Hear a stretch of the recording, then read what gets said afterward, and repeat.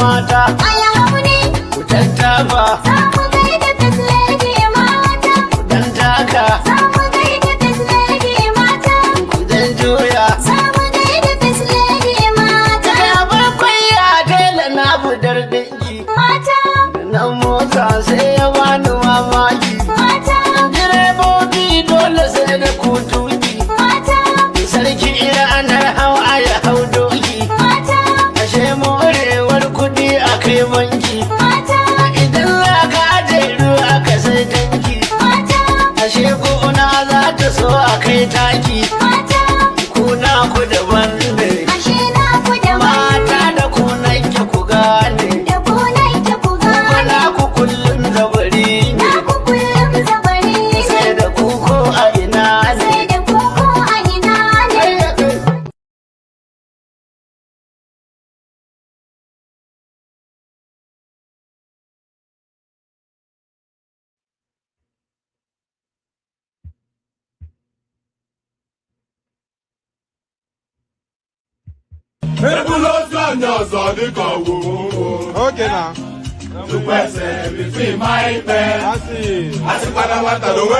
Okay now.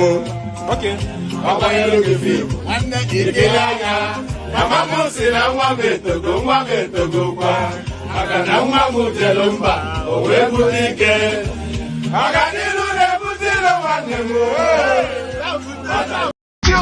Yo, Jagaban. Yo, Jagaban. Yo, Jagaban. Now here we want to Jagaban. They want them. Our mama, papa want them. Silver, we want them. The same people will give us Jagaban. Now the same people come to tell us, say, Jagaban is not good again. Which way Nigeria, oh? Because they don't make no favor them, oh. They want us to touch Jagaban government, but let people everywhere. Yo, eh. Buhari finish in 8 years. Jagaban go finish 8 years. We know they for church. Yo, Jagaban. Yo, Jagaban. Yo, Jagaban. Now here we want to Jagaban. God see what we want them. Our mama, papa want them. God see what we want them. My country people. Me and you don't say to change Nigeria overnight. It don't be my mind. It don't get easy. So therefore, let us support Jagaban. Make it fix Nigeria for us. Nigeria don't scatter to live it today. Our prayer. It is our prayers. To take Nigeria to the next level, the grassroots movement.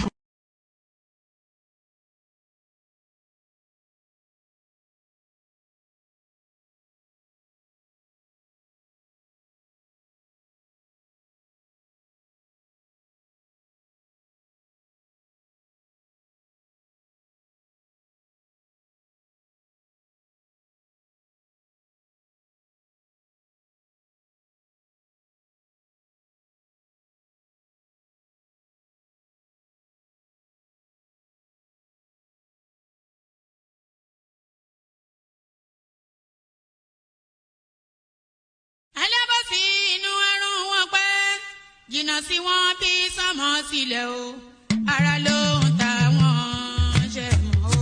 Tán bá sunkún sójú, bẹ̀rẹ̀ má ti fi ìgbín sọ kò fẹ́ yẹ. Ẹyẹ kò lọ ìgbín sọnù sígbó. Wọ́n dúró títí ọwọ́ wọn ò tó. Ìṣó máa ṣe ta ní kókó ṣòkòtò tí olókùn ó dá kìtìyàn o. Ó dórí àwọn lọ́tẹ̀ o. Àwọn lọ́tẹ̀ o. Ó dórí àwọn.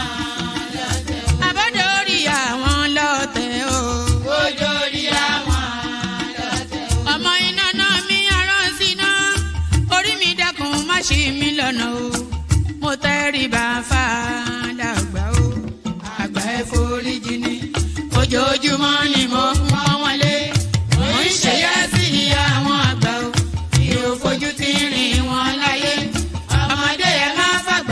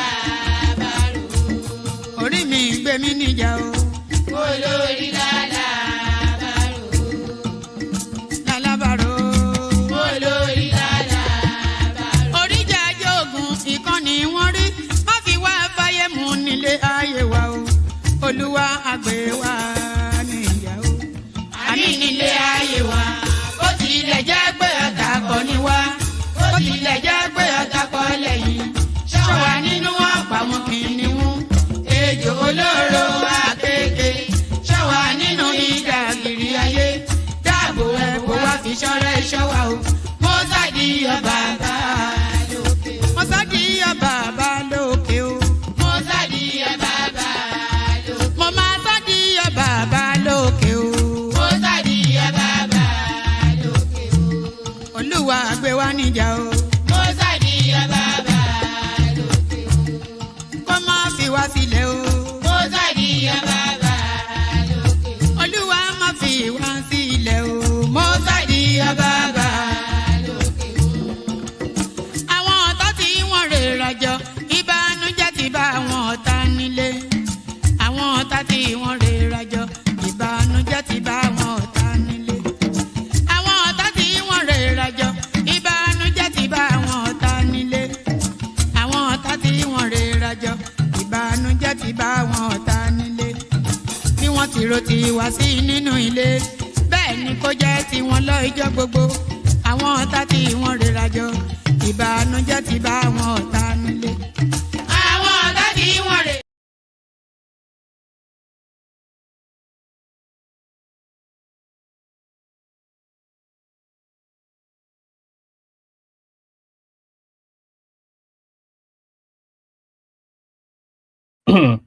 And there it is right there. So there it is right there.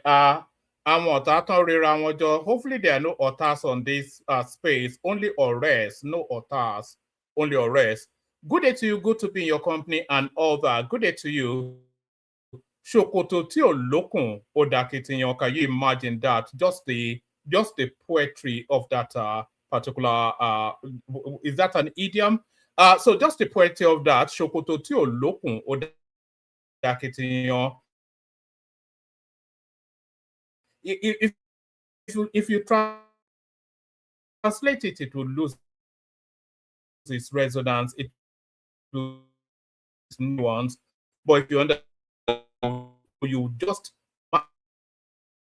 can you see me? I can see myself. So there I am. Yes, if you understand Yoruba, you will understand the profoundness of that particular statement. Shokoto ti o lokun odaketeyan.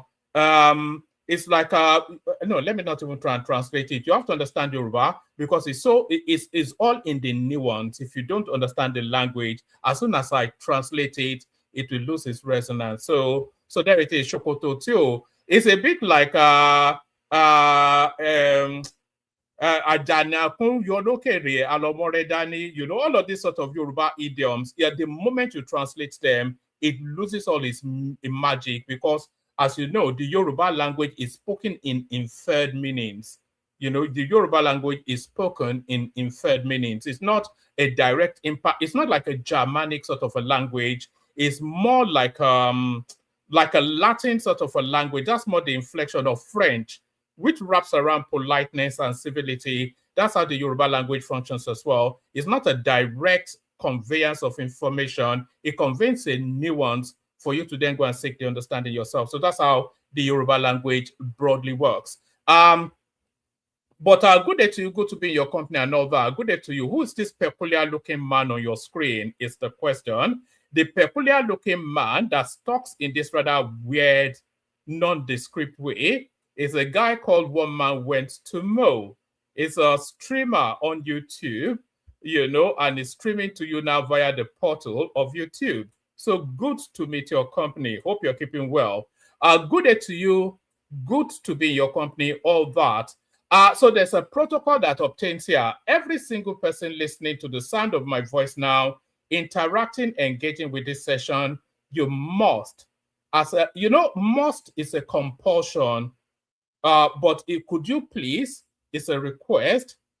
If you like, it's also a request, but must is a compulsion. Because when they say you must do something, not doing it then infers that there will be consequences. So you must be subscribed. So you're compelled to be subscribed. Every single person now, either in this live stream or watching in watchback, you must, as a matter of compulsion, be subscribed. So look at your screen now. If it's not saying subscribed, then you have not yet fulfilled all righteousness. So fulfill all righteousness by making sure that you are subscribed. So you must be subscribed. If you are engaging with hearing the sound of my voice, interacting with this particular stream, this session, then you must, as a matter of compulsion, be subscribed. So subscribe. And then whilst you're subscribing, you might as well click on the like button as well. So like and subscribe is the short version of that. Like and subscribe. If you want to come and join me on the screen, there's a hyperlink that says StreamYard. It brings you into a studio space. As soon as I finish delivering the body of the talking points, you know, I'm trying to, you know, because I write through, I'm trying to rephrase the way I sound somewhat. Because when I do the opening salvos, I just start it, and it sounds somewhat, I don't know, maybe it sounds somewhat so so beige in color, in the tonality. So I'm trying to humanize it somewhat to have that more direct impact, because I continuously invite people to like and subscribe, and nobody seems to be carrying out those actions. So I'm starting to wonder if it's the conveyance of the message that is the thing. Maybe I'm too blasé, or I'm too routinous or monotonous or automated in the delivery of it, and that's not then exciting, inciting that action. So if I put a different inflection, then we'll see if that experimentation works. So the experimentation still seeks to achieve the same conclusion, which is to have you be subscribed and liking the stream. So like and subscribe, and you're compelled to do that. You must do that. So like and subscribe. If you want to come and join me on the screen, there's a hyperlink that says StreamYard. It's in the comment section. Click on that. It will bring you into a studio. As soon as I finish the opening monologue, which usually lasts around about 40 minutes thereabout, then I'll let you onto the screen, and then I'll invite your thoughts on the matters at hand. So that's how we do it. And then super chat towards the stream as well. I cannot even recall the last time anybody ever super chatted towards the stream. There's no love out there anymore. But if you can't show the love via a super chat, show the love by saying hello to me in the comment section. So say hello in the comment section. Let me know where you're joining us from, and so I can acknowledge your presence and say hello back. Like, share, subscribe. Click on the hyperlink that says StreamYard to come and join me on the screen. Super chat towards the stream. Say hello in the comment section. So those are 6 things right there. So 5 fingers to convey 5, and the additional ones to tell you that an additional request still there. So that's Jimmy then complying and obliging right there. So that's Jimmy right there saying hello, and that's Johnny right there, New York City. Is it God's own city, or what do they call that? There's something with us. Is it God's own? It's not God's own country, but is it God's own city? Whatever it is that you call New York, and that's Shesson right there. Fashia. So good to see you. So everybody keeps saying hello in the comment section. Let me know, especially where you're joining us from, so I can acknowledge your presence. Say hello back. That is Arise. Hello, North Africa, and North America rather. So North America is a vast swathe of so many spaces now, all the way from Mexico to Canada to wherever. So North America is an expansive space. Hello, honorable woman. That's Princess Rosie, of course, who we all know lives in Canada, where she reigns supreme. So keep saying hello in the comment section. A whole raft of plentiful to go through. Reckless is how the shall we just get started? Let me actually start you off. Let me start you off with this one. So we're going to go through some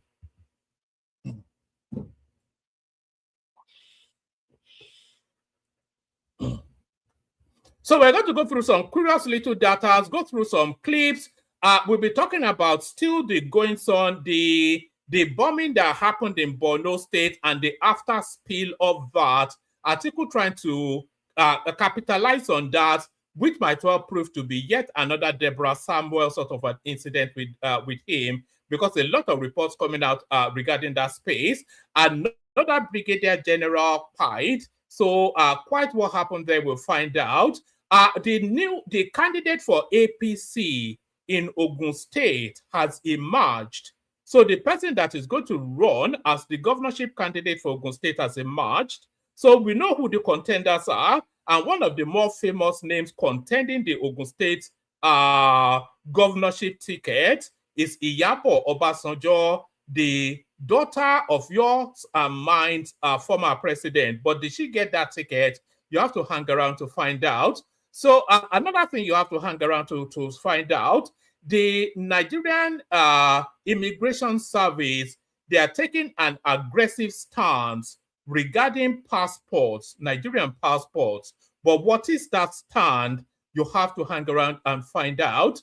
The Supreme Court is taking a position on the crisis going on within the ADC. What is that position? What do you have to do? You have to hang around and find out. So, and also the candidate for Lagos State to succeed, Sanwo-Olu, seems to be emerging. Who is that person? What do you have to do? You have to hang around and find out. So, what else do we have? Well, we have a whole raft of so many things.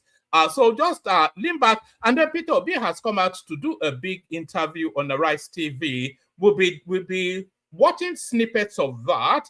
And then if the moment allows tomorrow, we might be reacting to the whole video, but we'll be watching snippets of that. And whenever Peter Obi comes out, it's always good copy because it's just laughter galore as the hypocrite tries to cling on to what he thinks is still is. You know, the funniest thing about Peter Obi is he thinks he's still gaming Nigerians. He thinks he's still gaming us. He thinks he's still pulling the wool over. It's just the most ridiculous thing. So a whole raft of so many things. And if and when the panel does turn up, they usually come up with storylines that is of interest to them as well. So you hang around and find out as well. So what is the summary of that? Do this. Do you see how my hands are? Throw your hands up in surrender and surrender yourself to the experience of the session for however it lasts. So go and get your coffee, go and get your chocolate. If you're partial to a red wine, go and get a glass of that, and then just relax. There will be laughter, there will be tears. The one thing I can promise you that in the course of however long this session lasts, you are going to be angry at some point. You know, you are going to be angry. You are going to be very angry, in fact, with some of the things you will hear, and some of them you may agree with, but some of them will certainly anger you. You may even have a giggle at some of them. So it's a roller coaster experience. So fasten your seatbelt. Fasten your seat belt. It's that people still in the car. So that's G King right there. What's up, woman? San Diego, California. That's Olatunbosun Oshunlete right there. We all know he's in New York City and he's still in New York City. Hello, woman, Kini Sore Omobadan. So that's peace forever right there. How are you, my guy? The KO right here, Dallas, Texas. I thought most Nigerians actually lived in Houston, not Dallas, but good to see you, my guy. And that's Ufwoma Michael right there. Hello, woman. Hello to you, my guy. So keep saying hello in the comment section. Anytime I pause for breath, I'll acknowledge your presence, say hello back to you. All right, let's kick it off, start it off with this one. So this is just those curious data that we pick up from all these data collation spaces on especially X, formerly Twitter. Africa's largest electricity producers. So you don't have a country if you don't have electricity. It's just as simple as that. If you don't have electricity, then if you don't have electricity, then this is what you are. If a country does not have electricity, then this is if a country does not have electricity, then this is what you are. I'm a babu. I stay in the zoo. Zadu, I'm a babu. I live in the zoo. Zadu. Ah! As Portable rightly said there, you are a baboon and you live in a zoo. So the countries in Africa trying to escape from being baboons living in a zoo are Africa's largest electricity producers. Egypt generates 62,700 megawatts. South Africa, 61,700 megawatts. Algeria, 24,000 megawatts. Nigeria, 13,600 megawatts. So now, that's I'm not sure quite. Well, let's I'm not sure that that's sufficient enough. I think if for Nigeria to have any meaning, we should be generating at least twice as much as we should be generating as much as Egypt, because I think Egypt might well be similar in land mass and population to Nigeria. Anybody can check that to confirm that for me. But I know that Egypt has a stupendously large population, and they have an impressive land mass, 62,700 megawatts, compared to Nigeria, which is the largest country in Africa, at least population-wise by far, 13,600 megawatts. So very much as Portable said, we are baboons, we live in a zoo. So that's Nigeria right there, the fourth highest electricity generating country in Africa. So that is a problem that should have been solved 30 years. There's no reason why this should be the case, by the way. We have the funds, we have the money in Nigeria, we have more than enough money to have electricity, but we don't have to go and create electricity. It's an off-the-shelf purchase. It's like you come into $10 million and you go into a Ferrari shop and you say, give me the red one. So you have the money and then you purchase it. So you're not going to a factory to build a Ferrari. Electricity is an off-the-shelf purchase. There are people that have mastered how to provide it. They've mastered it now for going on 150 years. So we don't have to do anything especially new or innovative. All we have to do is to give those people who have mastered how to generate electricity, we give them a bunch of money, and then they will create the electricity for us. So I'm not sure why those two nexus cannot converge.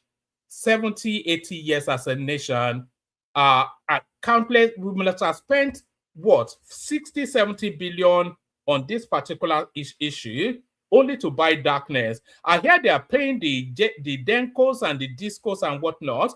They are paying them another round of money, endless billions of, I think it's about $30 billion that those people are invoicing us. What is that invoice for? What are we purchasing from this Genco for that $30 billion? Darkness. So it's the biggest scam going. And because we're so docile as a people, they continue to get away with these things. So there it is, Nigeria, right there. Nigeria, the fourth highest electricity generator. I say fourth highest as though it was but if you compare it to Egypt, of course, you can see how far behind we are. So that we kick it off with that one, and then we go on from that one to where's this now? Next one. Right, we go on to the snippet of Peter Obi that I promised you. So let's go immediately to it. So I need you to tell me in the comment section if you can hear the sounds on this one. Let me just I don't quite know why this thing keeps spinning. Oh, all right, tell me in the comment section if you can hear the volume on this one.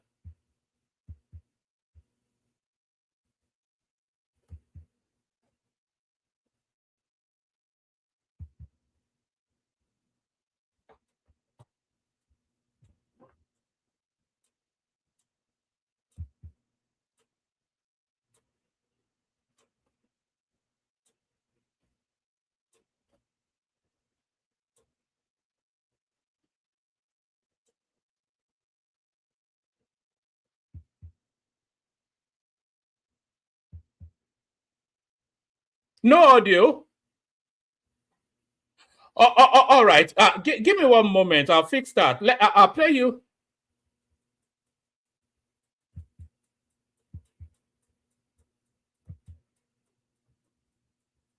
All right. Give me one moment. I'll fix that. I'll play you a little bit of music and then I'll fix that. And then everybody stay where you are. Talk now. Stay where you are. Everybody stay where you are. I'll play you a little bit of music and then I'll fix that. I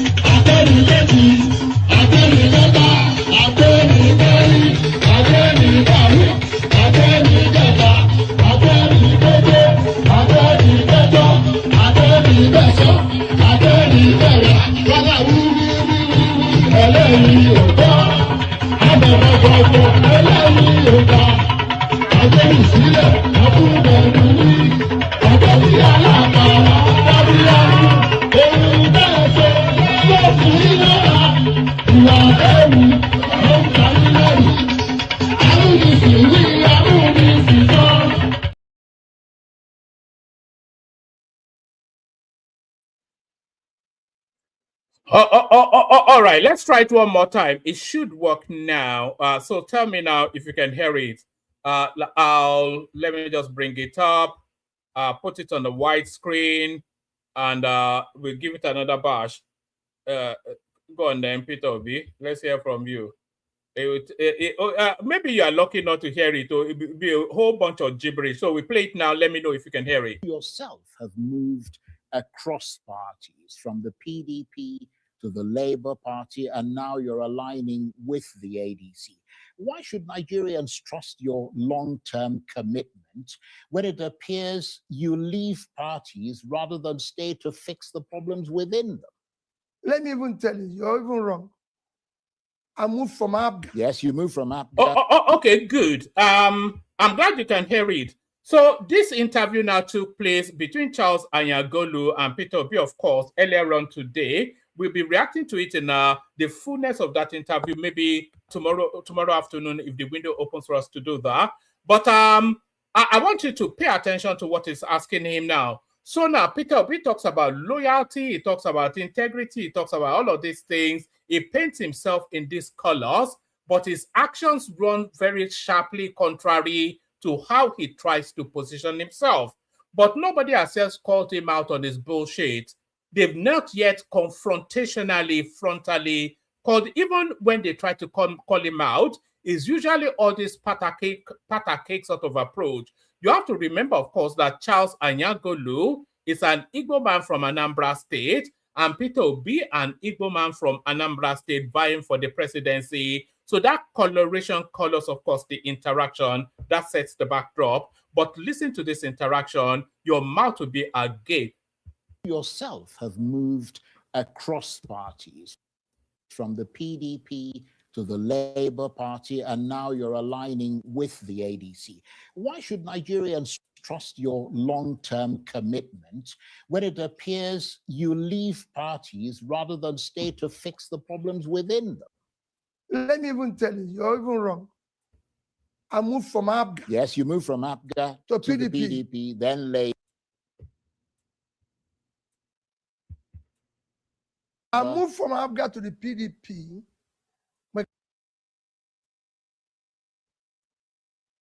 Sorry, the thing is buffering for whatever reason. So we just let it buffer. But because I had what I can call disagreement or issues with my successor, the governor who came after me. And now they allow it. All right. I'm not sure. Become toxic and become destructive to his governance of the state. I moved out.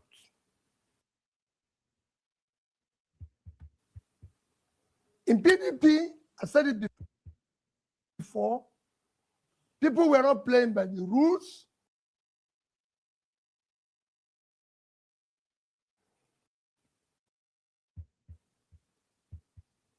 It was transactional. All right. I don't think we have the. I cannot be part of transactional primary. I cannot be. All right. I'm not sure that we should have the tolerance level to quite endure the level of buffering that's going on there. So what I will do is because I think it's important. I think it is important that you guys get to hear what Peter Obi is saying in this particular interaction. So what I have done is that I've downloaded it. So I'm going to now upload it into the studio and then play it from the studio. Usually when it's played directly from the studio, then it's a lot more lucid. It's a bit like those music that I play. It's a lot more lucid, but I think it's very important that everybody gets to hear what Peter Obi has to say in this particular interaction with the Rise TV. The only downside of me putting it in the studio is that I'm not able to pause it and interact with it in the way that I would want to engage in that conversation. But I would not just let it play out fully. And then after it's played out fully, then we can react to it. So here is Peter Obi in this interaction with Charles Anyagolu, Arise TV. Yourself have moved across parties from the PDP to the Labour Party, and now you're aligning with the ADC. Why should Nigerians trust your long-term commitment when it appears you leave parties rather than stay to fix the problems within them? Let me even tell you, you're even wrong. I moved from ABGA. Yes, you moved from ABGA to the PDP, then Labour. I moved from ABGA to the PDP because I had what I can call disagreement or issues with my successor, the governor who came after me.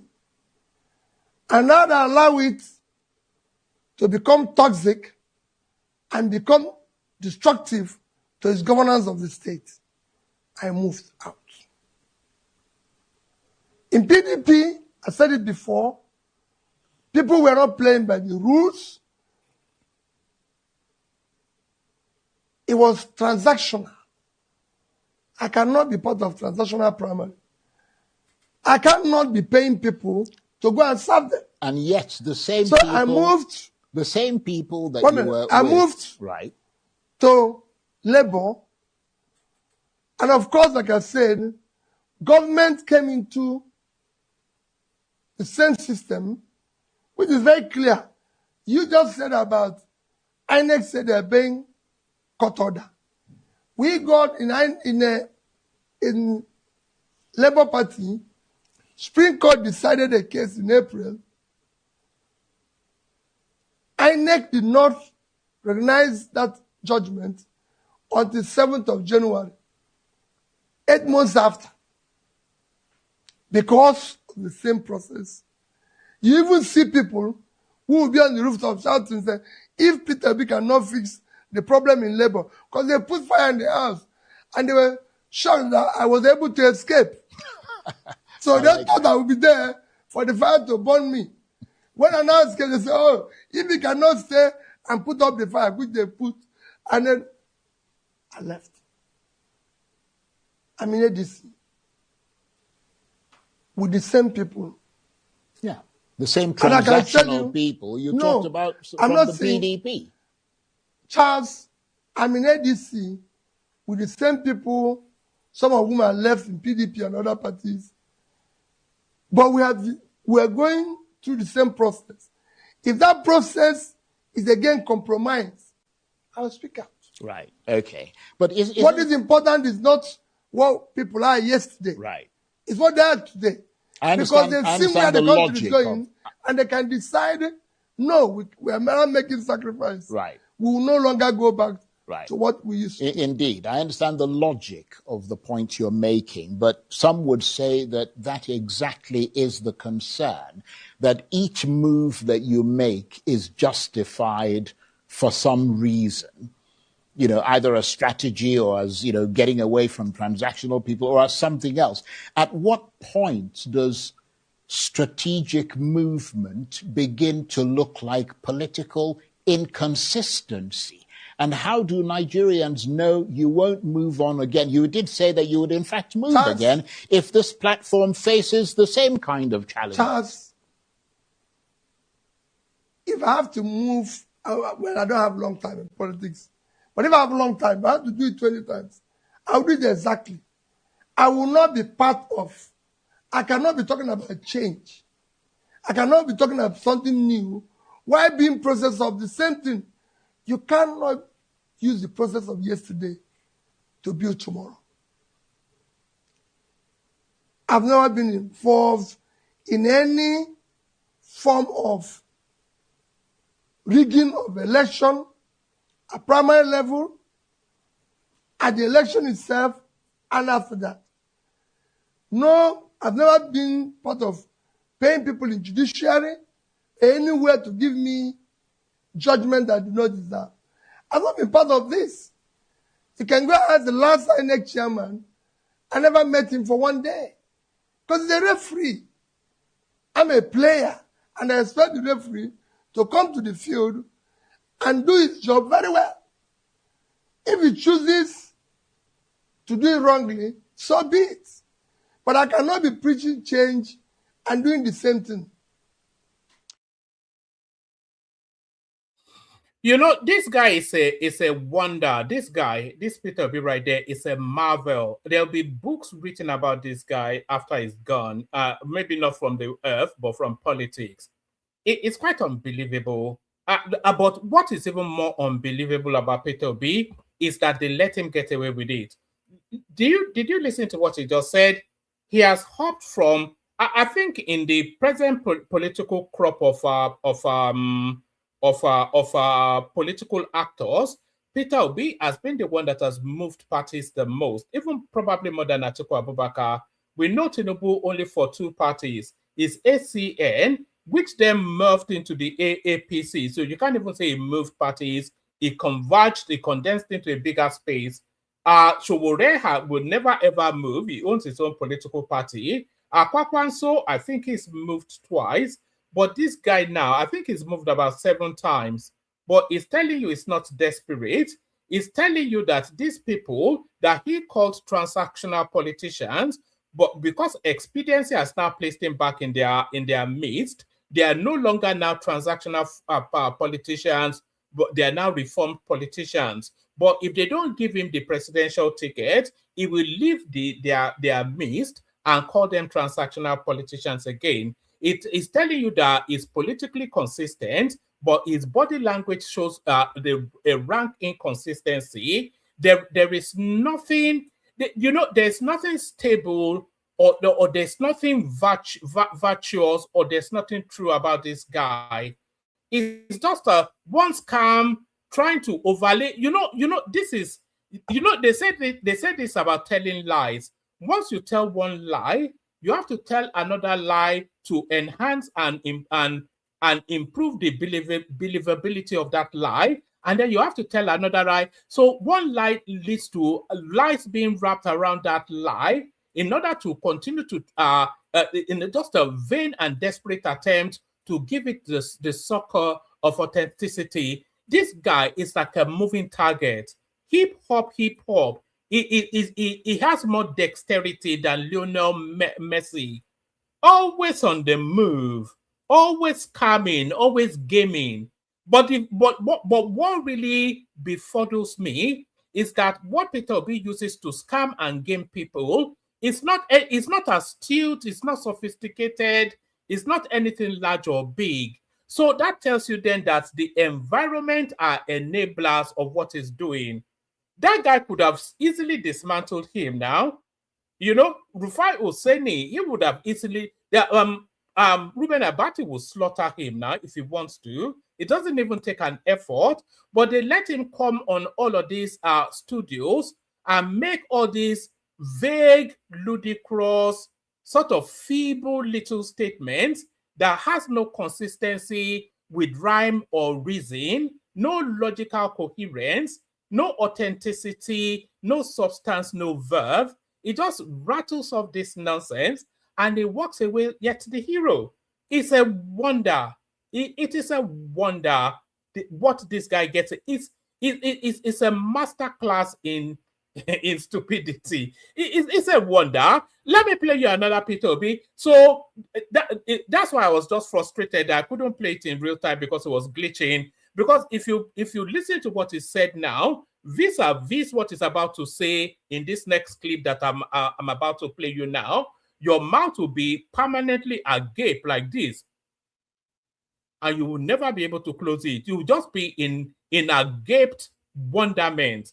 It's a real spectacle. This guy, it's unbelievable. All the things. Listen to this. But when I left the UK,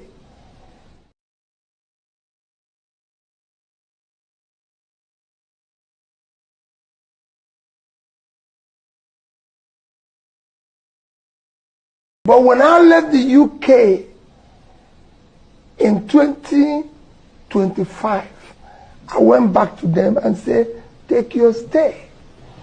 I'm no longer having, and now go to the UK with visa. And one people will say, oh, maybe we'll leave Abga tomorrow. It's a subject. It's not, politics is not about running from one place to the other. And then, no. Whatever you can do it from wherever you are and do it properly. And let me tell you what Fashola said. He said, doing good work has nothing to do with party or coloration. So when I see people jumping from here to here or doing this, no. You have to be consistent. Leadership is, you have to be consistent, focus on the job. Know what you said yesterday, you fulfill it today. Where there's disagreement, you come out and say, I disagree with this. And know when that disagreement maybe ends and you say, okay, fine, that's it. Abga is strong, Abga is doing well, and I'm sure that he will continue to do well. I'm not one of those fanatics that runs around. So when you Everywhere I go for Delta, come on the walk. Yes. Anywhere what they don't do for Delta, na PDP do amo. What your message to them? After Supreme Court, don't bring in fashion at all. There's no fashion. Labour Party is now one. I saw you yesterday, and in the ADC, the flag of the unveiling of the coalition platform. How did that come? Well, you can see what we said. The coalition just adopted a party for 2027. So we're trying to work together. The opposition are trying to come together to work together for the sake of Nigeria. So, what does this then mean? Does it mean that you are an ADC member or a Labour Party member? Today, I'm a Labour Party member, and I remain in Labour Party. But we have all agreed to work in coalition for 2027. The global per capita of the world is about $10.7, when we mean $10,700. But within the Commonwealth family, it is just $3,000. Speak to the road to recovery, because we've been through. Oh, where is Governor Peter Obi? Has run away. They should go and bring him for me. I need to talk to him about a few of those. Go and bring him. Few of those things he was reading are not quite accurate.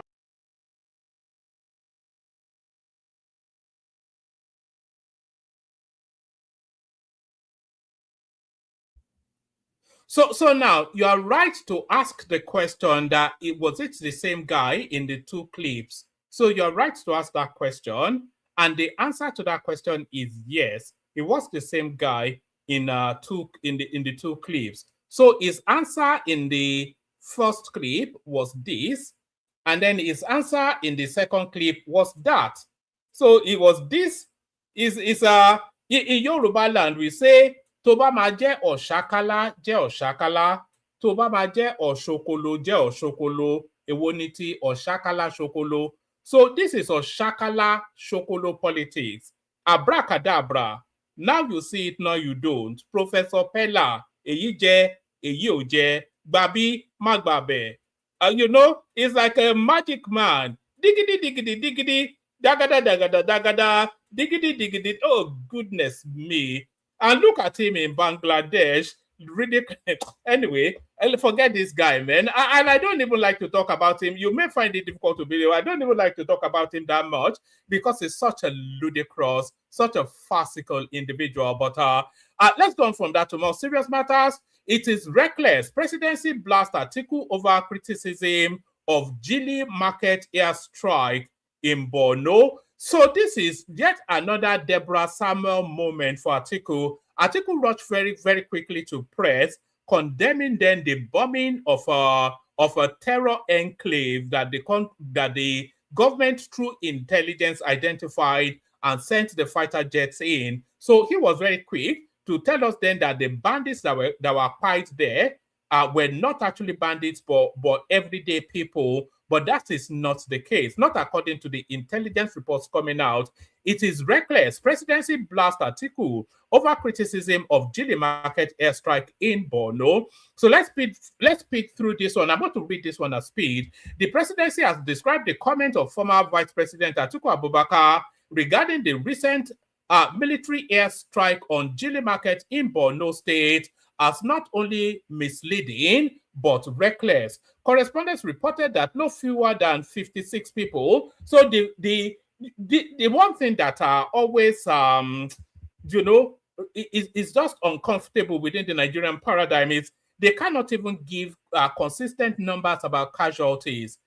We've heard as high as 200, and then even within that yesterday we had 30. Now they are giving us 56. So can you not just do a body count? Is it beyond the realms of the capacity of the Nigerian state to do a body count of already dead people? I mean, it's unbelievable. The presidency has described the comment of former Vice President Atiku Abubakar regarding the recent military airstrike on Gili Market in Borno State as not only misleading but reckless. Can we see people subscribing and super chatting? By the way, I'm not seeing numbers going up. If you are not already subscribed, listening to the sound of my voice now, please check your device and make sure you're subscribed. The presidency has described the comment of former Vice President Atiku Abubakar regarding the recent airstrike in Gili Market in Borno State as not only misleading but also reckless. Correspondents reported that no fewer than 56 people, mostly traders, were feared dead whilst several others sustained injury following the airstrike. Reacting in a statement on Sunday, Atiku described the death of innocent Nigerians in the bombing as tragic. He lamented that innocent Nigerians have been reduced to collateral damage and remain unsafe from both the terrorist and security operations meant to protect them. Reacting, the special advisor to the president on media and public communication, Sunday Dare, in a statement on Monday. You know, I can bring this guy to our platform, Sunday Dare. I have a window to access him. It's just that we come out so late, but I can use that window to try to access him and see if he can come out late. Reacting, the special advisor to the president, to President Bola Tinubu on media and public communications, Sunday Dare, in a statement on Monday, accused Atiku of politicizing a military operation targeted at insurgent positions. In a statement titled Atiku, Questionable Patriot, Dare said the Nigerian Air Force carried out targeted intelligence-led airstrike on insurgent enclaves within the Jali axis, emphasizing the location had evolved into a logistic hub for terrorist groups. Whilst criticizing Atiku for describing the operation as an attack on civilians, Tinubu's aide warned that such claims could undermine public confidence and the morale of security forces. The statement reads, at a time when our armed forces are taking the fight directly to the terrorist enclaves, it is both disappointing and telling to see Atiku Abubakar politicize the recent airstrike at Gili Market by alleging that the government is targeting civilians. Over the weekend, the Nigerian Air Force carried out targeted intelligence-led airstrikes on insurgent positions within and around the Gili axis, where the market, though still geographically identifiable, has for years been overtaken and repurposed as a logistics and trading hub for terrorist elements, including BHT and ISWAP.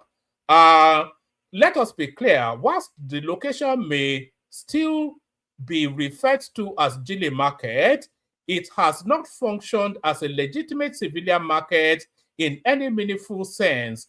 By multiple credible accounts, it has evolved into an operational node within the insurgency supply chain, facilitating movement, coordination, and sustenance of violence actors. For Atiku to ignore this context and frame a legitimate military action as an attack on civilians is not only misleading, it is reckless. It risks distorting public understanding and undermining the morale of those on the front line who are daily risking their lives to secure the country. What remains difficult to reconcile is the contradiction. He consistently criticizes the government for failing to curb insecurity, yet when decisive intelligence-led action is taken, is quick to condemn it. This is not principled opposition, it is opportunism. At some point, clarity must prevail. You cannot dine with the devil and still pretend to stand with the masses. Nigeria deserves seriousness, not selective outrage. So that's the, as the details of what happened in that space continues to emerge, you'll find that Atiku might well find himself in a corner, the same sort of corner he found himself during the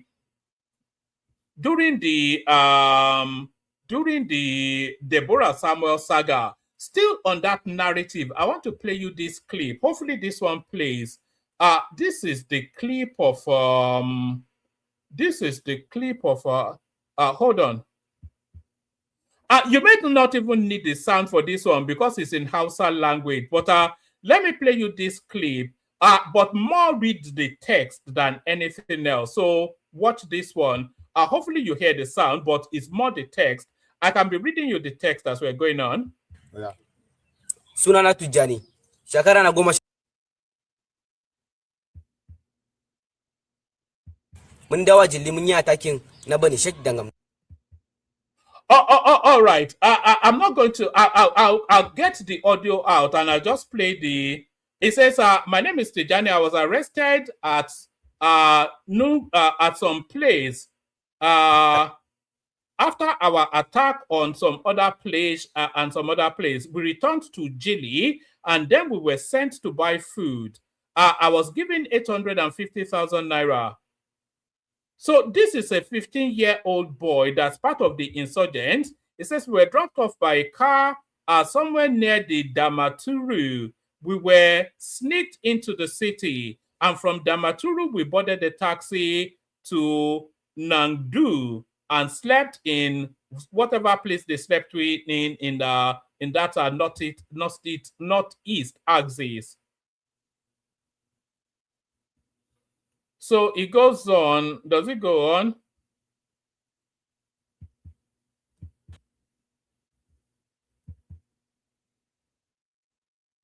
I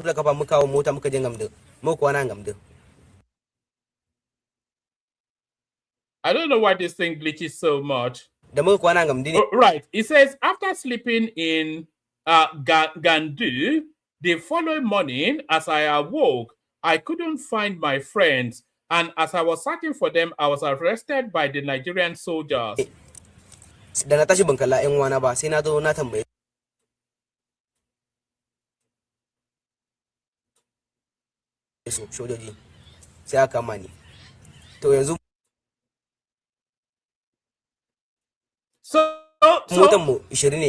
it says we had 20 vehicles, but one had spoiled. Where are the remaining vehicles located? They are all in Jili. So it's still that same Jili. I shouldn't do. I know what on this.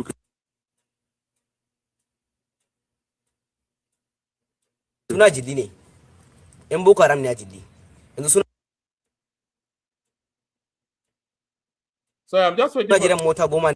It says it is Boko Haram that stays in Jili.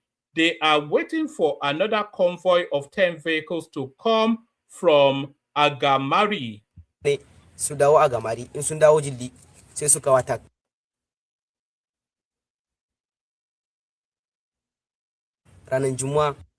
And when they all converge in Jili, they will launch another attack on the next Friday.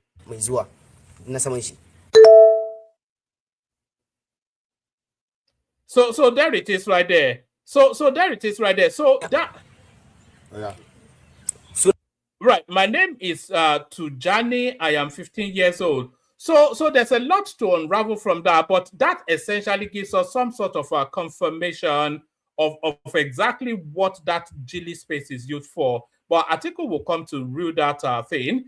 So let me go from that to this. Let me quickly go through, and then we see who turns up for the conversation. Governor Abiodun announces Adeola as APC's consensus pick. So this is going to be the next governor of Ogun State, without a doubt. Ogun State Governor Dapo Abiodun has announced Senator Solomon Adeola, popularly known as Yayi, as the consensus candidate of the All Progressive Congress APC for the 2027 governorship election in the state. Abiodun made the declaration on Monday during a strategic caucus meeting attended by party leaders and stakeholders, where discussions focused on succession planning and preparations ahead of the next election cycle. In a video clip from the meeting, the governor said the party had already settled on its preferred flag bearer. But first, we've decided who is deserving as the next flag bearer of our dear party, Abiodun stated. Following the announcement, Adeola stood up to loud cheers from supporters, with chants and music filling the venue in a display of endorsement by party faithful. The governor also used the opportunity to highlight the importance of continuity within the party, referencing previous leadership transactions and urging members to remain united in backing a candidate capable of sustaining the APC's political dominance in Ogun State. The meeting, which drew key figures within the party, is being viewed as a major step in shaping the APC strategy ahead of the 2027 governorship election. Political observers say the early endorsement could narrow the field of aspirants and consolidate support around Adeola within the party structure. Adeola, who currently represents Ogun West in the Senate, is a prominent figure within the APC and has long been considered a strong contender for the state's governorship politics. So that's the next governor of Ogun State that you're looking at right there, without a shadow of doubt. That's the next governor of Ogun State right there. So the next governor of Ogun State, let me take you on to this one. We'll go on to this one. Our federal government orders withdrawal of passport from Nigerians who renounced citizenship. So do you remember when we had this spate of people going online to tear up their Nigerian passport and tell us they no longer want to be Nigerians?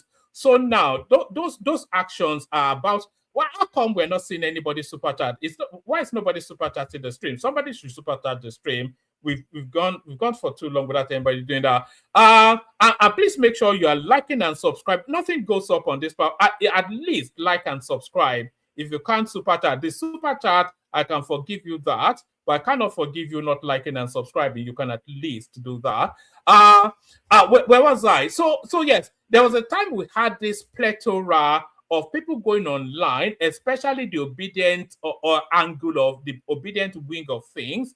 They were going online, tearing up their Nigerian passports and denouncing Nigerian citizenship. So it looks as though that's about to be consequence now. Federal government orders withdrawal of passport from Nigerians who renounce citizenship. The federal government has ordered the Nigerian Immigration Service to immediately withdraw or deactivate passports of persons who have renounced Nigerian citizenship. The Minister of Interior, Dr. Olubunmi Tunji Ojo, gave the directive on behalf of the federal government. It said there are people who have renounced their citizenship but still carry the documents. This directive applies to Nigerians whose request for renunciation have formally been approved by the president, the minister said. Tunji Ojo maintained in a statement signed by his media advisor, Alao Babatunde, that the Ministry of Interior sided with the responsibility of citizenship integrity derived from the power from the provisions of subsection XYZ of the Constitution, etc.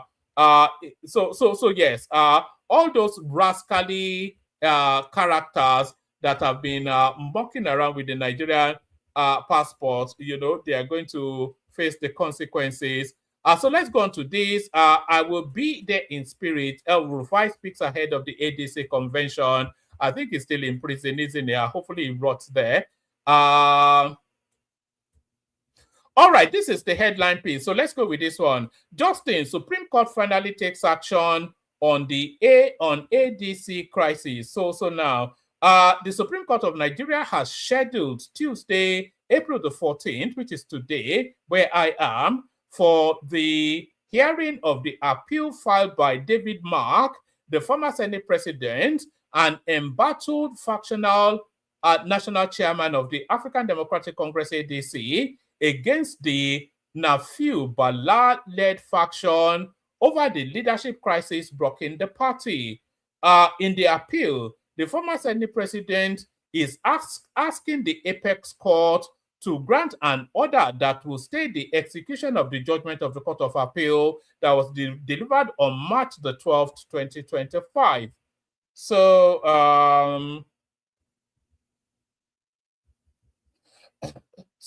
Real One, something or the other, counsel to the embattled ADC national chairman urged the Supreme Court to grant the order to stay the execution of the appeal court judgment until the hearing and determination of the appeal. Also, correspondents reported that Mark is asking the Supreme Court to restrain the Independent National Electoral Commission, INEC, from altering the current national leadership structure of the ADC, which was constituted and represented by him, until it determines the matter before it. He also prayed to the Apex Court to grant an order that will stay the further proceedings of the suit before Justice Inwita of the Federal High Court in Abuja. On September the 4th, 2025, the former Senate president appealed a ruling by Justice Emeka Iwite of the Federal High Court over an ex parte application filed by Nafiu Bala's faction. ADC has been confronted with a leadership crisis as two camps are laying claim to the leadership structure of the party. The crisis resulted in court orders and administration uncertainty on which faction has the legitimate control of the national structure of the party. So if they cannot allow, if they set aside the Supreme Court judgment, then which faction is that inviting INEC to recognize? So because if INEC continues to recognize the David Mark-led faction, then it is taking a partisan position between two competing interests that has not been determined by law. So the law says maintain status quo, so as obtained prior to things changing. So I'm not quite sure if the Supreme Court will grant that relief. The situation became more complicated when INEC recognized David Mark as the national chairman of the ADC on its official records. The party leaders have criticized the electoral body and protested against the move. Also, they have accused the ruling of Progressive Congress APC and President Bola Tinubu of orchestrating the move by INEC to de-recognize Mark faction of the ADC. Both INEC, APC, and the presidency have denied the allegation. The Mark-led National Working Committee protest was attended by chieftains of the coalition party, including former Vice President Atiku Abubakar, former governors of Osun, Anambra, and Rivers State, Aregbesola, Obi, and Amechi. However, there was a counter-protest by the Bala-led National Working Committee faction, asking the electoral body to recognize it as the authentic leader of the party. So I think they may well end up in, you will see fairly quickly that they will hop into another party very sharply, this desperados, so desperate for power. So as we now know who will be the next governor of Ogun State, who will be the next governor of Lagos State, Hamzat begins consultation for Lagos Guba seat ahead of APC primaries. So there's a lot of energy around the Obafemi Hamzat bid. Actually, a lot of people feel that he may well be the front runner. Is the deputy governor of Lagos State now looking to step into the big boots? Lagos State Deputy Governor Obafemi Hamzat has begun consultations as the next governor of Lagos State ahead of 2027 elections. Hamzat on Monday, April the 13th, held a strategic meeting with members of the Governance Advisory Council, party leaders, and key stakeholders during a visit to elder statesman Prince Tajuddin Olusi in Lagos. So So there it is right there. Àwọn afọbajẹ Èkó nìyẹn. This, forget what the electorate say. These are the people that will choose the next governor. So forget whatever it is that you have to say. So almost likely to be Amzat. I think, I was speculating to Sheyi Tinubu, but I think that window may not open for Sheyi just in this particular cycle. But we'll see how that goes. So I think that might well be the likely now governor of Lagos State. So I think that's all we have, actually. Let me send the link again, see if we can scare anybody into coming. Let me just give you a headline, and then let me send the link, actually, see if we can scare somebody to come in. Let's see who the link. It's like fishing, isn't it? You throw the net, you throw the bait, and then you see what bites. So let's see what bites. We'll send a saying, and then we'll see who comes in. So that's the link right there. If anybody wants to come in. I'll give you maybe just one more headline, play you the Kegite music, and then we'll take it from there.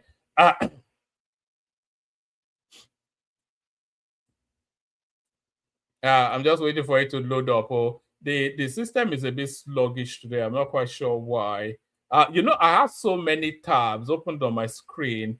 I may give you one more thing, actually. Let me see. Do I want to give... Okay, let me... I'll download it and maybe play it to you. If nobody turns up, I'll play it to you and then bail out.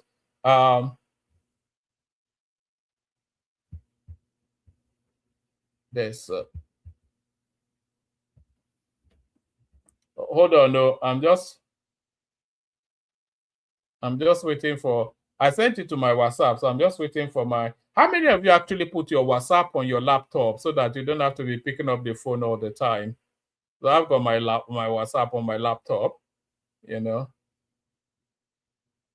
I wonder how they're able to run this WhatsApp for free. It's not as though it takes any advertising. So what's the commercial angle? I've never really reflected on what the commercial angle of WhatsApp is. Okay, I think it's let me just do something quickly. Let's see, who did I send it to? Yes, I sent it to him. So let me just... I'm going to grab something quickly. I think I may want to play you this at some point. So just wait there 1 second. So this is real life TV. How are we even digesting? How do we view these things? Are we viewing this thing as a TV show, a radio session, or just some random guy making noise? What's the sense of what this thing actually means? All this streaming and whatnot. How do you visualize it? All right. I'm just trying to download something, which I may want to play you after I've read you the last headline. So, all right. Let me just yes. Let me grab this too. This is happening in real time. That's why all of these things happen before you. It's not lack of preparedness. It's just it's happening organically. That's what it is. Not a lack of preparedness. It's more the organic nature of the thing. The organic nature of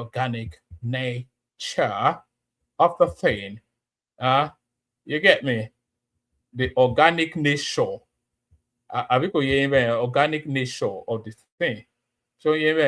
So when you hear me saying gibberish, I'm trying to fill in the gap as I try to do something. So let me grab these two and bring them into the studio.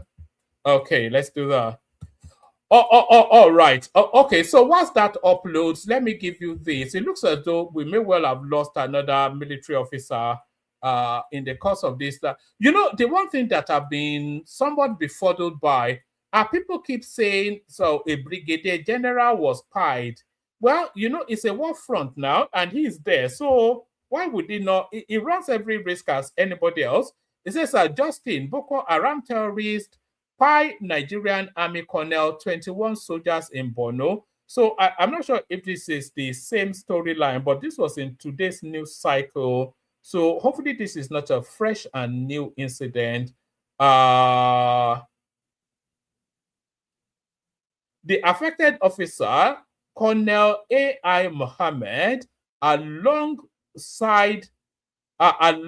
with his troop, okay, I think this may well be a new incident. Boko Haram insurgents have reportedly attacked a military outpost in Mongono, Borno State, killing at least 22 soldiers of the Nigerian army, according to sources familiar with the incident. The overnight assault is said to have occurred as the military were preparing to launch a renewed offensive against the terrorists who have recently intensified attacks on security forces in the region. The affected officer, Colonel A.I. Mohammed, along with his troops, were attached to the 242 Battalion in Borno, an area that has remained a major hotspot in the long-running insurgency that has lasted over 17 years. A spokesperson for the Nigerian army did not immediately respond to requests for comments.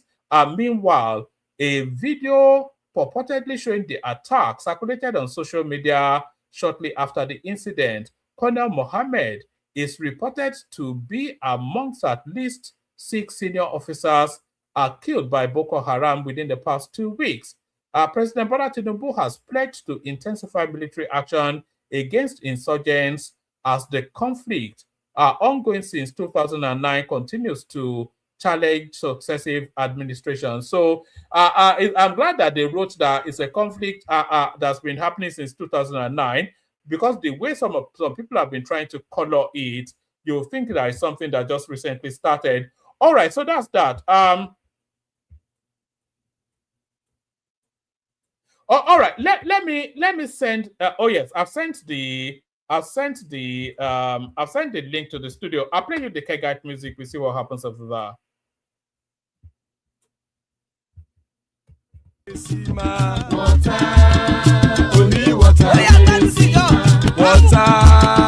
Only water, where they see ma. Water,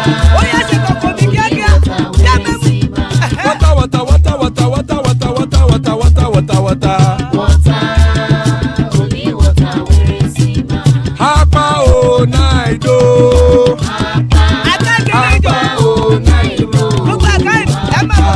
Hapa you don't come o.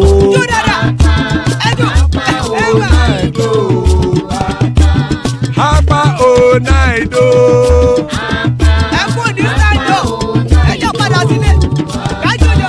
Oro kẹ̀kẹ́ ẹlẹ́mù yé o.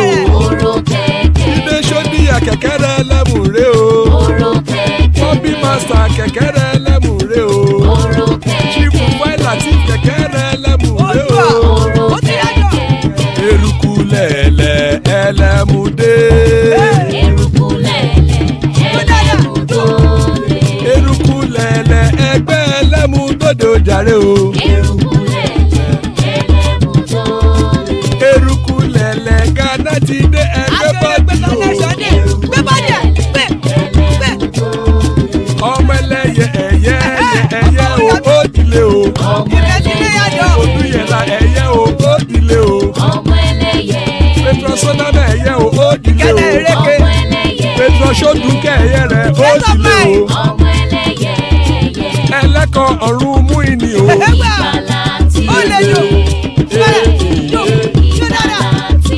Àkùkọ ọ̀run mẹ́kọ̀.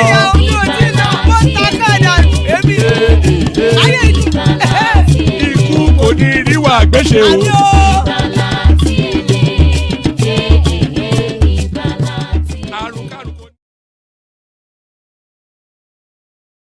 There, ikú kò ní rí wa gbéṣe. May death have nothing to do with us. So, yes, we've got our talk now here. So we may have somewhat of a session. Are you there? Talk now. All right. Woman. Good to have you, my guy. How are you? Salam alaikum. It's been a while. Well, how's life? Good. Yeah. I just Did I catch you off guard? Did I catch you off guard? It look it sounds like you're doing something. Yeah, I didn't expect you to, to start up real quick. So, but it's fine. All right. Do you want me to play something? Give you time to calibrate. No problem. We can go ahead. We can just kick off. All right. So a whole raft of all sorts. Peter be talking gibberish as always is the case. That's no longer news anyway. The guy is just a scam artist. And then the goings on in Chile market, the bombing that took place there, which will ordinarily be celebrated by Nigerians, but they're trying to color it bad. Yayi, imagine as the governorship candidate of Lagos of Ogun State, almost certainly Amzat to be the governorship candidate of Lagos State. The government withdrawing passports from wayward Nigerians, etc. So let's hear from you. Okay. Yeah. Good evening, everyone. Good morning, good afternoon from anywhere you are. Are you Nandekano now? That guy has placed that thing in our consciousness now. Carry on. Yeah. Thank you, all man, for the opportunity. Yeah. I want to start from the bombing that took place, the market in Bono, the airstrike that was done. The information has it that it was a precision airstrike, and they have been monitoring that market. Actually, the information that came in later is that that market had been closed way back. That's the information from the governor, Zulum himself, that market had been closed. And so apparently the bandits and Boko Haram, they are using that market as their own place, So you will have civilian casualty there. You will also have some of these bandits and Boko Haram there. And those are the information that are out there, at least for now. So the problem we have a guerrilla war in our hands, and it's very easy to analyze and castigate the military, from the outside. The nature of guerrilla war is not a conventional war where people are situated in a particular place and you can just launch in. So it's a combination of both civilian, they will use civilians as cover up. They will be in a society where civilians are, even though they might be the most people there.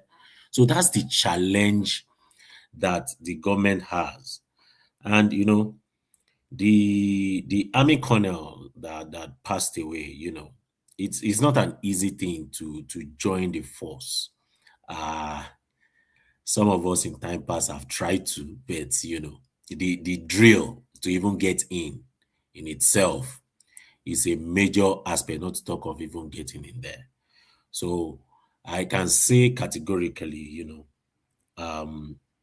the people that lost their soul, whether it's the civilians or the army colonel, the 21 soldiers in another location that happened, may their soul rest in peace. However, we need to be clear that sometimes politicians run at news without getting the facts. I'm very surprised that Atiku Abubakar would run at that news just like that. He's a tactical politician. I expected him to wait and get the details of that.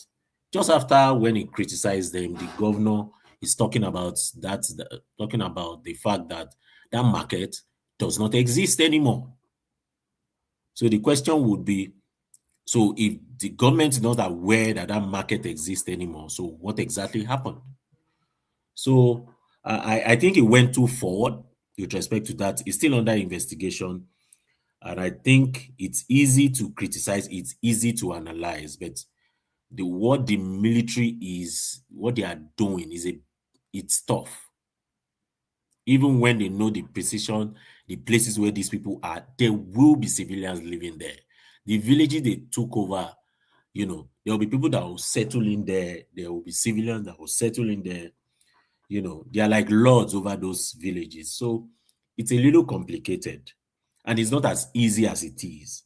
I mean, based on the fact that I spoke with a military person, he analyzed this for me. This This is my understanding of it. It's not as easy as we say, oh, let's go ahead and wipe them out. Government is not doing anything. It's not as easy. I believe they are doing their best, but I think they need encouragement from both government and the people. If we know some of us cannot even carry guns, some of us cannot even see the sight of guns or some form of, the tools that these people use. You can't bear the sight of shooting. So not to talk of, going in there to join. So I think we should give them their kudos when it's due. And this issue that has happened is under investigation. Is not there's nothing conclusive. Information that's still out there is still bare. So I believe I think people should be cautious, and so we don't want to want to reduce the the will I call it the interest of the military people in this defeating these Boko Haram people. Sorry, is it talking now, right? Sorry. Yep. Okay, yeah. Just quick interjection. So how long have we been fighting this insurgents, this militant? We I can remember as far back as when was Mitosini? I think during the military time we started it. Gradually, there was. So I think that Mitosini was under. Baba, I say he would remember. Maybe that was under the Buhari incarnation first. But this particular mutation is what brings that is. This particular that's mutation. the thing. I think that this started under Obasanjo now. This particular mutation that we're dealing with. So the problem with guerrilla war is the mutation. They keeps changing. They keep having different names. Okay, so just quickly, I'll follow up question. So to your point, it's guerrilla war, and you're saying we should not blame the military. So this style of fighting, of course, it's asymmetric warfare, if you want to call it war, that they've been fighting, and you tell them they don't know any better, that we're fighting. You just said it yourself, it's a guerrilla warfare. So it's not your conventional way of fighting. So let's not make an excuse for these people. I mean, at this point in time, to win this kind of war, it's heavily dependent on intelligence. Okay, so I mean, most of us don't carry guns, but that's why it's their job. At the end of the day, by the way, it is their job, and of course, we want to make sure they are protected and they have all the tools to do their job. But at the end of the day, it's been at least a decade, 2 decades now we're fighting these people. We should know better. So that's not an excuse. You see, the problem that we have is we believe that intelligence is 100%. Let me tell you something. Intelligence is never 100%. Let me give you an example. You heard about the bombing of the school in Iran, correct? So, as high-powered as intelligence as it is, there will still be an issue around civilians, correct? So, when stuff happen like that, now, it's the first output should not be first criticism. The first output, it's okay to criticize, but we have to be constructive about it because we don't have the data. We don't have the complete information. So I agree with you, but that's not my point. It's not like criticizing the people. So you can escalate issue unnecessarily when it comes to some kind of military error if you don't have the complete information. So sometimes, yes, you will criticize them, but at least make room for further investigation and information before a proper criticism can be done. I don't know if you get what I'm trying to say. Yeah, I get what you're saying, and I agree with you. But it's to me, it's not like the criticism. It's more about if the Nigerian army or our leaders understand the kind of war that we're fighting. Of course, intelligence is intelligence. It's not 100%. It's not 100% foolproof, right? I mean, you're gonna get some good intelligence and some bad intelligence. That is fine. But there's an approach to this conflict or this war that we fighting, that even if Nigeria makes mistake, that they have things in the right direction. Their strategy is sound. Because of a good strategy doesn't mean you're not going to be wrong or make mistake. But you can appreciate the approach to this insurgency or to this terrorist. That's my point. Yeah, but I mean, I get your point, but it doesn't die easily, and I think so far, their strategy, to an extent is based on the information I heard, seems to be the right strategy, and the challenge is they don't want to go out full blown because there are civilians involved. So they have to pick and choose how they move and get the percentage of the information they are getting correct to a reasonable extent. They are not going to get it 100%. So that's how they work. I have a Anyway, question. So yeah. I have a question. Yeah. Did you say that did I hear you right? You said you don't know how to shoot a gun? No, do you know how to? I don't. I know how to shoot a gun. It's easy. You just have to, unlock it and pull the trigger.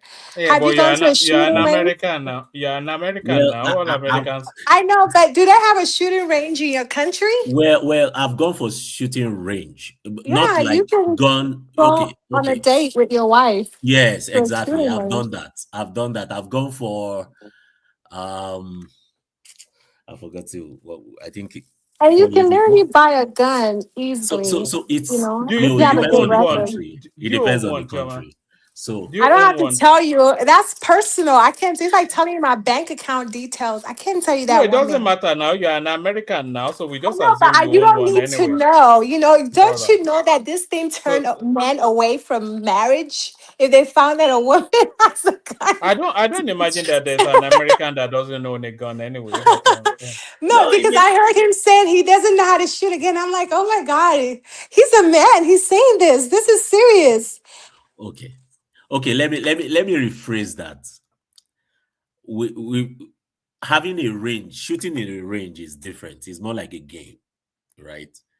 But going to a warfare as military is different from shooting a gun at a range. You agree with that? No, It's no, different. because there's a pregnant woman that literally just pulled out a gun and her first time that she shot an intruder. She was protecting her child and she was home alone. Sometimes you just gotta do it, especially, when adrenaline rush in your system and fight and flight, you have to. But that's different, right? From Oh, oh, war. oh, oh, all right. Do you want to Okay, take us No. to No, I just came in because I heard him say he doesn't know how to shoot a gun, and I was like worried for him. all most right. people don't know how to shoot a gun, Choma. And most people outside of America have probably never held a gun before. Okay. All right. Anyways, to honestly, one man to Peter Obi's side, I don't know what to say. There's nothing new about it. I personally, Did you watch anything the is, full interview on Arise TV? I watched it partially. I can't watch the full interview of it. No, it's yeah. We are used to it, right? So he's a politician, just like any other. But the one thing I've been reflecting on, does he still think he's gaming anybody? Does he still think anybody is buying into this? You say you don't like transactional politicians. You said they ran away from these people, only for you to run back to them. And you're saying, oh, maybe they are reformed characters now. You tell us that you don't believe in running from party to does this who is the why is this still who is the audience for this? Well, What is the same look? Is not different from any other politician. Like I said, is not. All you see is packaging. The packaging is worse than Trump. So there's really nothing about. He's the same. He has joined them. He acted as like he's different in Labour Party. Now he went back to his source. That's it. He's not different from any politician. If you remove Tinubu from the ballot today, I wouldn't vote for him. I wouldn't. I'm just being honest. I wouldn't. I'd rather go for maybe a Showore or something. I would rather do that. Just take my risk and just do that. He's the same politician. He can't be trusted. There's nothing about anything he says. He's a packaged politician. There's nothing about it. So there's nothing to say about Peter Obi. But the interesting one I want to talk about is Lagos State. You know, the last time I think I came here, I talked about the easiest and the risk-free candidate will be Hamzat. Number one, he's close to Tinubu. That's one. Number two, there is an inclination that the next governor is going to be a Muslim. So there's been push to have a Muslim as the next governor. So most likely, I think the GAC is favorably disposed to having a Muslim. So the idea of Ambode coming from somewhere, I don't know what is left in Alausa that he wants to go and pick. I don't see that happening. So that will be the risk-free person that is easy to pick. Number one, is level-headed. Number two, he had a chance in 2008. I think easily stepped down. And he's an easy person. If you check Tinubu's body language, he doesn't work with core politicians. He works with most likely professionals, somewhat a balanced person. So most likely he will work with him. He's not he doesn't roll the wheels too much. Okay. So now within the says like it is, poke one man in one eye. He's been rooting for the wrong candidate for 2 years now. Oh, really? Who was the man poking for? If he's not propagating or proposing Sheyi, we're talking of Ambode. No. To my annoyance. Yeah, no. No, Tinubu will not make that mistake. Not now. He can leave and he can do that. Not now. He won't want No, to it's not spin the over. wheel. It's not over till the fat lady sings. So until that guy gets that ticket, if somebody gets that ticket, then I'm right. But if he doesn't, then Did I you hear that? Which Ambode? Yes. No, Ambode is not going to get that ticket. So just forget it. I think That's the reason why I even came on board. Yeah, when I heard him again talking this thing. Ambode is the matter is settled. Is a settled matter. I don't think on Ambode, earth and in the firmament. Yeah. I don't think they will even give him an opportunity to even take a ministerial slot or anything like that. The truth is, from the GAC's angle, Ambode's side is settled. He hit the wrong buttons while he was the governor. Yes, Tinubu likes him. But he stepped on too many toes. Yeah, it was a handful when in the first term, he had an option for second term. To talk when he comes in second term, when he had no third term. Agidi Akpo. Yeah, he's going to be. He won't be. It will be we hard to we can't take that risk. We don't want. Yeah, they can't take that risk. It's tough. You don't. You've already seen his body language when he came in after Fashola. He was a bull. He just cancelled so many things. He was too rough. Of course. All right. Talk now. Give us about 3 more minutes, then we'll move it around a bit. But stay with us for as long as you can, because there's so many other topics that I want you to speak on as well. But give us about 3 more minutes, and then we'll move it around. Yeah. For Ogun State, we all said it here. Yayi, that's the guy. There's no controversy. It's going to be the primary is good as done. There's nothing else. APC will retain Ogun State for sure. Yayi seems to be favorable across, aside from his senatorial zone, across Ogun State. There's a soft spot for him. Even across party lines, I foresee that would happen. So, Yayi is the guy. The one that I'm not sure of is the senatorial zone in the Jebu side. That's Benga Daniel and the governor. So, that's a story for another day. Now, on the issue of the passports, I think that's the right thing to do. I mean, there's a difference between your country and the government. You can be angry and criticize the government and the person, but your country is your country. You don't get to, I think it's a little bit childish for you to say, oh, I take my passport, and then openly, cut it in online and things like that. It's very unpatriotic. I think it's very immature, and I don't think it's right. When people were doing it then, it became something that was in vogue, but I think it's not right. It's not a sense of patriotism, and it's terrible. So I think the government is doing the right thing. If you feel you don't want to be a part of a country, I mean, do it honorably. You don't have to, because you're embarrassing the country. There are people that want to represent the country. There are people that urge to be citizen of that country. Even external people. Has Nigeria done a good job teaching patriotism? Has Nigeria done a good job? That's government. That's individual. That's government. But as for your country, you don't do that. You might not like Trump. You might not like the government, but you don't have to take the passport and, dilapidate your passport for what? The government comes, government goes. That's what I believe. I think I'll yield the floor. One man. Yeah, I agree with you. Not to the point of trying to destroy your passport, but I don't think as a country we do a good job trying to educate our young ones. I mean, of course, I think we're talking about an adult, but we don't do a good job in schools, to sell Nigeria as a country to embrace by all. It's always division. I mean, it's a country that we remove history from the curriculum. So as a country, we're not doing a good job. So if individuals take it upon themselves to desecrate their passport, so to speak, then it is what it is. I don't support it, but Yeah.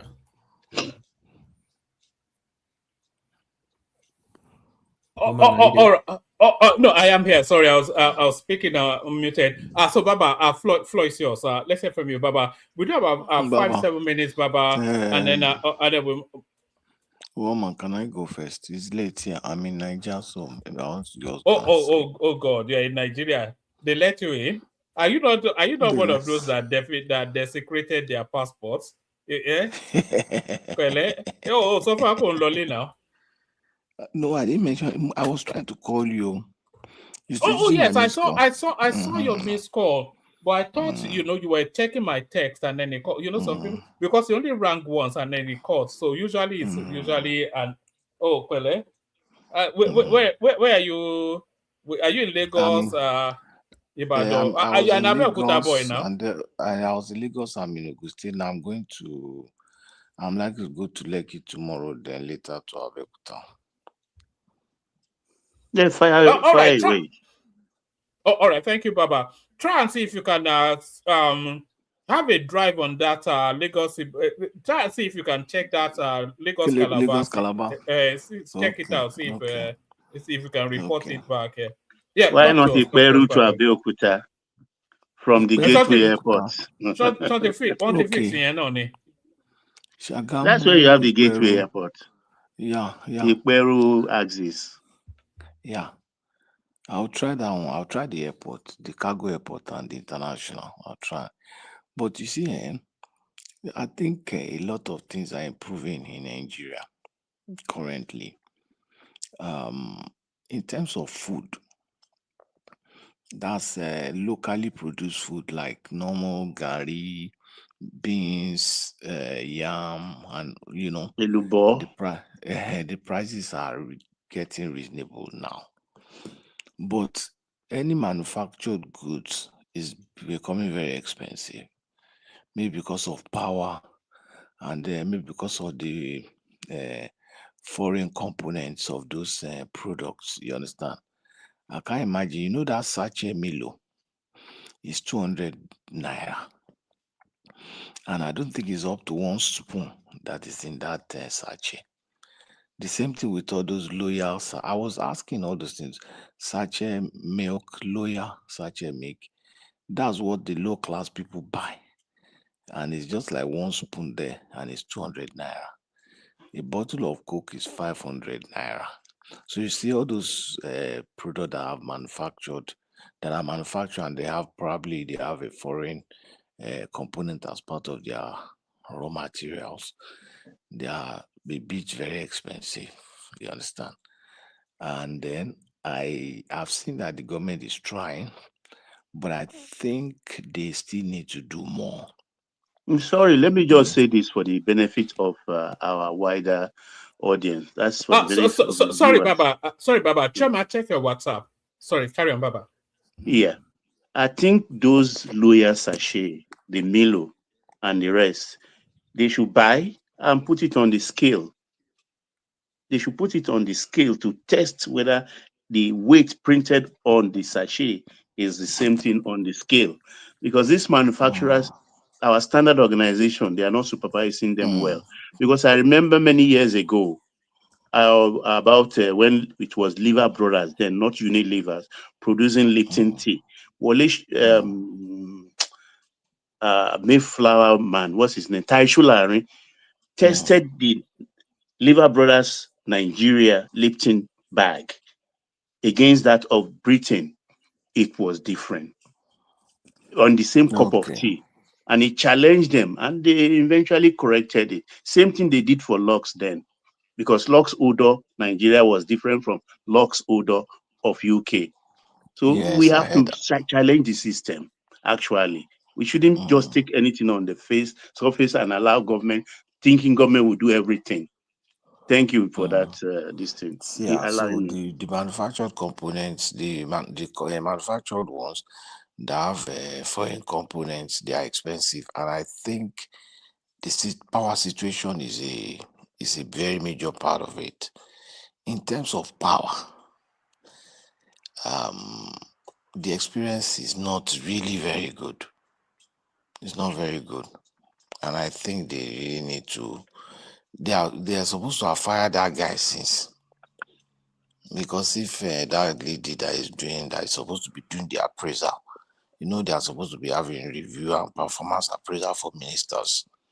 If that lady had done her job properly, that power guy is supposed to have been fired. Not to now Is it think, not oh, Hayata Din, the woman? Is it Hayata Din? no. No. It's This former former MP woman. activist daughter. His father, her Daughter of father was a lecturer Professor. in ABU. Professor. What's her name now? Professor. Can you call Usman? Bala Usman. Bala Usman. Adija Professor Usman. Bala Usman daughter. Adija Usman. That's the lady. Adida Usman, yeah. So that guy, kò yẹ kán jẹ́ kó Ferrari kúrò minister ẹ̀, kò yẹ kán they are supposed to have fired him so that he would not even be dreaming of going to become governor. He didn't do a good job at all. That's what I'm saying there. Then two, I think the governors and the local governments are not doing anything. They are not really working well.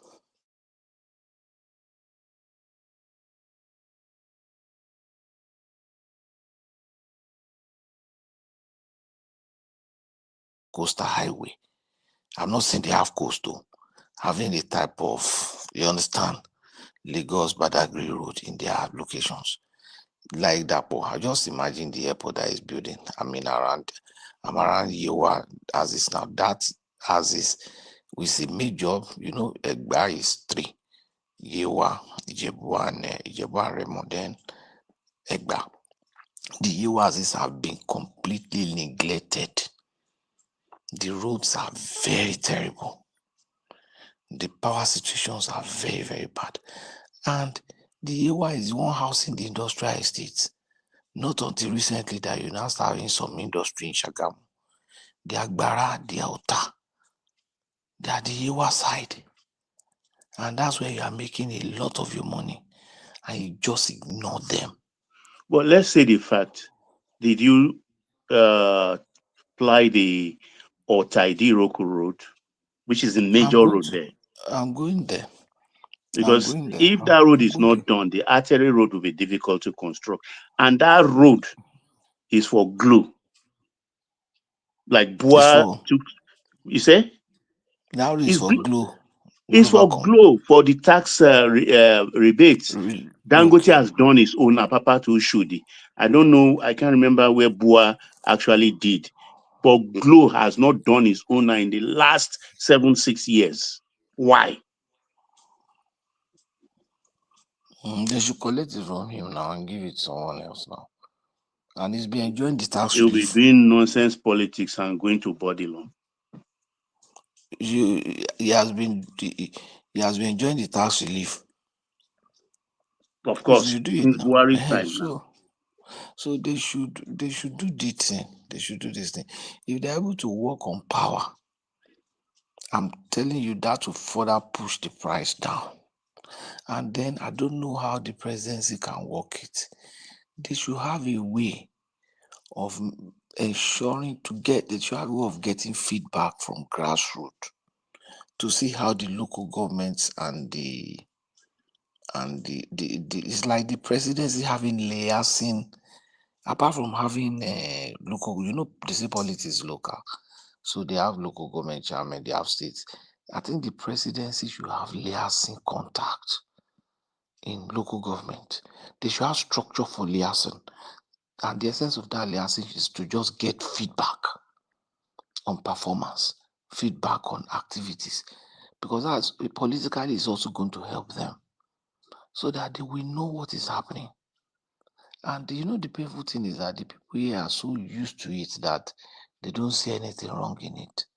Most of them are supporting the president, they are supporting, but they don't see anything wrong. Say, it's okay now. We are even trying now. We are even enjoying a little. It was worse. But from my eye, I could see that, these people love this government. They are doing everything, but I think they deserve better than they are getting now. Because they are abusing them. If they want to abuse, they abuse them with it. They do everything. And I'm just imagining, what are they getting for all that in terms of infrastructure? This community where I am, they have their own security structure. They are the one that built just like close to Amotekun. Each local government now have, they call it safe. So safe. So that's so safe. You need to see their office. They just rented one small shop for them. Those boys are risking their lives doing all those things as volunteer. The community is the one that is putting money together and just paying them. That boy is doing nothing. He's just busy doing all those ones that, like the airport and all those stuff in his own area, and that looks like so that they'll see he's doing is working.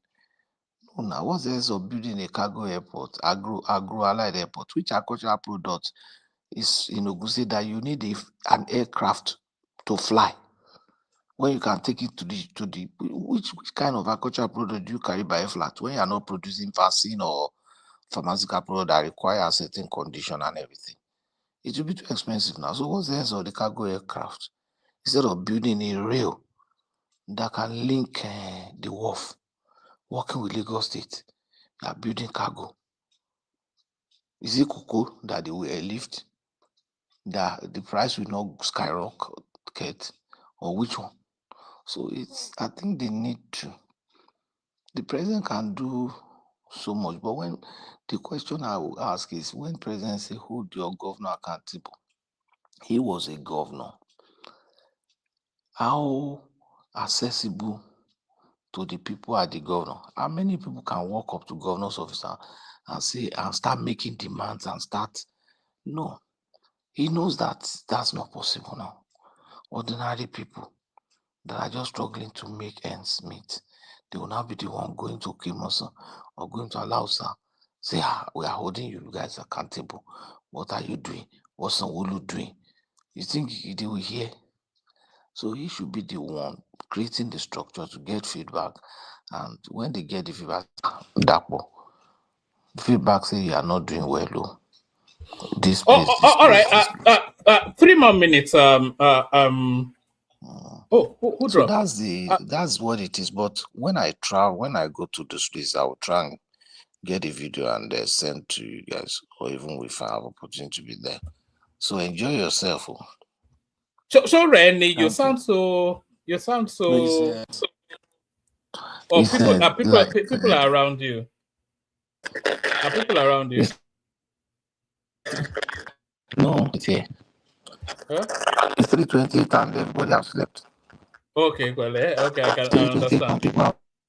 So I don't want to disturb them. All right. All right. Thank you.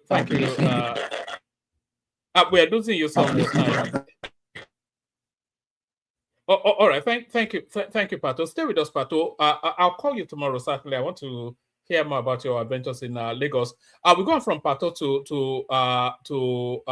Baba. So, Baba, floor is yours. The conversation, these rascals get their judgment today.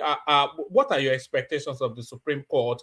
Yayi, the next governor of Ogun State, does he have your endorsement?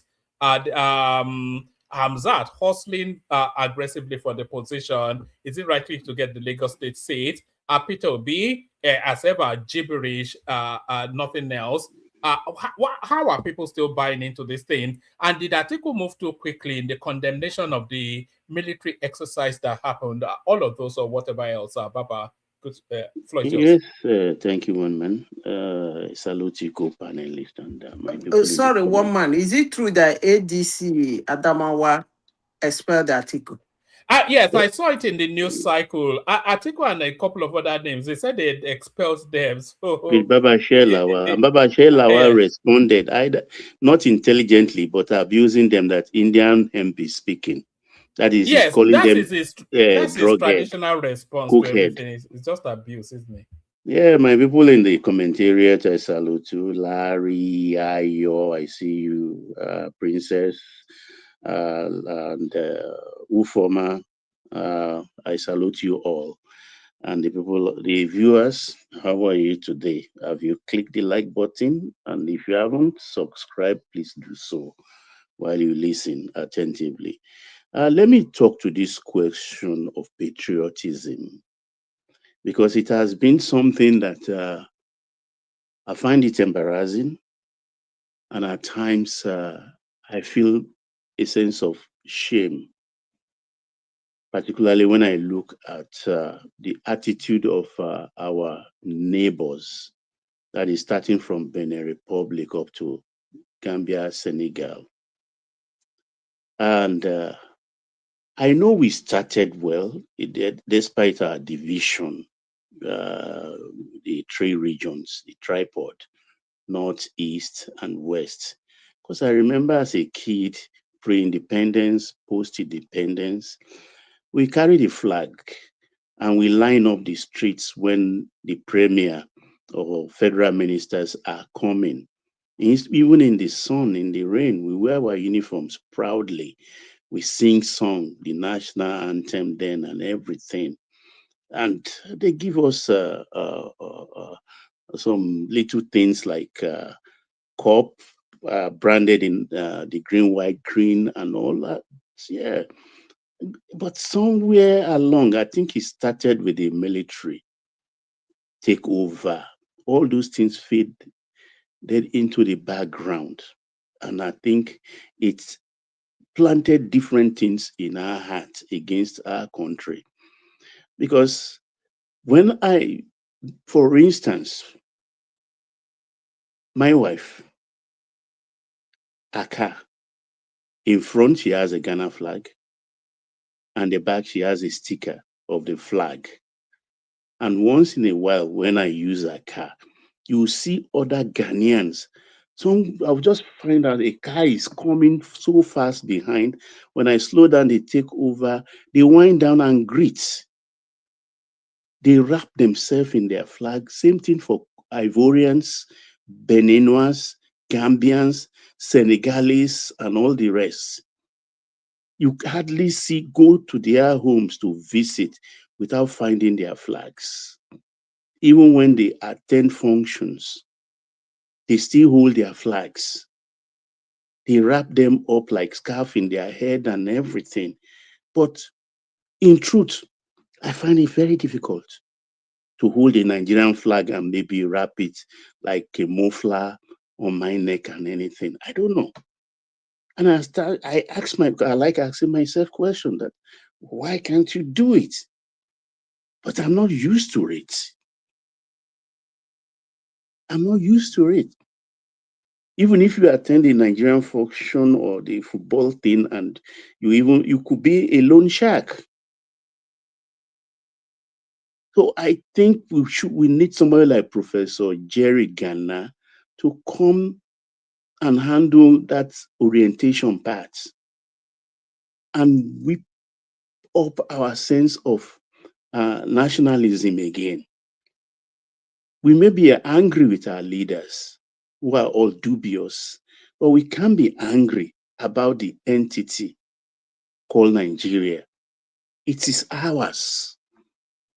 Even though some people have cornered the economic part of it, but the general spread of the space called Nigeria, it belongs to all of us.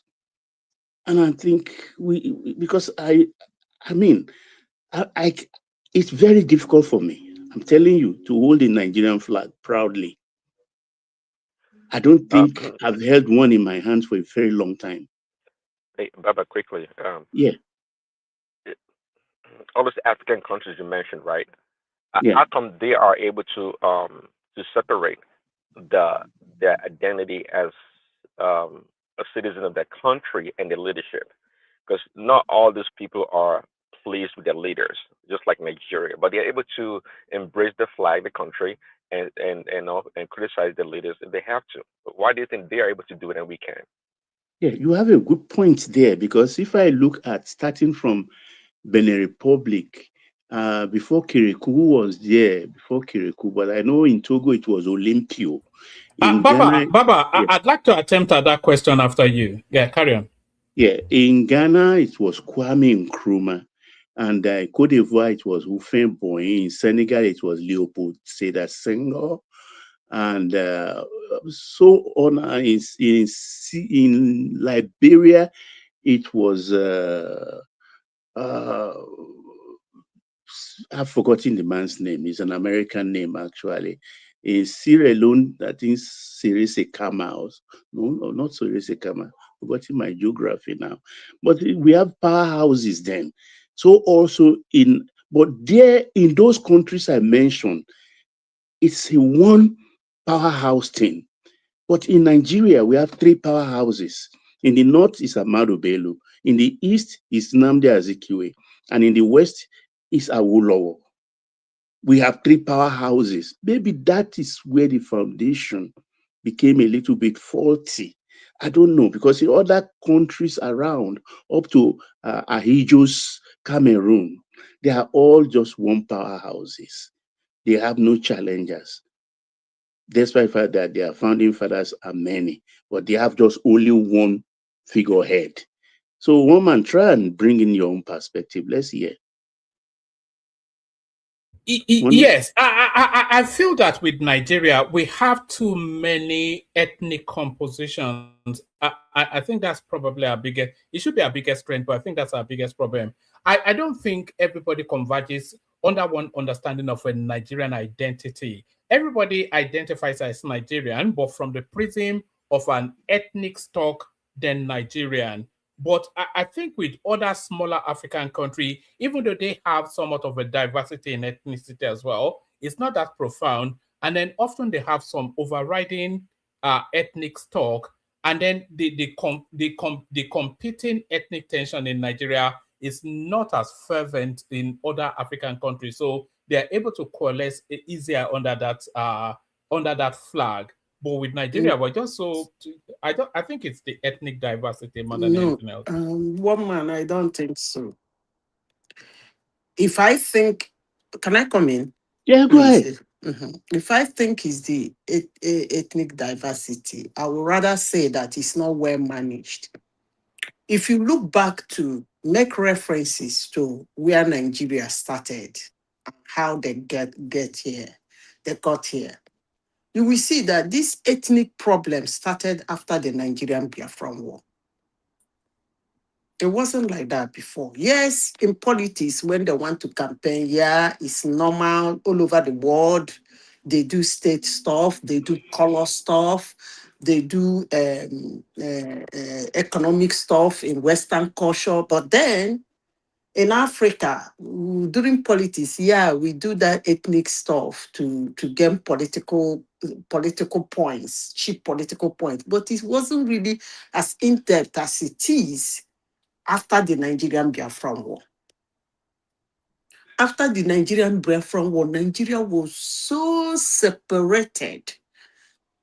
And from then till now, nobody has ever tried to do something to close that gap. When Obasanjo was doing Oputa panel, I actually thought he would have concentrated on that thing that separated Nigerians, but he didn't do that. I mean, if he has done that, it would have been a good thing, because sometimes it's good to bring people who have differences together, let them vent their anger. Sometimes somebody might think he has a very good a very good case, but when he brings it out in the public, he finds out that he actually doesn't have a case. So that is the problem Nigeria is having. That Nigerian Biafran War did a lot in the culture, tradition, and the people of Nigeria. So it's not, and since then it has not been managed. Nobody has tried to manage it. They keep going. In fact, our politicians, I think they're enjoying it, because now we do North, South, Yoruba, Igbo man storm. The next one is supposed to be a Hausa man or a Fulani. Would it be Kanuri? They're enjoying it. So I don't think But it's a sad commentary on who we are or have become eventually, even in the 21st century. Because I always ask myself this question. When I look at other countries, our neighbors, with envy, that I start to even ask, what makes them so charged up when they hold on to their flag and the pride in it. And some of these countries are very poor, poorer than Nigeria. See, there is what they call nationalism. I was almost attacked. I'm somebody who celebrates Nigeria. Like every 1st of October, all these Igbo boys, they used to make Nigerian flags, all manner of things, green, white, green. They stand on the road to sell it, and you buy it, vuvuzela, and blah, blah, blah. So I used to buy them and I keep them. In the year, I think, when Buhari was president, one of those years, these boys refused to do it. It's like this thing against Buhari's government. I couldn't find it in the streets of River State. Luckily for me, I had some. I'm just trying to tell you people, the campaign Nigerians carry against Nigeria. It's not only the Nigerian Civil War. It didn't end there. Nobody managed it. And again, Nigerians started carrying campaign against Nigeria. To the extent you see somebody flying flag of Nigeria on the 1st of October, you come to attack the person and tell the person, shame no they catch you. Do you like the way the country is? Do you like what Buhari is doing? Blah, blah, blah. And they refuse to separate a leader from the land. I try to make them to understand that the land is good. The land is green. The land is beautiful. We are not trying to put the land called Nigeria into a leader. I am celebrating my land. I am not celebrating Buhari. But all that fell on deaf ears. I celebrate Nigeria. I might not be celebrating their leader. So these are campaigns people carry against them. More especially, the annoying part of it is that most of them are these idiots that claim they have dual citizenship. They sit down in the internet and they say all manner of bullshit about Nigeria. They disintegrate Nigeria, they undermine it, they ridicule our institutions and all manner of things. And when you try to point out the mistake they are making that will make them... One man, is it you that I was telling that I opened a bank account in Nigeria without stepping foot in Nigeria? Is it you? Yeah, it was. Yeah, it was. First Bank. They see me know, all they keep sending me is URL. Go to click on this, do this, do this. Oh, they even took my fingerprint. They even took my facial expression. They said, turn your exactly what you do when you go for fingerprint in countries. They had all that app. They have all that. I thought they were joking. By the time I am done, everything was set. Correct. They even assigned me an account officer.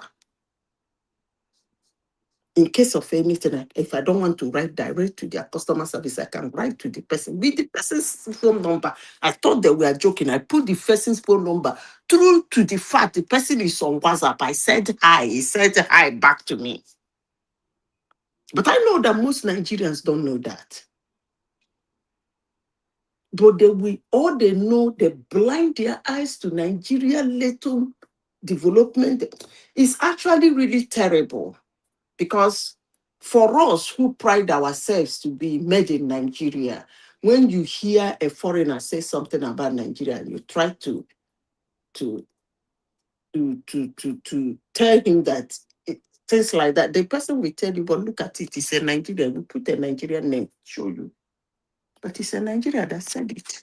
And that actually weakens me. It's not tribe. It's a lack of nationalism. Nigerians. Attitudinal. Huh? Attitudinal. All right, Baba, give us about 5 more minutes, Baba, and then we're going from you to Prince Daddy Solly Zita. Baba, back to you. Okay.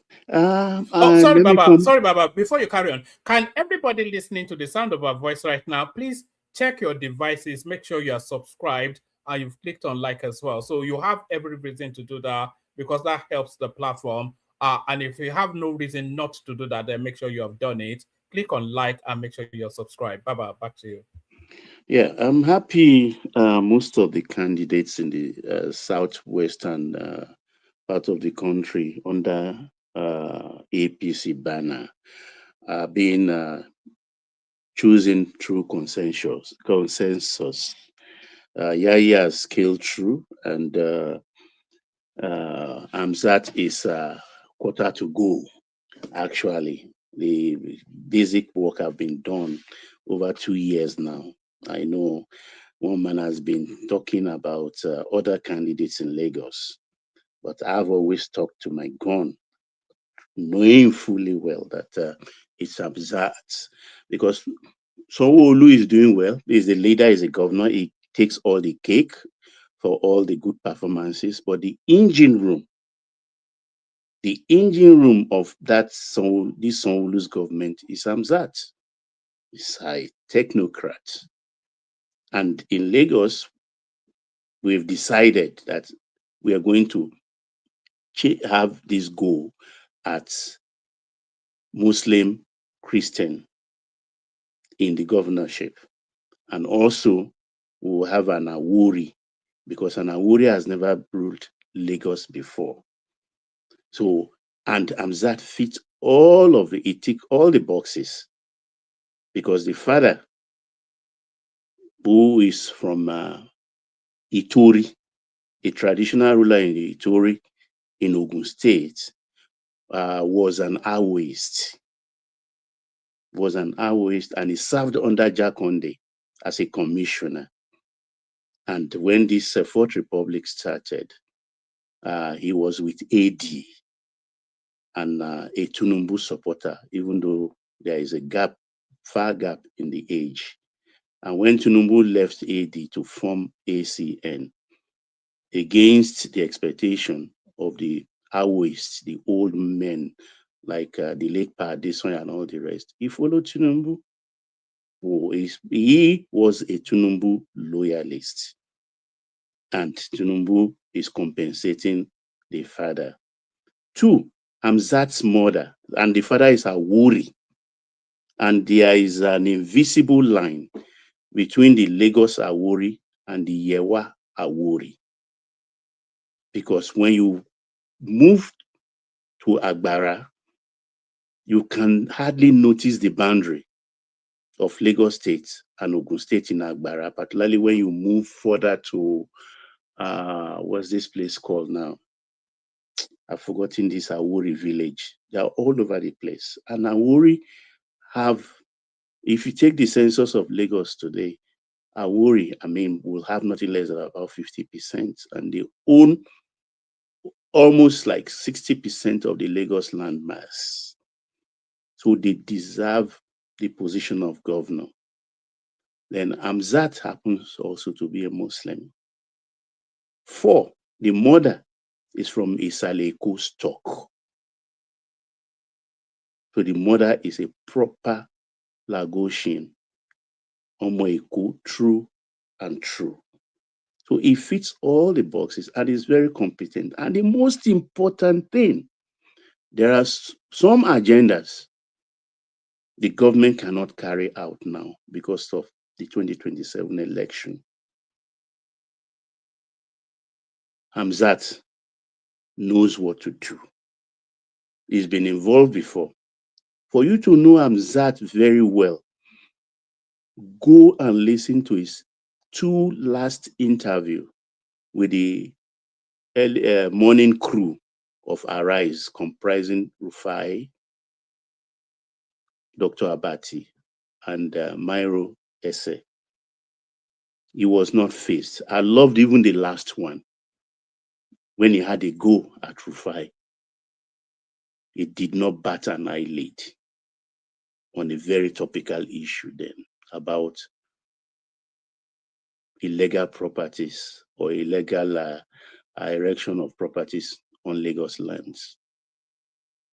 We have a lot of agenda to fix and to also help their worries to mitigate on their, how do I put it, stupidity of selling their father's land. Even though the buyers don't know that they are just lazy or lessor, I don't know which is right now. So that is that. Hamzat for Lagos State Governor. It's already settled on earth and it's settled in the firmament. Come end of May, it will be pronounced by man. He is the next governor of Lagos State because we cannot risk Ambody. Ambody, well, if he's loved, he should go to the federal and become a minister. I don't have a problem with that. So coming to our brothers in the north. 3 more minutes, Papa. Yeah, another colonel was cut down again. Another colonel was cut down. What do these people want?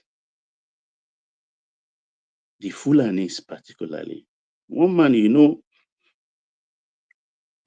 know you'll be amazed that why is Baba attacking these Fulanis? I know you'll be asking in your head because of what you know about my daughter-in-law, the ravishing beauty of a Fulani girl. But they are Christians. Those rare breed of Fulanis, they are Christians. The father is late, but the mother is a top civil servant. Very enchanting woman. But this political Islamist Fulani, they are devil incarnate. They are devil incarnate. We are just talking about a brigadier being cut down. 24, 30 hours later, you brought down another colonel. Why are you doing this? And the two happens to be Muslims. The 2 high officers happens to be Muslims. They happen to be Muslims. So what exactly do you want? I don't even think they know what they want. After the article gibberish, I don't know why they've not listed him as a sponsor of terrorism. And like I told you, the 48 names named like terror sponsors, that list is inconclusive because people like Rufai, Atiku should be on that list. If Kwankwaso is there, Atiku should be there. Gumi should be there. The Sultan of Sokoto should be there. Modukpe Onitiri Abiola the so-called Yoruba Nation woman who went to Oyo State House to do that rubbish should be on that list. So why are they not on that list? Simon Ikpa is on that list. Yes, Simon Ikpa is on that list, but it's on, because they want to repatriate them, actually. Ikpa and who, actually, they are after. But Atiku should be there. Because this is a man that I suspect strongly. Because why should they come out when you hear a senior officer, a general, have been cut down, rather than sympathize with the government, you are supporting the terrorists.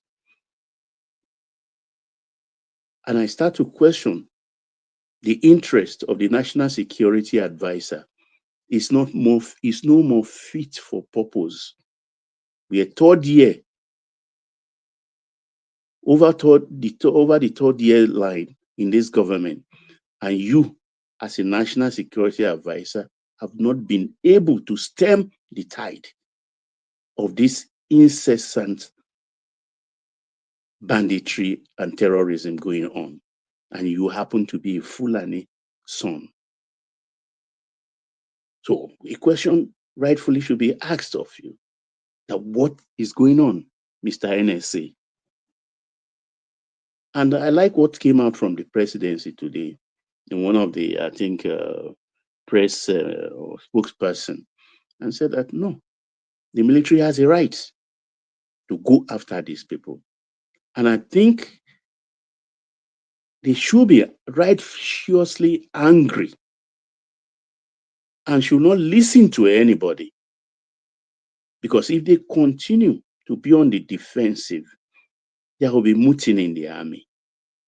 So let them go after these people and continuously disturb them, make them restive, bomb them to smithereens. Whatever casualty is there, let it be. Whatever casualty is there, let it be. We don't care anymore. You might say anything of Gaza or otherwise, but the Israelis at least can go to bed with one eye closed, even though they can't close it too, because they used to go to bed with two eyes open. But now they can close one eye at least and sleep, because they dealt a fatal blow to the hearts of Hamas' destructive tendencies. So same thing should be applied here, because we are just like, we're in April, we are just 6-7 months away to the next election. A lot of damage could still be done. Baba, start to bring it up. Yeah, a lot of damage could still be done, and it will damage the president's chances under just one of the things that is not doing well upon, which is insecurity. So I implore the president to leave the military to their own devices, and they will solve this problem. Don't put them on leash, Mr. President. Let them be proper military. I yield, man. Oh, all right, brilliant, excellent people. Thank you, Baba. Stay with us, Baba. Can people that are not yet subscribed check your devices? If you are not subscribed, please make sure you are subscribed. Like the stream as well. So like and subscribe as we go on from Baba to Prince Daddy. So Prince Daddy, hopefully you are there. Somebody actually left a note for you just before you came in. I saved it. It says, one man, please don't forget to ask Prince Daddy and Zeta to give us their opinions on Donald Trump, referring to himself as Jesus Christ of our era. Wonders shall never end in this so-called America of ours. So that was left for you as a note, Prince Daddy. So that and yes, one man. Sorry to interject. I have a message also for Osi Ekpe. Osi Ekpe, you said there's an undertone. You got that smack spot on about Hamzat. There is an undertone. There is an agenda. I say that with my full chest. Don't worry. Thank you, woman. All right, thank you. So Prince, are you there? Otherwise, we go to the Amogo of Antwerp, of Rotterdam. Sorry, you there? Solomon. Yes. Yes.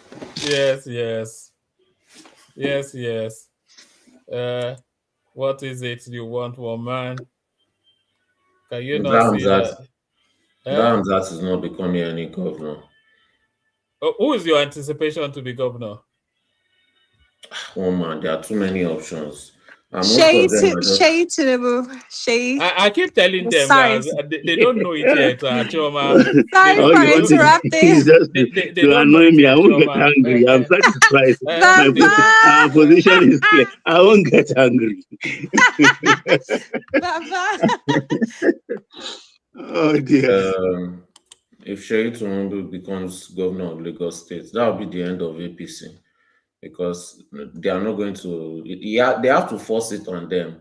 Maybe they can make him like deputy governor. That's the easiest way they can slip him in. But to make him straight up governor, that's still to scatter, because too many people have been taking too many insults in that state, and they've been peacefully keeping quiet just because of Tinubu's ambition. If they dare try that thing, the moment Tinubu leaves that office, that Lagos state to scatter. All those people, all those Hamzat, all those Sheikh, all of them will fight. And the fight that is happening between the Yorubas and the Fulani that is making insecurity so widespread, that one too is going to happen at state level in Lagos State. So, anyways, I don't see Hamzat being there. The best move they can make is make Sheyi Tinubu deputy, to the governor. They can never ever try making him governor. They are bold, but not that bold. But then again, I'm happy as they are teaching article lesson. As for me, it's very dark man I came to talk about, though. But you did not even come and you did not put it as part of the list of the topics. No, bring it up. Like I said, either the topic or anything else that you are, we're not forcing the topic on anybody. What has it been up to? It was speaking on Bill Lord earlier on, was he? Or did he declare for this APC? I was reading somewhere that he declared for APC. Is that true? One man, when he's talking about politics, he has always praised Tinubu. He has always praised Sheyi Tinubu for years and months ago. It's just that people will not notice. That guy is compromised.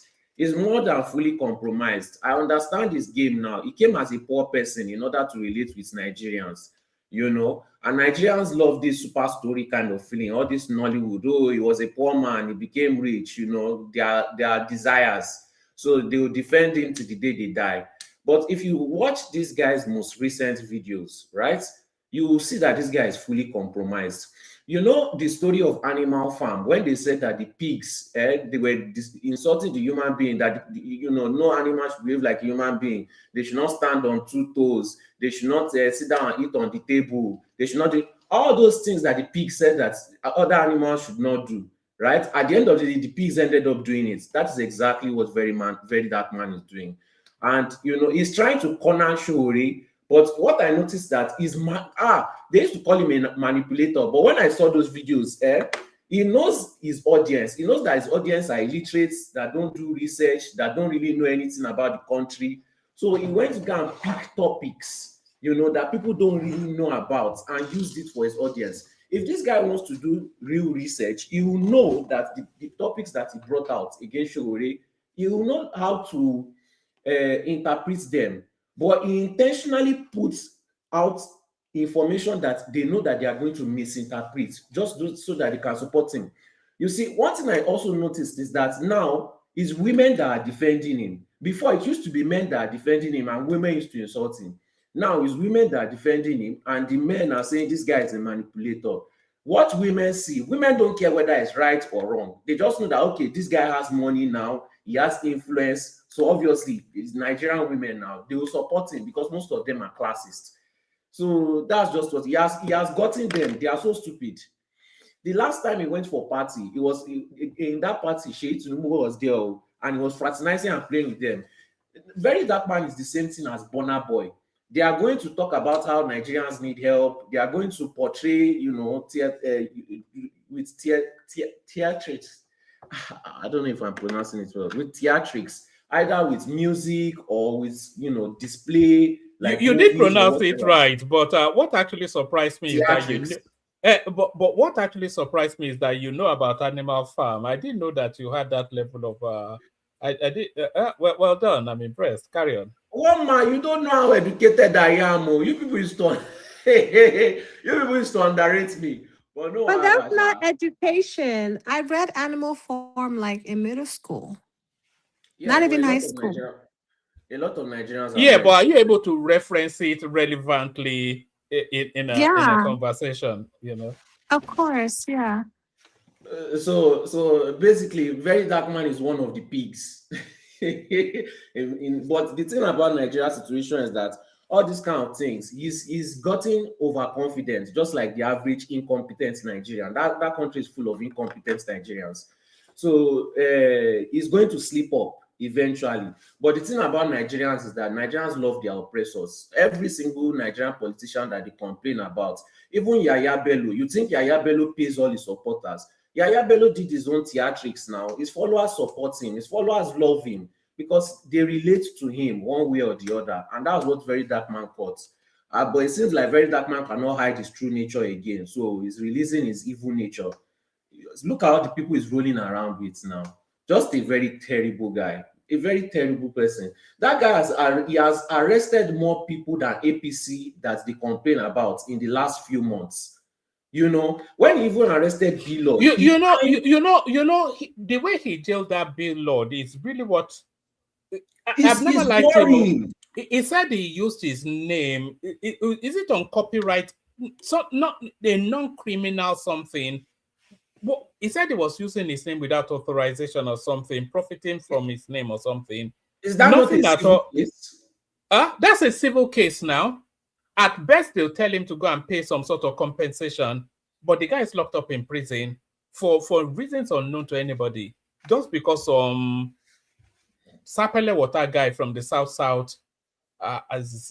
it's unbelievable. Carry on. It was now revealed that Very Dark Man has been doing that to so many people in Abuja, just that they because they are in jail, they could not come out to come and talk or complain. And when they came out to come and talk or complain, nobody listened to them. So this guy has been doing it. This guy has been causing more trouble than APC.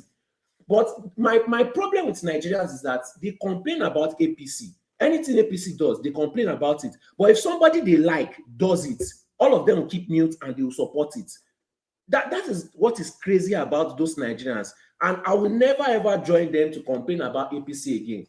Nigerians are a true reflection of APC. There's nothing that APC will do in this life that I'll take it as bad again, because they are behaving exactly like Nigerians in Nigeria. Nigerians don't want to be saved. They just want to be the one doing the oppression. That is it. And they are angry that they are not eating out of the national cake. So it's paining them. That is why they are doing all this banditry. Even this Sheikh Gumi. I feel like the Sheikh Gumi is just there to help them reduce the case. Maybe negotiate with the bandits so that they will not go full blown out. But these people are still, their family is still with the Northerners at the end of the day. So they will still side with the Northerners against somebody like Tinubu. Look at this Galadima's daughter, right?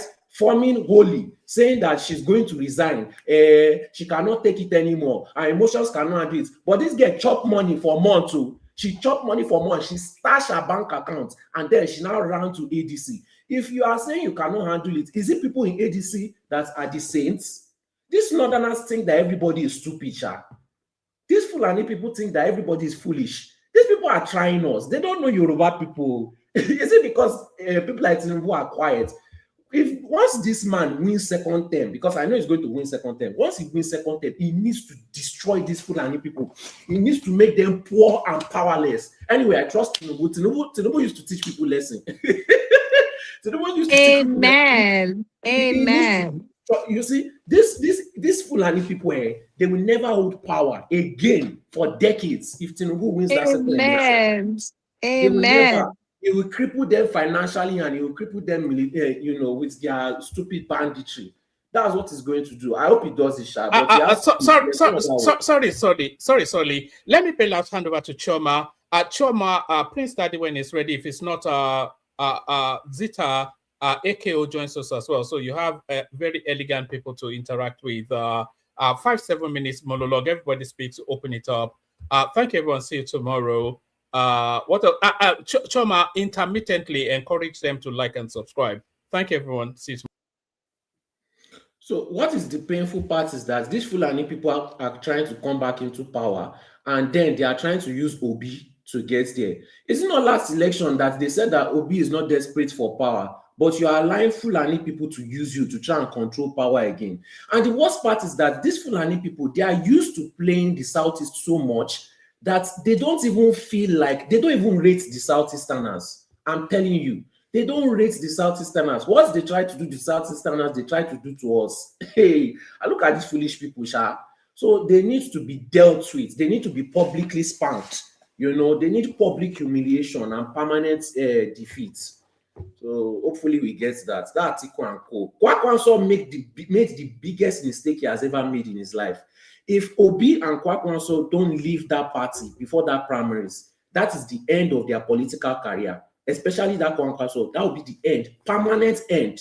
Even Ambode still has a chance. What he's going to see, you will never believe. So that's just what I see. That's my own view on the topics. That's what I wanted to bring in. I don't know anything about their court case at ADC, but I know it's not going to favor them because at the end of the day, they are incompetent. And that's the problem with people in Nigeria, Nigerians in Nigeria, incompetency. APC is not that competent, but they are more competent than ADC. And it's the most competent and the most organized that usually win at the end of the day. Unfortunately for ADC. I just don't understand the arrogance that they come with. And the belief, they are so arrogant without any structure. It doesn't even make any sense. Who do they think they want to bully? Is it Yoruba politicians or more? They have beaten more than they could chew. That very dark man is just a terrible person. Terrible person. Nigerians love their oppressors. They've brought out a new oppressor. So, Soli, what do you think about the terrorist attack that killed the general?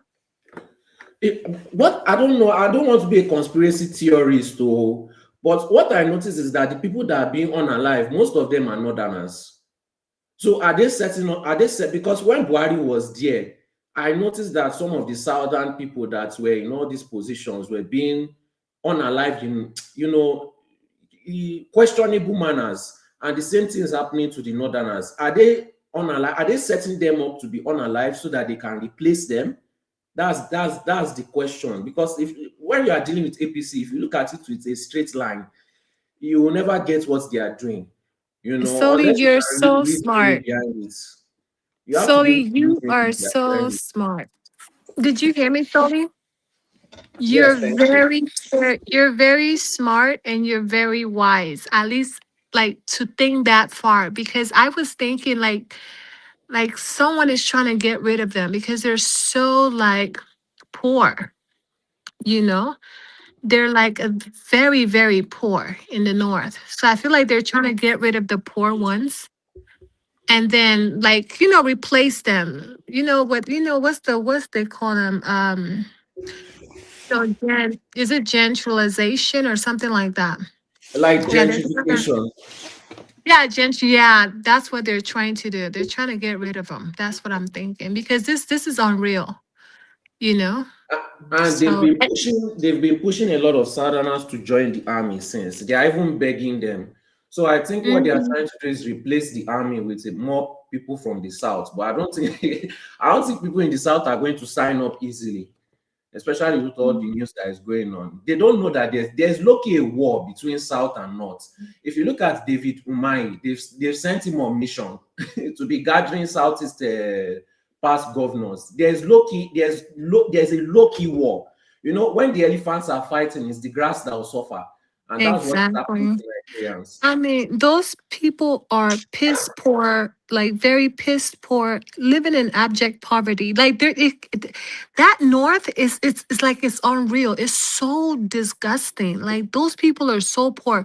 and they're Fulanese. Like, and then like the gap is so wide between the rich and the poor. There's just significant difference, you know. So I really think they're trying to like do some sort of ethnic cleansing, like, you know, they're trying to basically like the survival of the fittest, you know, get rid of the lower class, like amongst Yeah, them, if that makes sense. Yeah, yeah. that's what I'm thinking. Because this is so unreal. They've always been doing that in the north. That is how they play their politics. But we don't play that nonsense in the southwest. Sorry, Chairman, who is trying to do the ethnic cleansing? Tinubu or who are you referring to? And I feel like the Fulanese are trying to get rid of themselves, you know? Yeah. I think they're so ashamed that most of them are uneducated Amajaris and they're just trying to like wipe them out, you No, know? no. What I believe is that they are trying to send a message. You know, not really. No, because these Fulani people, they love themselves unless it comes to power. So they are just trying to send a message to Tinubu and co. Because those people are working for Tinubu. So anybody that is loyal to Tinubu is fair game to them. Who It's is because working it for doesn't make who are the sense. people On the that are working? issue, Sorry, who are the people that are working for Tinubu? The generals now. How are they working for Tinubu? The army is under Tinubu now. So, so don't know for the what. fact that they are doing their job is they are working for Tinubu. I don't understand. Even the police is working for Tinubu. I don't So understand they your are no argument. longer working for Nigerian government. It's Tinubu that they are working for. Tinubu is Nigeria government now. This mentality of tagging, why are we and the same thing that you are blaming the masses for, that's the same thing that you are doing I solely. don't understand your argument. What is your argument? So the Americans that are fighting everywhere now, they are fighting for Trump, but they are not fighting for America. Are they not working for Trump? Okay. So how do I you, think slowly, if you have this kind of mentality, how do you build institution when you are tagging the institution to one man? So by the I time think yeah, I Tinubu think slowly is leaves, right. I know Slowly you I, is say it's right right because now. I see you are the same. You say it's right now. I know what you are doing. because they're working under they're working under his administration, you know. The Trump's I don't understand. administration I'm includes the enjoying this. military. The Trump's administration includes the military, so therefore they're under his, you know, administration, and he is the number one, like the first in command, commander in chief, correct? Or first in command? What do they call it? Prince Daddy, answer me, please. Is it commander in It's chief? commander in Kuma, chief. the Yes, reason why, Chris. I like Soli. Understand what Simba is saying. Understand what you're saying. Why don't No, you you say understand. You know, Tinubu? these Why don't Gen you Z, say they Tinubu? can never The truth understand is, anything. any But army in the world the is reason why I like Soli is that whatever he says, he will always come back and say, to backtrack and say he has not realized. Most of the thing, you know, I'm not realizing. There's nothing no, I'm no. Simba, realizing. I Let me was here explain. before you, Let oh, me explain Simba. what Simba is trying to say because I don't think Simba has been explained. The idea is Mm, armies Simba and are. Simba. I mean Simba and Zita. The two of you are really Tom and Jerry. I mean, the army is the Rogidigba institution Mukio. of the Alafia. presidency, right? Whoever is the head of the presidency, which is the president, is who they're beholden to the institution. Not just that the man that occupies that institution is who they basically are under, but they're beholden to the institution of the presidency. Hey, that means they Not are working for Tinubu now. That's the translation. Even if it's temporary. you know, that is why that is the way you are thinking. That is the reason why, whenever we had an election, whoever wins, that Nigerians are supposed to support to make the country great, everybody will be attacking the person. They will not support him, and the only thing they will be doing is just to bring that administration down. And we want the best for our country. Why can't we just say, let us all support whoever there, whoever, so that at least our country can move forward? But the only thing that we know that we just tag that person as if that person is the whole Nigeria, and then we'll be looking for the downfall of that person, and the same people will be complaining, the government is bad though, is this, is that. Simba, You this same, you are saying hey, let me tell you, you are sorry, no, you this you are same saying person that came me, here I'm this looking morning, for the downfall of that you are Tinubu. Me. attacking BDM. You Wait, several please, times here on this same Simba. platform, you have commended that guy. Just because he's attacking Sowori, now he's not your enemy. Simba, I've been talking about VDM before he even attacked Showore. I've never supported him. I've never come here to come and praise him. Are I you, do are my you not due the same Gen Z that promoted that guy, that when did I promote charlatan him? to When, that stage? who? Are you When not the did I same people promote that him? promoted him? Simba, can you You point know, out when the you Are you people not difference? start, the same when you people? start all this your I swear he's Gen grouping Z you thing, with Simba, can you point out the, when did I promote him? At what point? I beg, continue what you are saying. So I Exactly. know that I you will don't still come understand back why here. you feel. You will still come I back don't. here. I'm Maybe not this same coming back money, to. you said You you will can't. not join them. You will not join them to attack APC again. You are you not doing the same thing now? Just now. How did I attack APC? No, when Tioma was talking, what are you saying? He said then when you are looking at APC, just look at them straight. No, that's not. I said when you are looking at APC, if you are doing your analysis and looking at them straight, you will not get anything. You have to put connections. That's so. What is the attack? Continue. I You don't know are why bringing you are. another dimension to the No, discussion. you just want to fight with me. You don't have any reason I'm to not fight with fighting me. you. I You don't want even to have your fight time. me. You have Continue. my time. You have my time. You have my. Oh God, let's phone. So I don't know why you see the connection between me saying that the army, the army general is working for Tinubu as malicious. It's just the truth. If Tinubu leave office, the army general will be working for another person that replaces him now. I don't know. Your dearest Tinubu, I'm not attacking him. I'm just stating the So fact. if I'm a civil servant, I'm doing my work. So that means Yes, I'm working because Tinubu is the president. I'm working for Tinubu. yes. At that moment, you are working for Tinubu. You Okay. are. That is your current boss. Okay. So that is just reality now. You don't need to defend Tinubu every time. If I say Tinubu is drinking Coke, you say no, he's drinking Sprite.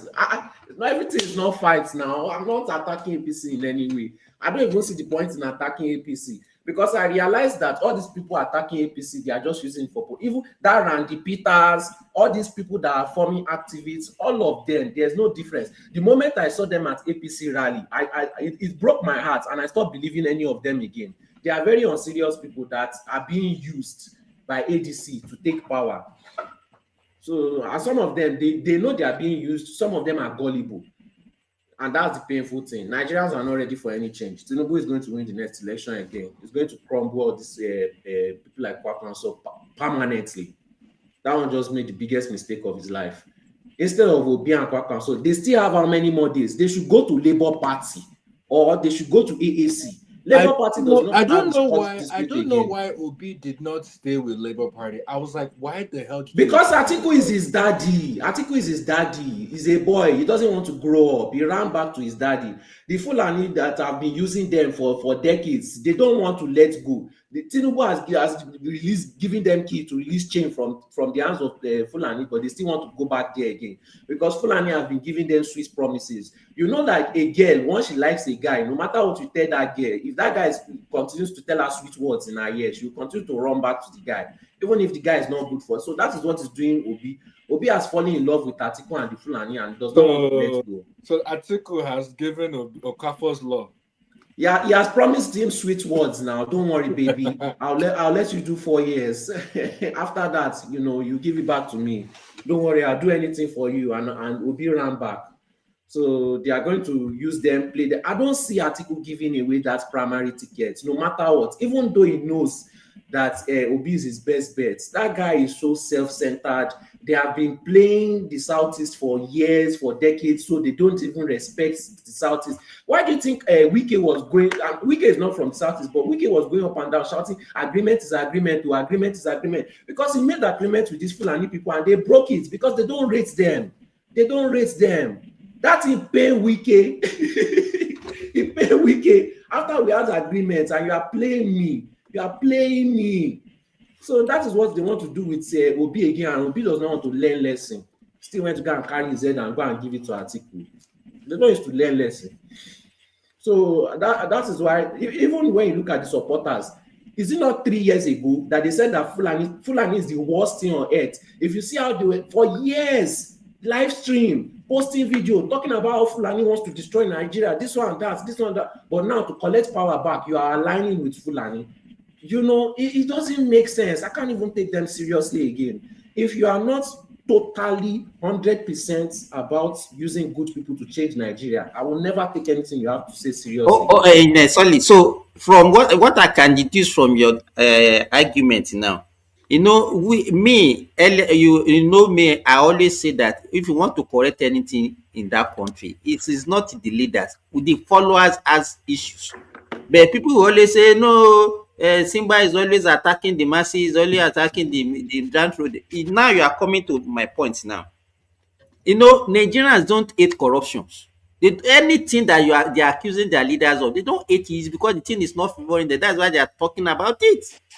But they deceived me now when they were doing all this their rants, even this Randy Peters. I thought that they were actually, you know, they wanted the good for Nigeria. Let me tell you, don't be surprised if ADC wins and those they give them political post. You will discover that all this thing that they are doing, they will drop everything.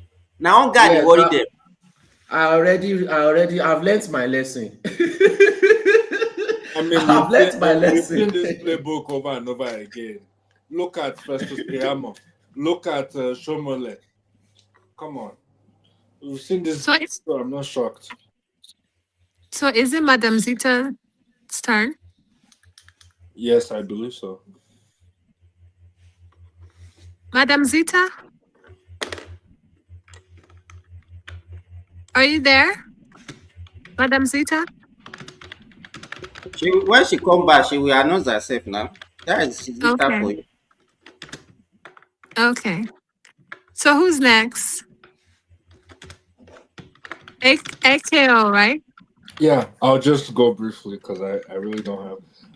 Regarding the Lagos State gubernatorial, I think Mr. Obafemi Hamza, he's the one that's gonna. I see him winning the election, because I know that he's had a very close relationship with Tinubu, and him and Tinubu go way back.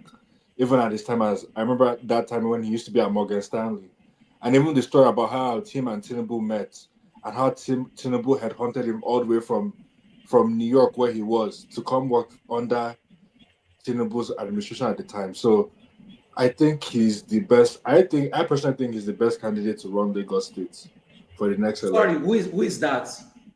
Hamzat Obafemi Hamzat. Yeah, I don't see it. He's the one. He's the I one. don't see it. I don't see Sheyi Tinubu. I don't see an Ambode. I don't see. He's the right person to lead Lagos in this next chapter of the administration. It will be if Tinubu wants to get his son there, it will be easier for him to field Ambode as the governor. Only forget it. Tinubu is not bringing his son. Wait now. Let me land now. It's easier for them to bring Ambode and use Sheyi Tinubu as deputy governor. It's easier for them to do that because then Ambode will have 1 term left. Sheyi would have gotten some notoriety and some actual political power, and it would be easier for him to become the state governor. It's just Yorubas don't roll that way, Solly. Oh, all right. You know what? If that is the case, listen. Let me round up my point. If that is the case, and Awolowo will have ruled Ogun State, I would die. Baba, should I give you an example? Please go ahead. All right. When you look at the Agege local government chairman, who is the current sitting local government chairman, and how did he get there? Obasa's son is the chairman. How did he get there? Well, the guy won. I've forgotten his name. I did something. Won fair and square. You understand? But he's not a principled person. Let me finish. Obasa paid him to leave that position. No, that's not what happened. Obasa's son wanted to come out. Obasa's son wanted to come out for election, and the people rebelled against it. They said, how can father rule and son rule? So what they did was they re-strategized. They let that man go. That man was, you know, and then Obasanjo's son was the deputy. Then the man now is that was the whole It's strategy. supposed to be my turn now. Haba. You've been sleeping. They Sorry, called you've you. been talking. No. Sorry, They called you. let me just. We were waiting for you. I'm here now. Then wait just 1 minute. Let Mr. Solly just wants to finish what he was, Mr. Solly come make his point. So that is how Zita used to. You want to you always bulldoze everybody here. Eh? They will call you many times, you will not be available. Then when you call, you will say, "Is it not your turn?" So if we never reach my turn, I will just stay there. Why? You know that Madam Zita is going to respond. I don't know why you like to provoke Madam. Just let Madam Zita be. It's Tom and Jerry. Mr. Solly, go ahead quick. So that was the strategy they used, and I see them using that. It's the same thing I'm telling you. But I went further to say the guy won the chairmanship. The deputy chairman is Obasanjo's son. After the election settled, they settled the chairman. He quit. Automatically, the deputy will take over. Simple. Yes, that's the strategy I'm saying they're going to use for Lagos State. But you were against when I said he was paid off. That's raw language. He was paid off. No, the way you portrayed it seemed like he actually wanted to stay there. What I'm trying to point out is that was the plan in its entirety. You know, it wasn't as if the man wanted to be there. They used him to get to that position. And it's politics. So that's the strategy they are going to. That's the strategy I see them using for Lagos State governorship, because they really want to get Sheyi Tinubu into political. Tinubu is not going to allow his son to become the governor. They play. They can't make him governor. They can't make him governor now, but they can surely make him deputy governor. Tinubu is not going to allow his son to become a governor. All right. Why? That's his blood echo. So if Sheyi is your son, you wouldn't even give him the opportunity. You know, that is tantamount. That's similar to what happened in Kwara State, where Saraki's father paved the way for Saraki Jr. to come and become governor of Kwara State. Look at where. What's wrong with that? What's wrong with that? Tinubu is not going to allow that. But that's his son. For you, how about your own son? How about your own son? Holds his legacy in high. No, Shichi, you know what? With Lagos State, MQ, sorry to cut in. No worry, go ahead. Lagos State is about apprenticeship. You have to do apprenticeship, whether you like it or not, because there are set goals you must meet. So Tinubu, Sheyi has not lined up for that apprenticeship. So nobody is going to. This same as that, Papa, has it not been a contested with Sanwo-Olu in 2019 now? Yeah, he contested just for him as a check on what the on Ambode's votes. That's what they use him for. So he already was lined up as a deputy because of something I would not want to go into about Sanwo-Olu. I think he stepped down for Sanwo-Olu. Yeah. So he is groomed actually to shepherd Sanwo-Olu, and because nobody was too sure how Sanwo-Olu would turn out because of something. But eventually Sanwo-Olu stood on his own, and Abzat has been also holding his own, and he's done very, very, very marvelously well. Things Sanwo-Olu and the guy is well educated. Hey, which time you go reach my turn? I thought you people say Solly should speak. It's your turn. I just wanted to know. Yes, please. Madam Moderator, over to you. And yes, Baba. But one last question: is it juju? Which ritual must Sheyi pass in order to become governor? Is it juju? Now they do na Gen Z. Me, I don't know. I don't reckon with him. I don't even see it in his stars for become governor of Lagos State. Because what we are waiting for, in all honesty, is after Amzat. That's till 2035 or so. A Lagos Omoeko proper, true and true, will start taking over their space. There will be no more outsiders. What do you mean by Lagos State is not Lagos Island? What are you say waiting they talk. Lagos is go back to what I'm doing. No, don't go. I can't hear you well. I said Lagos State, not Lagos Island. Please let Madam Zita talk. Wait. Oh, Zita, I beg you. I beg you. Just give me 1 minute. I have to defend my title. Simba, listen very well. Okay. Kwara for Kwarans. You, Oshun man for Oshun people. Lagos for Lagos. After So who 2035. is an indigenous of Lagos? I am one, if you don't know. Is only the people from Lagos Island that are from Lagos? No. I will not say that. No, I wouldn't. It's all about Egun, Awuri, Ijebu, and Islanders. You understand? No Islander has ruled before, apart from maybe Jack Conde. Baba Johnson would Johnson was military. The problem is that anytime even anybody rules that Lagos, there is always a link, or they will always link that person to outside Lagos. This same Jakande was not the same person that they said is from Kwara State. I will soon drop. Wait. Which time wahala be this? Now Lagos be the topic. Let Madam Zita speak now. Okay. I want to talk and do wetin I do. Which kind Lagos wahala be this? Lagos get wahala. I no go lie for you. But So, carry on. Ekeo, Me and Simba go jam later. Carry on. Can I go? Ask Ekeo if he has finished his submission. No, I finished my. Okay, perfect. Okay, yes, ma. Okay. First of all, there is something that they brought here for me to address. I'll first address it before I go for the topic of the day. They said Pope. There's a slogan that used to say, don't play with the Pope, don't play with Jesus, otherwise you fail. But let me say this.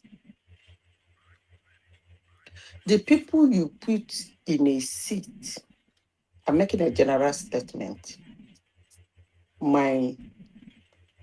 their behavior might undermine the seat. For people like me, I will see the undermining of the seat. But most people don't usually see the undermining of the seat. They still see the seat. Now, let me go straight to the point. Donald Trump, the Pope. I am an ardent Catholic. When you mean ardent Catholic, those ones where they wear chaplet for neck, and they wear St. Cajeta, St. Michael, St. Jude Thaddeus, St. Thomas Aquinas. These are my 4 favorite saints.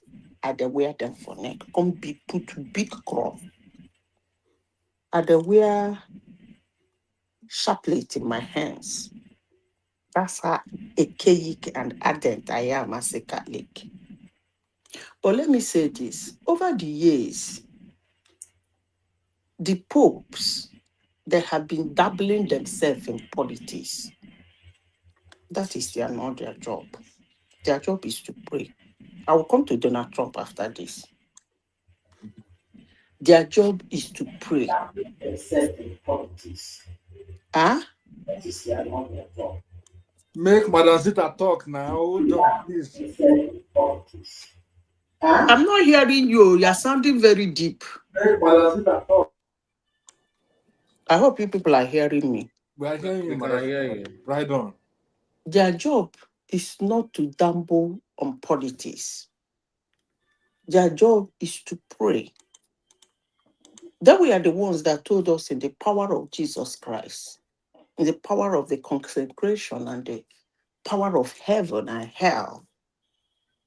They tell us all those things. They should make appropriate use of it.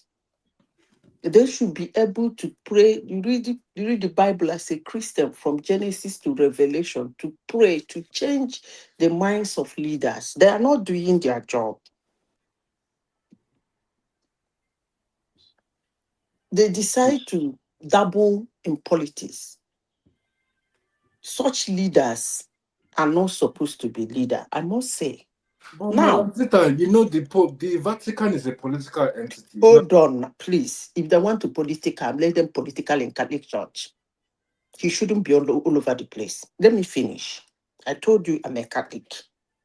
Now, there is something a traditional ruler did in 2015. I will never forget it. His name is something Awujade. Jonathan went to him to campaign. Jonathan wanted just one word, 3-letter phrase. I endorse you. Period.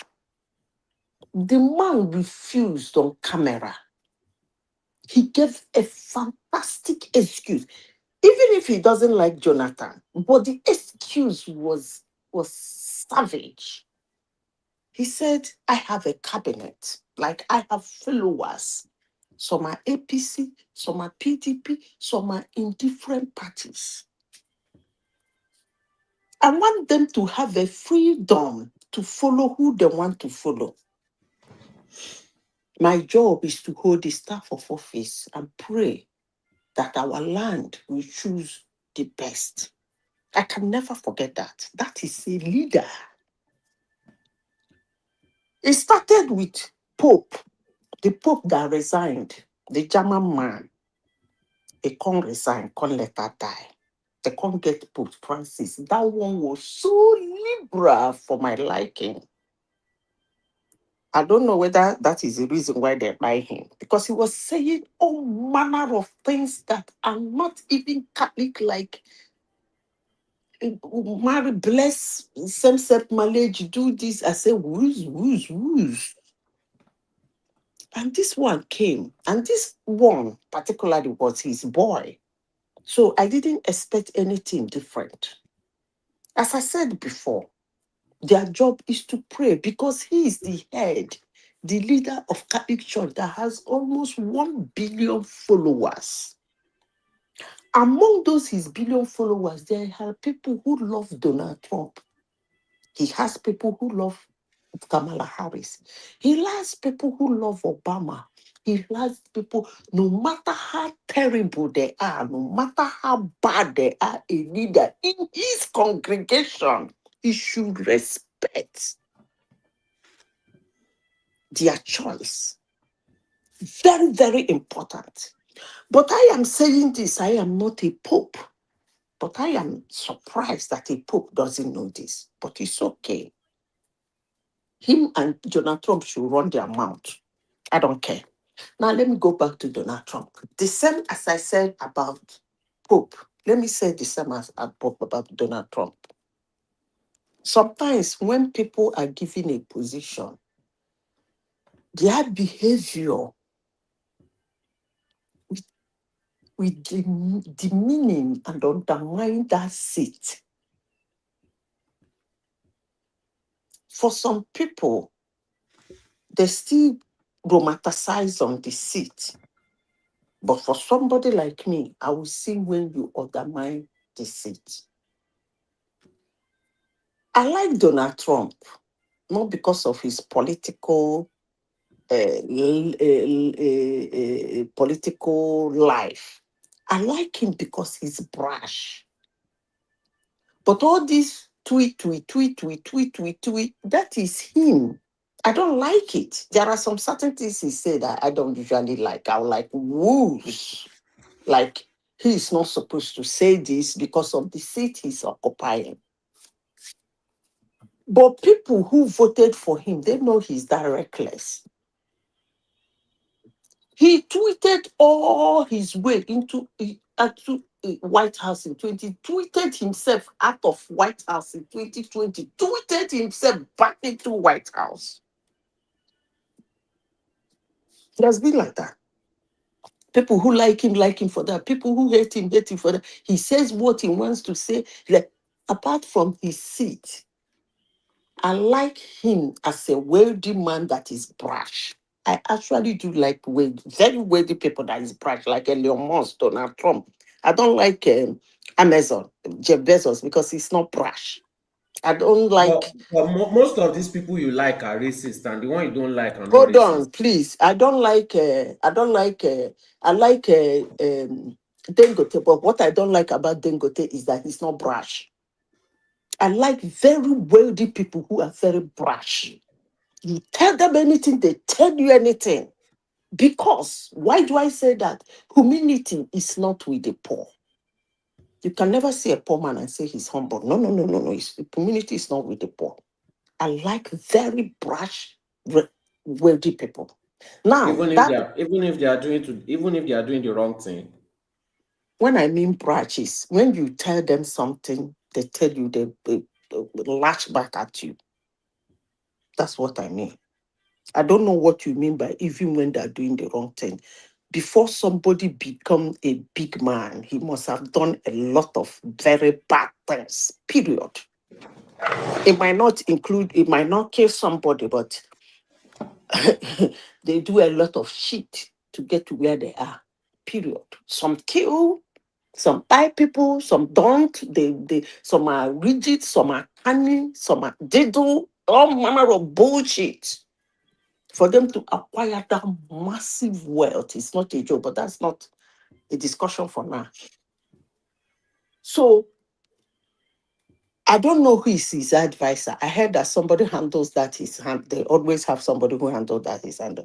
That one is like it must be somebody below the age of 25 because it must be a Gen Z because he writes. I know Donald Trump usually do right, but this one of recent is too long a letter. So long a letter. He actually writes a letter. Zeta, don't excuse that post. Please let me finish. Everybody has their opinion. Let me finish my own. He actually writes a letter as a tweet. That being said, he should stop all those his drama. Nobody is interested in it. Now, back to the Jesus part. The person that said I should put word into this thing, I'm very sure I should speak on this. I'm very sure the person is a black person. And the last time I checked, the picture Donald Trump showed of himself is a white person. The last time I checked, black people said Jesus is not a white man. And they've been fighting it over the years. They even say that the Jesus that is being portrayed as a white man is racism. So I don't know why somebody should see a white Jesus and a black man calling me on this platform to speak on it. That being said, this thing, what he wrote, there is nowhere in that his so long a letter that he said he's Jesus. He never said that. They say pictures speak louder than words. You can make anything you want to make out of the picture. And he never wrote in all he said that he's not the Jesus or he's acting Jesus. So I don't know why people are saying that thing looks like Jesus. I don't know when Jesus. Madam Zita. Hold on. Let him go on. Oh. Let me finish. Most times we read, we listen to explanation of other people. I am not listening to explanation of other people. I'm listening to my own understanding. I saw that thing. He did where he was laying hand on somebody who is sick, lying on the bed. Somebody with a resemblance of Jeffrey Epstein. Whatever. You can see what you want to see. And I'm on not the seeing what I note, want to see. on the I'm looking note at the beside picture. it, on the long ranting he ranted, there is nowhere he said, now I am acting Jesus. He knows Jesus what is the, he's doing. please, Madam Zita. in his He knows what ranting, he's let me portraying. finish now. You people have been KO, talking for 3 let her get hours. away with Yes, whatever she Madam, wants go to ahead, say. Our sorry. time will be up soon. Yeah. All the ranting, he ranted by the side. There is no place there that Jesus is being written. So if you want to think that in a Jesus, that's okay by you. I am not stopping you. And you think he's trying to resurrect everything from the dead, that's okay. What are you going to do? Nothing. Instead of just as we are discussing it. As No, for me, we will give an enabler like you for spinning a cake. You said what? Madam Zita is done We will because give a spinner and He's a an spin enabler like doctor. you a cake for that I don't understand what as a you're saying. trophy for what you were saying. You see, Baba, there is one thing about me that I don't like. About what people say about me that I don't like. That was why when I came to this platform, I made it.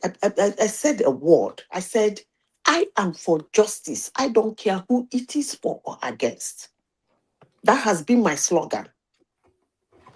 And because of my presentation, some people, even when I am siding them, their mind has been blocked that this woman doesn't side us. Even when I'm siding them, they're abusing me. That is how bad it has become. But I don't really care. But when I make submission, please, you guys should stop saying that I am making submission because that person is my person. That is actually ridiculous for anybody to say about me at this my time in life. No, You've but never in this, shied away but, from your but perspective and your yeah, opinion about being a MAGA, have you? I yes, am not a that's MAGA. Where did you people get that one from? By your pronunciation, by your No, I'm not a words, MAGA. by your this No, thing, I am not a MAGA MAGA, is but written all over you. no. That is actually ridiculous. It is not. What you are doing is part of it. Listen carefully. Because of Kamala Harris, in fact, I changed my political orientation to Republican. I cannot. I said it in 2024. I said, there is no way we will put Kamala Harris and Donald Trump, and I want Kamala Harris to walk into the White House. Then I don't like America. We don't feel the results now. So No, I'm comfortable with the result. ha! Yes, I am comfortable. I am 100% comfortable with this. And listen to me, for those of you, listen, the problem most of us have is that we sit down and watch YouTube, watch mainstream media, sit down for somebody to narrate to us what they think, and we run with it. I don't do that. I listen to the person carefully, and I make out whatever. It's either I see his ways the way it is, or I make out on my own what I want to make out of his word. It's actually ridiculous that some human beings who follow that man said he doesn't want war. that is what he portrayed. Please, let me finish. If you are somebody who has been following that man has never, at every point in time, said his words for Iran is that I'm gonna blow the shit out of them. Starting from the 80s, he has been looking for an opportunity to pull a trigger on Iran. In his conferences, in his interviews, that was why the moment he became president in 2016, he scattered everything Obama did about Iran.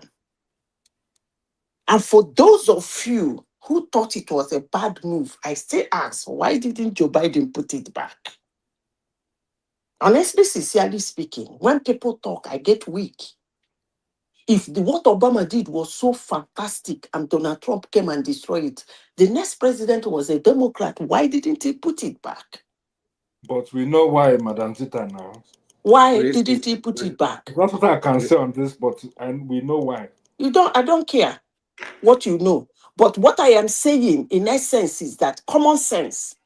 If Democrats think that what Obama put together was so fantastic, they had an opportunity to put it back, both in Congress and as a president. But they didn't. That's because they are So racist. nobody should come and say that what Obama did for Iran is fantastic. Because if it is fantastic, they had the Congress for many years. They would have put it back. So please, he has never said he's going to play cool with Iran. Never in his lifetime. If you are somebody who is following him, He has been, in fact, in his first time, he hammered Kasam Sunglami, thinking that the people will react. Just like is it Harry Truman? Let me finish, it's my turn. Just like what Harry Truman did. Is it Harry Truman? Who did Hiroshima? I think it's Harry Truman, right? Just like Harry Truman. Yes, just like what Harry Truman did to Japan. He poked them. The moment they did Pearl Harbor, the drama starts. And that was exactly what Donald Trump did to Iran in his first time. He hammered that guy, thinking Iran will react. Iran did not react. He has been looking for an opportunity to pull a trigger on them. Right from time his name is Donald Trump. And they too has been looking for an opportunity to pull a trigger on him. Right from the time they know him as Donald Trump. That being said, for somebody who is asking me to speak on who is Jesus and who is not Jesus, if you see Donald Trump as your Jesus, that's fine by you. But the ranting, in every way, in everything I know that Jesus looked like, that picture there does not look like Jesus. But if you people say it look like Jesus, it's to you. I don't care. And what he wrote in the side, all the rant he ranted, and so long a letter, there is nowhere Jesus was mentioned. So if somebody sit down in his corner and tell you that thing look like Jesus and the picture and everything he did represent Jesus, fine, okay, by you. You listen to that person and you believe that person. What I am seeing does not look like my Jesus. And there is nowhere in his rant that he said is Jesus. But that being said, he should stop all this is so long a letter. It's beginning to be irritating. That is me. Next topic, please. No, Finito. Next person. Let's come back. Let's come back. Madam Zita has said, because me, I don't agree with what she said at all. I 100% don't agree. 100% disagree. So no first problem of all, now. You don't need to, honestly, sincerely speaking, you don't need to agree with me. First of all, I don't look, Solly, I don't need anybody to agree with me. You believe, you see, you believe what you believe. It's not, you saw what you saw. Let me voice my opinion too now. So Donald Trump, this is not the first time Donald Trump is trying to use the Christianity arc, or because that is his, support base. They are Christian conservatives, So he has been trying to portray this moment. Remember when he called all those pastors and they came to come and pray for him at the office? Thank you, Mr. This guy is a manipulator, like very dark man. So he knows what he's doing. Even though he did not say that it's Jesus, he knows what he portrayed. He knows how his followers are going to see. He knows that his followers see him as the second coming of Christ. Okay, no problem now. Please now, let me voice my opinion. So he knows his followers see him as the second coming of Christ. So whenever he does something, right, and it blows up in his face, he usually, if you look at the pattern, he usually comes back to this Christianity arc, where you try to get the Christian support, back, because he wants them to see everything as a holy war. Once it's spiritual, once it's holy, they will say, God is backing him and his enemies are just against him. That is what he does. Then secondly, when he came into office, he portrayed, if you said that, when did Donald Trump say? Donald Trump is a very cunning man. He's not going to come out and say things. He's going to portray things and leave it for your own interpretation. When he came out, he was forming he's going to end the war. See how he's going to end Ukraine-Russia war quickly. He's going to get Nobel Prize, this one and that one. So he came as a war ender. That is what he portrayed himself as. However, we can see what he's doing all over the place, kidnapping leaders, bombing places, telling people he's going to destroy a whole civilization. It's not about what they say or how they show themselves. It's about their actions at the end of the day. Now, let me finalize it with the Obama thing. You see, the moment Obama became president, a lot of racist white Americans could not take it. And that thing was hurting them for years. So the moment Donald Trump got back there, they started, look at what they are even trying to, they are trying to remove the history of slavery from schools. They are burning books.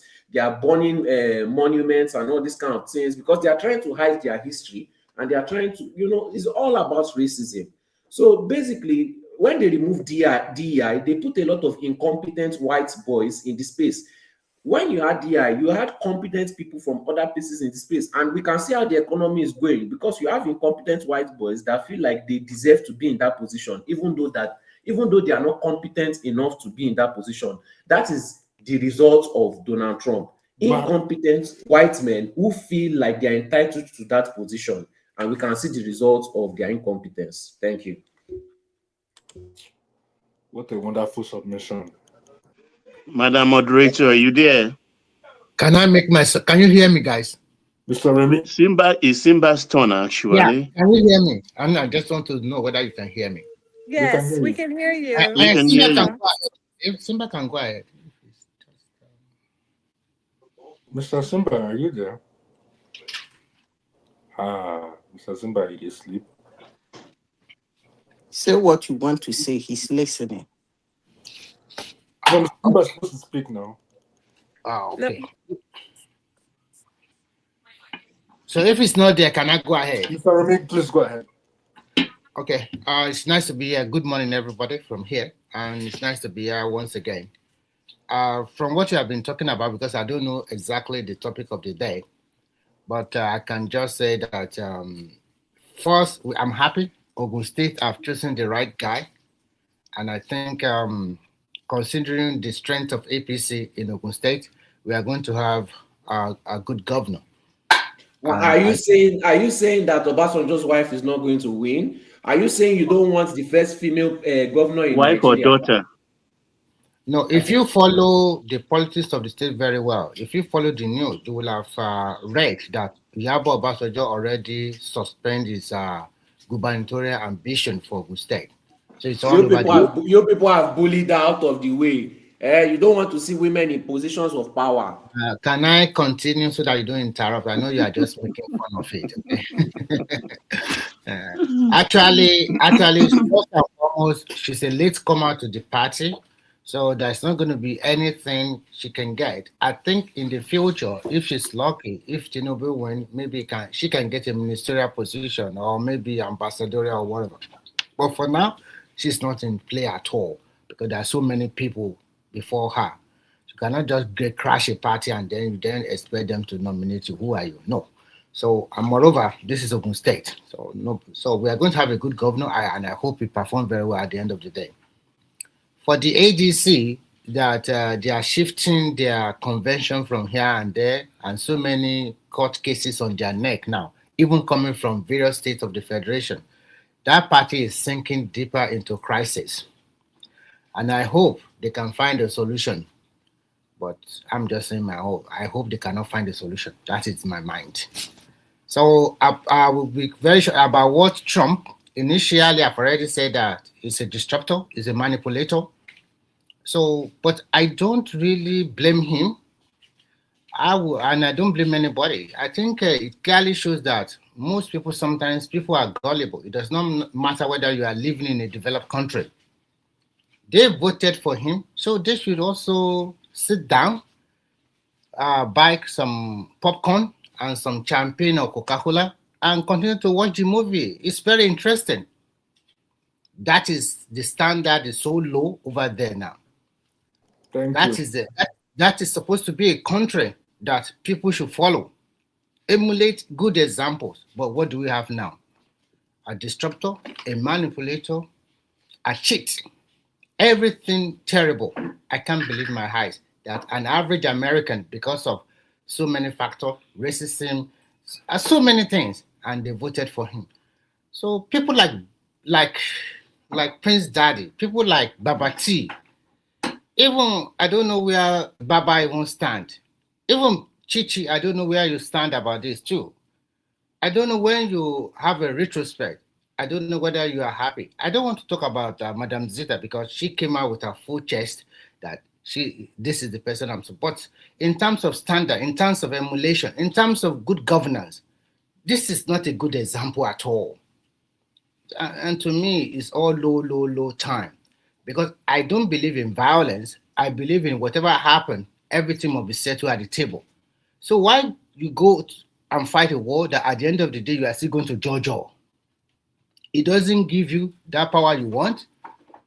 Because as we are talking now, even I read that China is taking, they are already there with their own ship. So if care is not taken, are they two superpowers? Are they going to fight themselves? If they are going to fight themselves, then we are in serious trouble in this world. But Ogaremi, this is classic white man behavior. They put themselves inside trouble, and then when they get into trouble, they bring everybody to come and help them to But solve even that if you are problem. going to And do what that, they do if that you are now? going to do that, you can do that diplomatically. He is not the first president that will go to war. And if you also follow the whatever he has said before, it's not always showing leadership by example. He said it's a guy that's not going to create any war. It's a guy even argue and for a peace prize. For God's sake, I think please, Daddy, I just want him to comment and Oh, all those that you supported him. I don't know how you feel when you, in terms of retrospect, when you sit down on your decks at home and feel this is the guy I voted for. How do you feel now?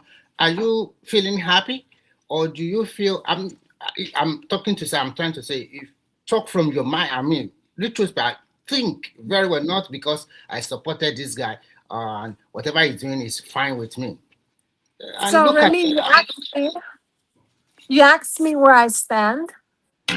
I'm just asking, how do you feel with all this drama going over there because of this man? Every Going day, over this where? drama. In America? Oh God, man, Yes. yes. We don't have any drama here.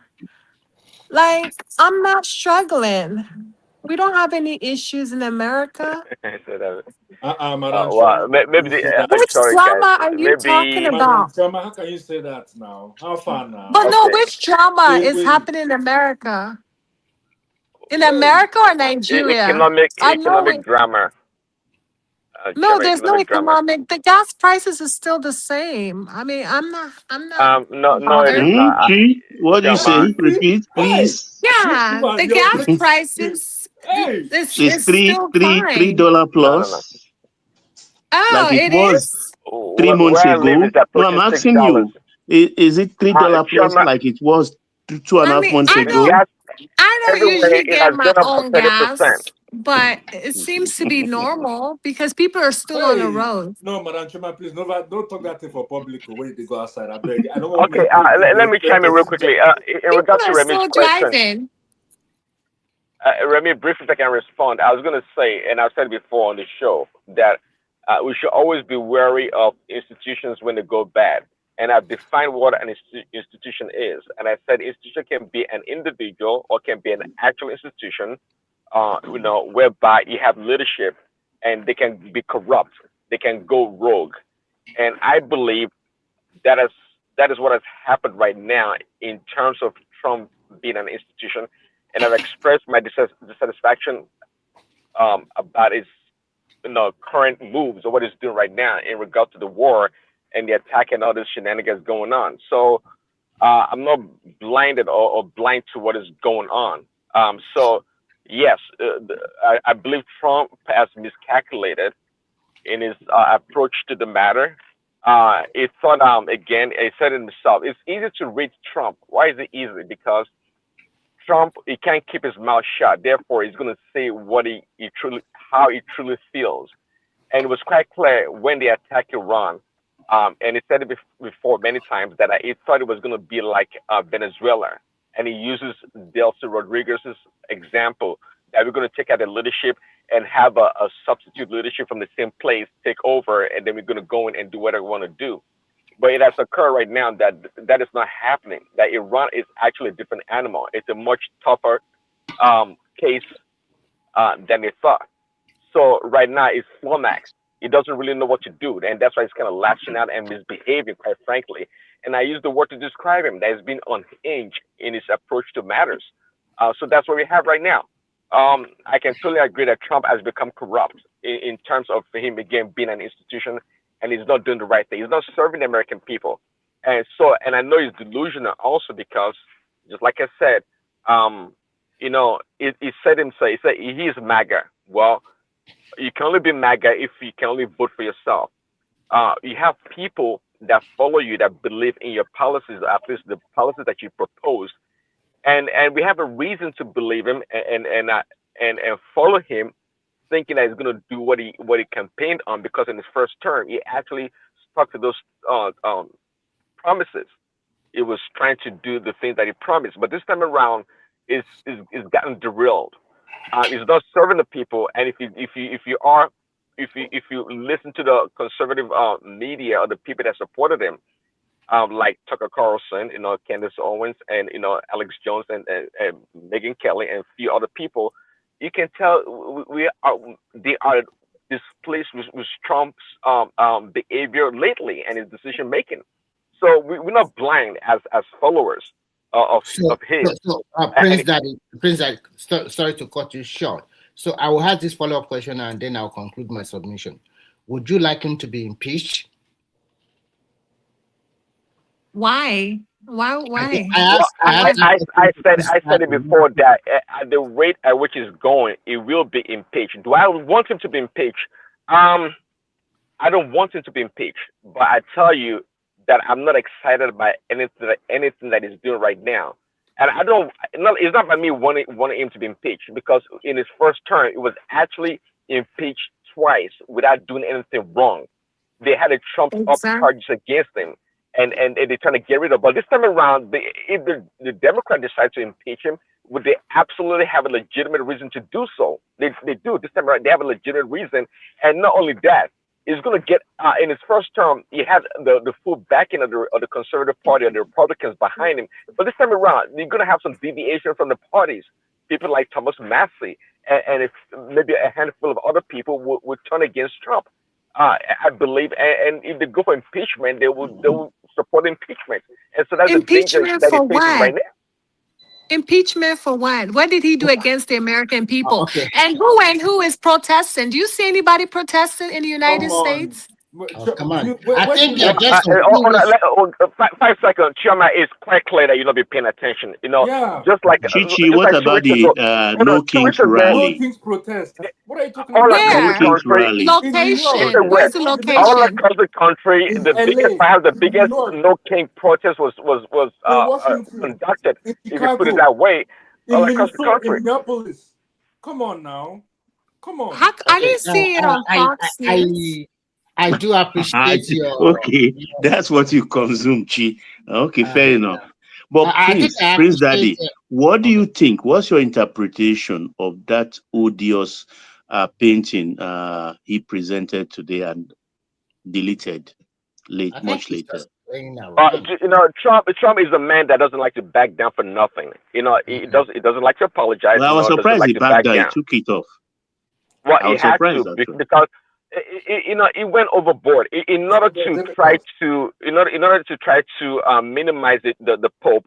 I'm not a Catholic, but it doesn't matter. He's a religious leader that needs to be respected because he is always going against everybody. He felt the need to go a notch up from the Pope. And now, what else can you be apart from being Jesus Christ? And he depicted himself, of course, with AI being Jesus Christ.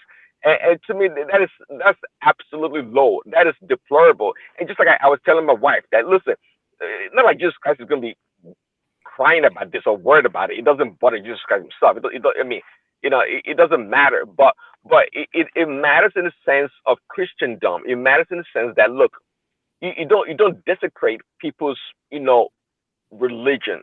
Yeah. You don't go that low. It's just ridiculous what it did. As a Christian, of course, I'm not upset. It doesn't bother me per se. But Trump does not have what do you call? It doesn't have it doesn't have there's no line it cannot cross because it feels entitled. It's been an entitled person, and these things are not new to me, right? See, sometimes you can take even a bad tool or person can be used for good. To me, I have many examples that I can use in the Bible. Quite frankly, I can never be disappointed in another human being like Trump. I cannot be. Why? Because we have a good example in the Bible by the person called Solomon, the King Solomon. This was the wisest person in the world, as known, well recorded in the Bible. And Baba, you know very well, at the end of Solomon's last days, what happened to Solomon? We saw what happened to him. He lost 10 kingdoms.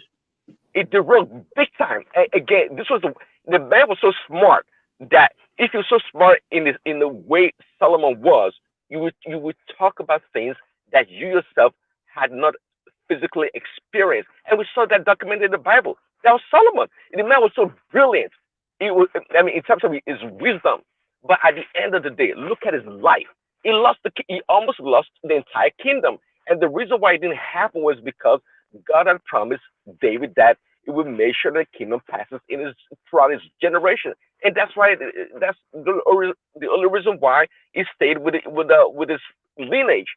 But Solomon, as wise as it was, almost destroyed everything. So how much more Trump? I cannot be ever freaking disappointed in Trump. I can never be disappointed in another human being. I just cannot be. I can say though, based on references and what we know about him, what we thought he was going to do that he didn't do. So, and that's the only thing. But at the end of the day, I said it before. I still like Trump, but I'm not going to support him in his deplorable state. I'm just not going to do that. I'm straightforward. The man, you know why? Because the people that came before him, they were not any better anyways. You got to keep that in mind. So it's easy right now to point a finger at Trump, rightfully so. I totally agree. But the people before him, they were not any better. They were just not any better. So if the Democrats take over, well, unfortunately, it's to me it's gonna be a bad thing. But if they did, oh well, he did it. He single-handedly built, so to speak, his own house and tore it down himself. I think fair enough. I like your perspective as a MAGA, actually. Okay, I think you've fine. spoken Baba, well. somebody. Go ahead, Z. Hello, Z. Oh, dear. I don't know why. Hello, Zita. Madam Zita, we cannot hear you. I think her mic. Okay, I think Prince, you can continue. Well, whilst we wait for her to come back. Can anybody hear me? Yeah, I can hear you. Well, yeah, let's wait for Madam Zita. So that's just my position about Trump. There's something fundamentally has gone wrong. Actually, people trying to I guess talk about his mental state of mind and things along that line that may be wrong with Trump, right? So, of course, I'm not a doctor. I'm not going to go there, but his supporters can tell, like, there's something fundamentally wrong with his approach to the matter at hand. You know what Tucker Carlson called him? He literally called him is a slave. He's become a slave, and I totally agree with Tucker. I mean, the way Trump is behaving, it's really, really, it's really something. Quite frankly, I think this is what happened, and part of the problem, not entirely. I think he's beating more than he can chew.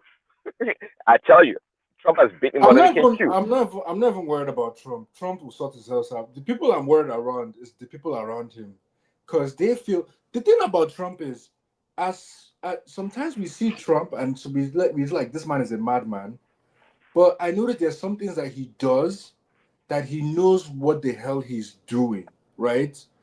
And I feel that people around him, they're not able to distinguish between when Trump knows what he's doing and when he's not what he's doing. And they just follow him head on, basically. No, because Trump is intimidated. It is not that they are just afraid to speak up. It's not exactly. They are afraid to speak up, and they are they are afraid to speak up, and Trump is an imposing figure. Because what's going to happen is, if they don't speak up, right, what's going to happen to all those people after Trump's presidency? All those people are not protected by law. There's no immunity. So they are still going to go after them. I thought about it. I think at the end of the day, they're all going to get Joe Biden's stamp. Put it that way. They're all going to be preemptively pardoned. I think that's going to happen. That's what's going to happen to them all. It has to, because. But by the way, Shoma, yes, where did I stop?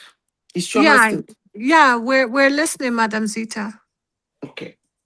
So I don't know where I stopped before this thing through. You didn't start at all. Baba said MAGA, and you were about to come in, and then it just went quiet.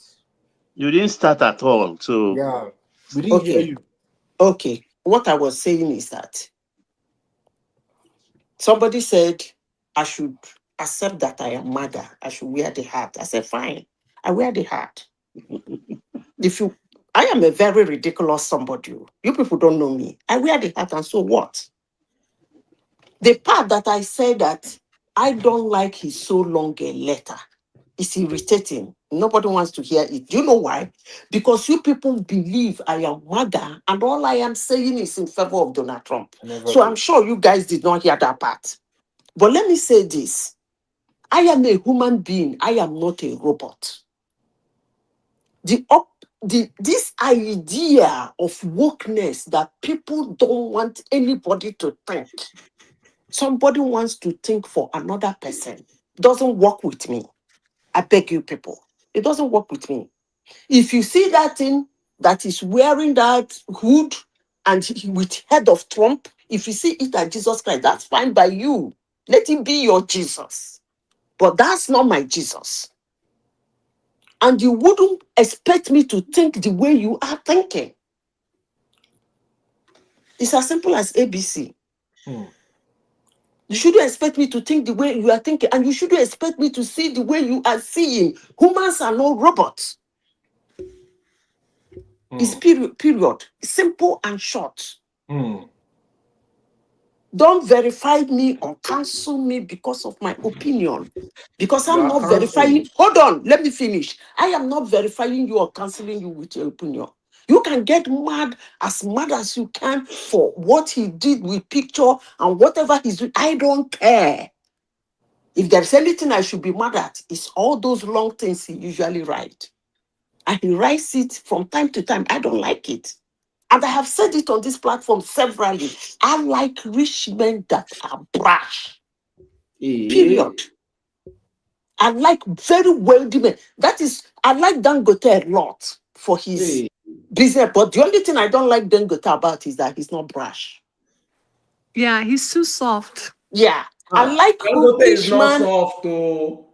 I Just like because it's wealthy quiet does not people, mean it's not soft, rich, though. but very wealthy people. I like very wealthy people that are very brash. Can You you talk can you nonsense. can you but expand if you can you talk expand to a on that? psychologist, Can you they may expand tell on you that brashness is hiding some fears, some insecurities? element of fears. So they put Of that Yes, course. brashness Okay, insecurity. let up me tell front you to people cover it. something. There is one thing you people don't know about wealthy people. They have insecurity. They That's what have I just fear. said. They have fear. I don't think it's That only means wealthy that, people. listen, that's why they keep.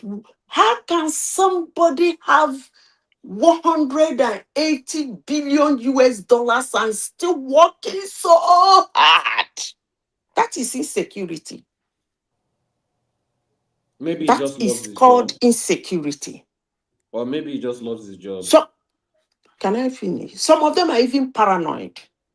Not only that they are insecure, they are actually paranoid. That is the power of money. That is the power of wealth.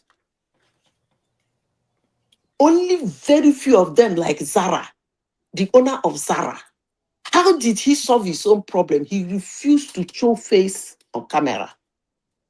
He rarely make what they call public appearance. Rarely. He was able to manage his own. The rest that jump around in the camera, they are scared.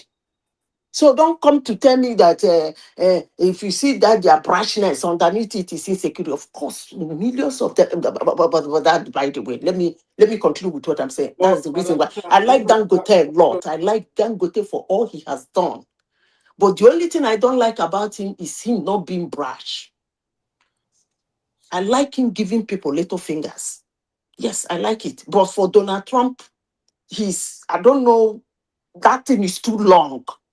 So there are several ways of shortening that thing he wants to write. Go straight to the point. Madam, I have a question to ask you. Go ahead. This idea of that you like people that are like wealthy people that are brash, I'm trying to understand. Like, what does that brashness do for you? Does it convey that they are human? No, Power, it's so power. you should be asking me. I like the same type of men. I like real rich men that are, brash, like Okay. Vladimir, Putin, Putin, Vladimir, and he's my type of guy, It's giving big dick energy. Excuse my language, but it's awesome. I like that. I don't like soft men. I don't like weak men. Do you know why I said that? He said, "What does it do to me?"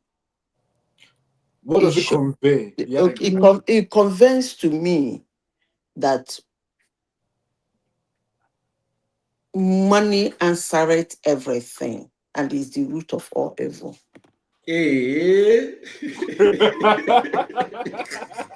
That's what it conveys to me. Because humility. Zita, have you had the word? Let me finish Quiet before I lose my strength. thought. Quiet strength. Humility. Madam Zita, see, the most dangerous people are the Hold on now, let me finish. You don't see Tinubu shouting up and down like Wike. Hold on, when let me Tinubu wants finish. to act, his action is going to be more aggressive than Wike. Listen, all of them get action. Any wealthy man has action. Forget that your Madam theory. Zita, the loudest Listen, empty barrel even makes the if I really loudest want to noise. unpack that idea. Even if he doesn't listen, they don't even need to have action. Their presence alone is action. Somebody like Dangote, he doesn't need to act. All the people he hired around him does the dirty job. So forget about action. Action. Every wealthy man has action. Period. So don't come in, you don't talk. And because you don't talk, you base in action. And As I now said with before, what you just said, Zita, wait, humility now is you not are with the talking. poor. Now you are talking because Humility I is can not with the remember. Humility is not with Hold the on poor, now. please. A I poor can man is not remember. humble. I can remember Leopold Sedar Senghor, the ruler of Senegal, the first a president. poet. He said, "A tiger Doesn't needs not display his tigritude." Yeah. Tigritude. Because the mere presence of a tiger, it causes panic, it causes fear. You see, this is where I differ with you, Baba. This is where I differ with It you. was Wole Soyinka that said that in response This to is where I celebrity. differ with you. You are quoting what somebody said. Like somebody thought for you and you quote it. Yeah, I agree. So, I give it to you. The so-called man in Senegal thought for you and you bought it. That is okay. No. But for me, let me finish. Can you let me finish? But for me, what I want, and which I'm not telling you to buy, what I want is that I love wealthy men that are brash.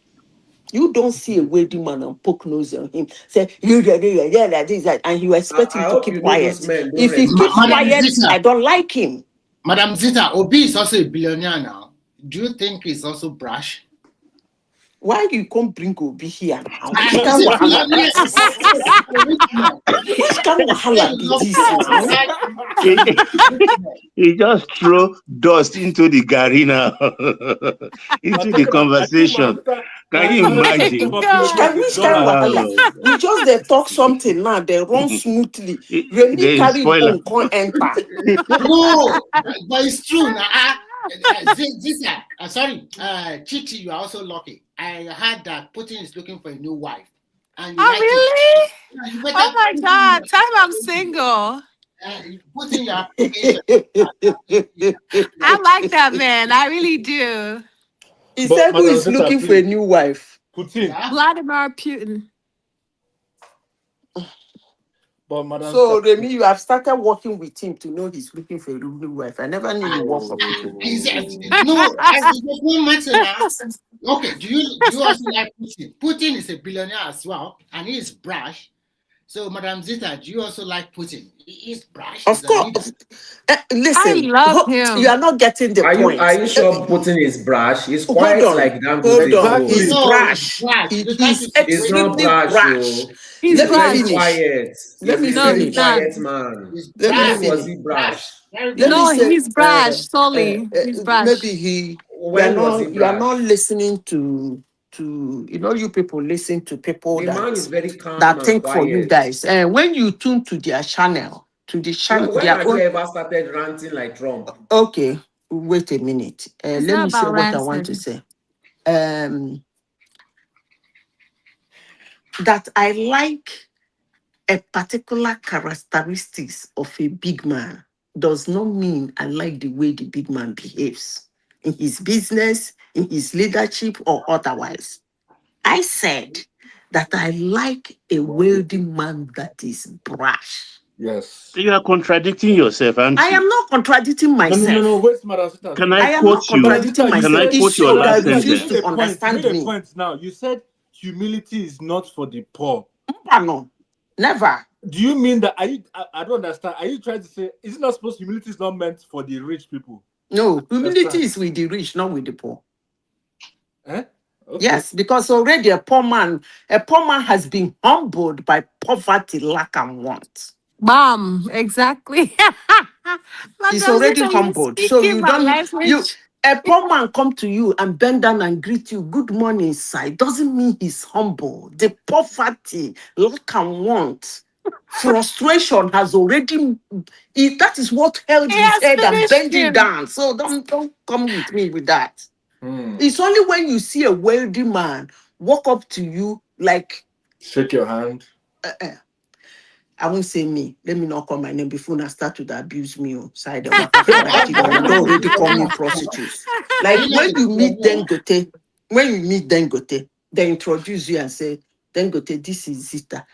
As he's bringing out his hand, he's bending his neck. That is what they call humility. Not a poor man where poverty don't bend his neck already. As in the waka they come meet you. He say, this man is very humble. He's very respectful. No, now poverty has turned him to respect. So humility is not with the poor. Oh Humility is my not with the God. poor. I don't ever want to be poor in my life because of Madam Zita. It's not with the poor. And that a big man buys people, cause war, cause problem. You please don't put that character, bumble them up. If you look at human character and habit, you name them one after the other. They are not just called one thing. And I picked one particular one about them. And I said, I like them when they are brash. Because money answereth all things. If you want make una enter court, una go enter court. He said, sue me, I sue you. Okay, let me give you an example. That time, let's assume that Donald Trump was Obama at the level of wealth of Obama. And Democrats drag him around 2023 to 2024. He go humble now. The shoulder go bend. But the man was going everywhere. You were mugging him. He was still talking. He was still attacking. No, that's the kind of man I like. Because when he look behind, he see his billion. It's not going to do him anything. Even when the court in New York gagged him, you know, go talk again. They see if you talk, you pay 15,000. The man still talk, pay the 15,000. That's my guy. Come on now. Period. Come on, that's what I'm saying. That humility is not with the poor. I like them when they're bright. He said they gagged me. He still said that in the court to say he no go talk. He still talk him. They say your penalty, your fine is 15. And wire them the 15,000. Talk another way. Wire them the 15,000. It's only a big man can do that. So forget it. Exactly. Please, Forget it. I'm not. Listen, please. But do you Don't get believe? me wrong. But Before do you you people will believe? start abusing me, I like to clarify myself. I am not Do you saying believe that all those every other. Remy, before you bring Peter Obi, before you No, I bring want to Peter ask you Obi, another question. The question is, all those money is wiring them, 50,000 a year, $50,000 a year. It's a chicken change for him as a billionaire. But don't you think he has been a president for more than going to 2 years now? I think it's more than a year. Don't think he would have recouped the money in billions back? Trump don't recoup that money now. Jehovah, which kind Don't talk be recoup that this money now? now. This is Which kind honestly. talk be this Trump has now? recouped that money long time ago. I don't understand He this has your recouped that talk. money Where long this time talk ago. come from now? No, He has recouped that money long time ago. I asked that question on a lighter note. As a businessman, Remy, since where you come here, yeah, we dey talk another thing. You bring P2P. We know don't that- dey talk now. I You don't know. say, I don't don't know. you I don't think know. when he I was don't paying know. that money, did you guarantee him that he's going to win the election? But Obi is also a billionaire. Hey, he also like You So for stupid your life now, Obi. hold on, please. When we talk about billionaires, you want me to in start? dollars, not in naira. Okay, hold on. He wants me to. Remy wants me to talk, and I will talk, and the skies will not fall. When we are talking, please, Remy, understand my level. When I'm talking about billionaire, I'm talking about intercontinental billionaires. I'm not talking about a warehouse billionaire. You are looking down at the Please, I am not speaking about a warehouse billionaire. I'm talking about a billionaire. You can walk into a country and mention his name. They say, yes, they know him, even if they've not met him. So please, can we be serious? Even the Trump you are talking about is not even top 50. It's not what? It's not among top 50. Top 50 billionaires. Anyway, it depends on what you call a billionaire. I'm talking about four hold on. Let me. Trump is a poor billionaire. His mates are making 100 billion. Is a billionaire. He's a poor billionaire. A billionaire is a billionaire. A billionaire is a billionaire. Okay. Even before he became president, he's known because he has his skyscrapers. He has his skyscrapers in strategic places in the world, and he put it his name. Let me finish. A billionaire is a billionaire. Whether you call him a billionaire, a poor billionaire, or a rich billionaire, that is your own understanding. But the fact still remains he's a billionaire and he's an intercontinental own, not your P2B. I beg you. Exactly. So the only thing that I can give to Trump is that as a businessman, he knows very, very smartly how to game the system in America. And he gamed the system very well. I'm telling you. I am surprised you're saying this. Why? No, let me tell you why you're. Let me finish. What I'm trying to say is that I just want to. It clearly shows that corruption is everywhere. And number one corrupt country, I think, is that US. Oh yes. Okay, let me say this. Remy, that thing you just said, I don't even know why that is a sentence or a statement. Because every billionaire in any country know how to run the shit of that country. That's why they're billionaires. Dangote know how to run the shit in Nigeria. That's why he's making waves. Item of national security. And at a point, they become according to you, an item of national interest. They become what Igbo people. Yeah. Let me find the word. You know what Igbo people call meaning inside? Yeah. Swallow them, you no go fit drink them. Yeah. Or you swim them, you no go fit swim them. Okay, make we throw away them, you no go fit throw away them. Yeah, they become indispensable. Yes, you don't even touch them any longer. So you saying that they know how to run shit in the country? That's how they become billionaire.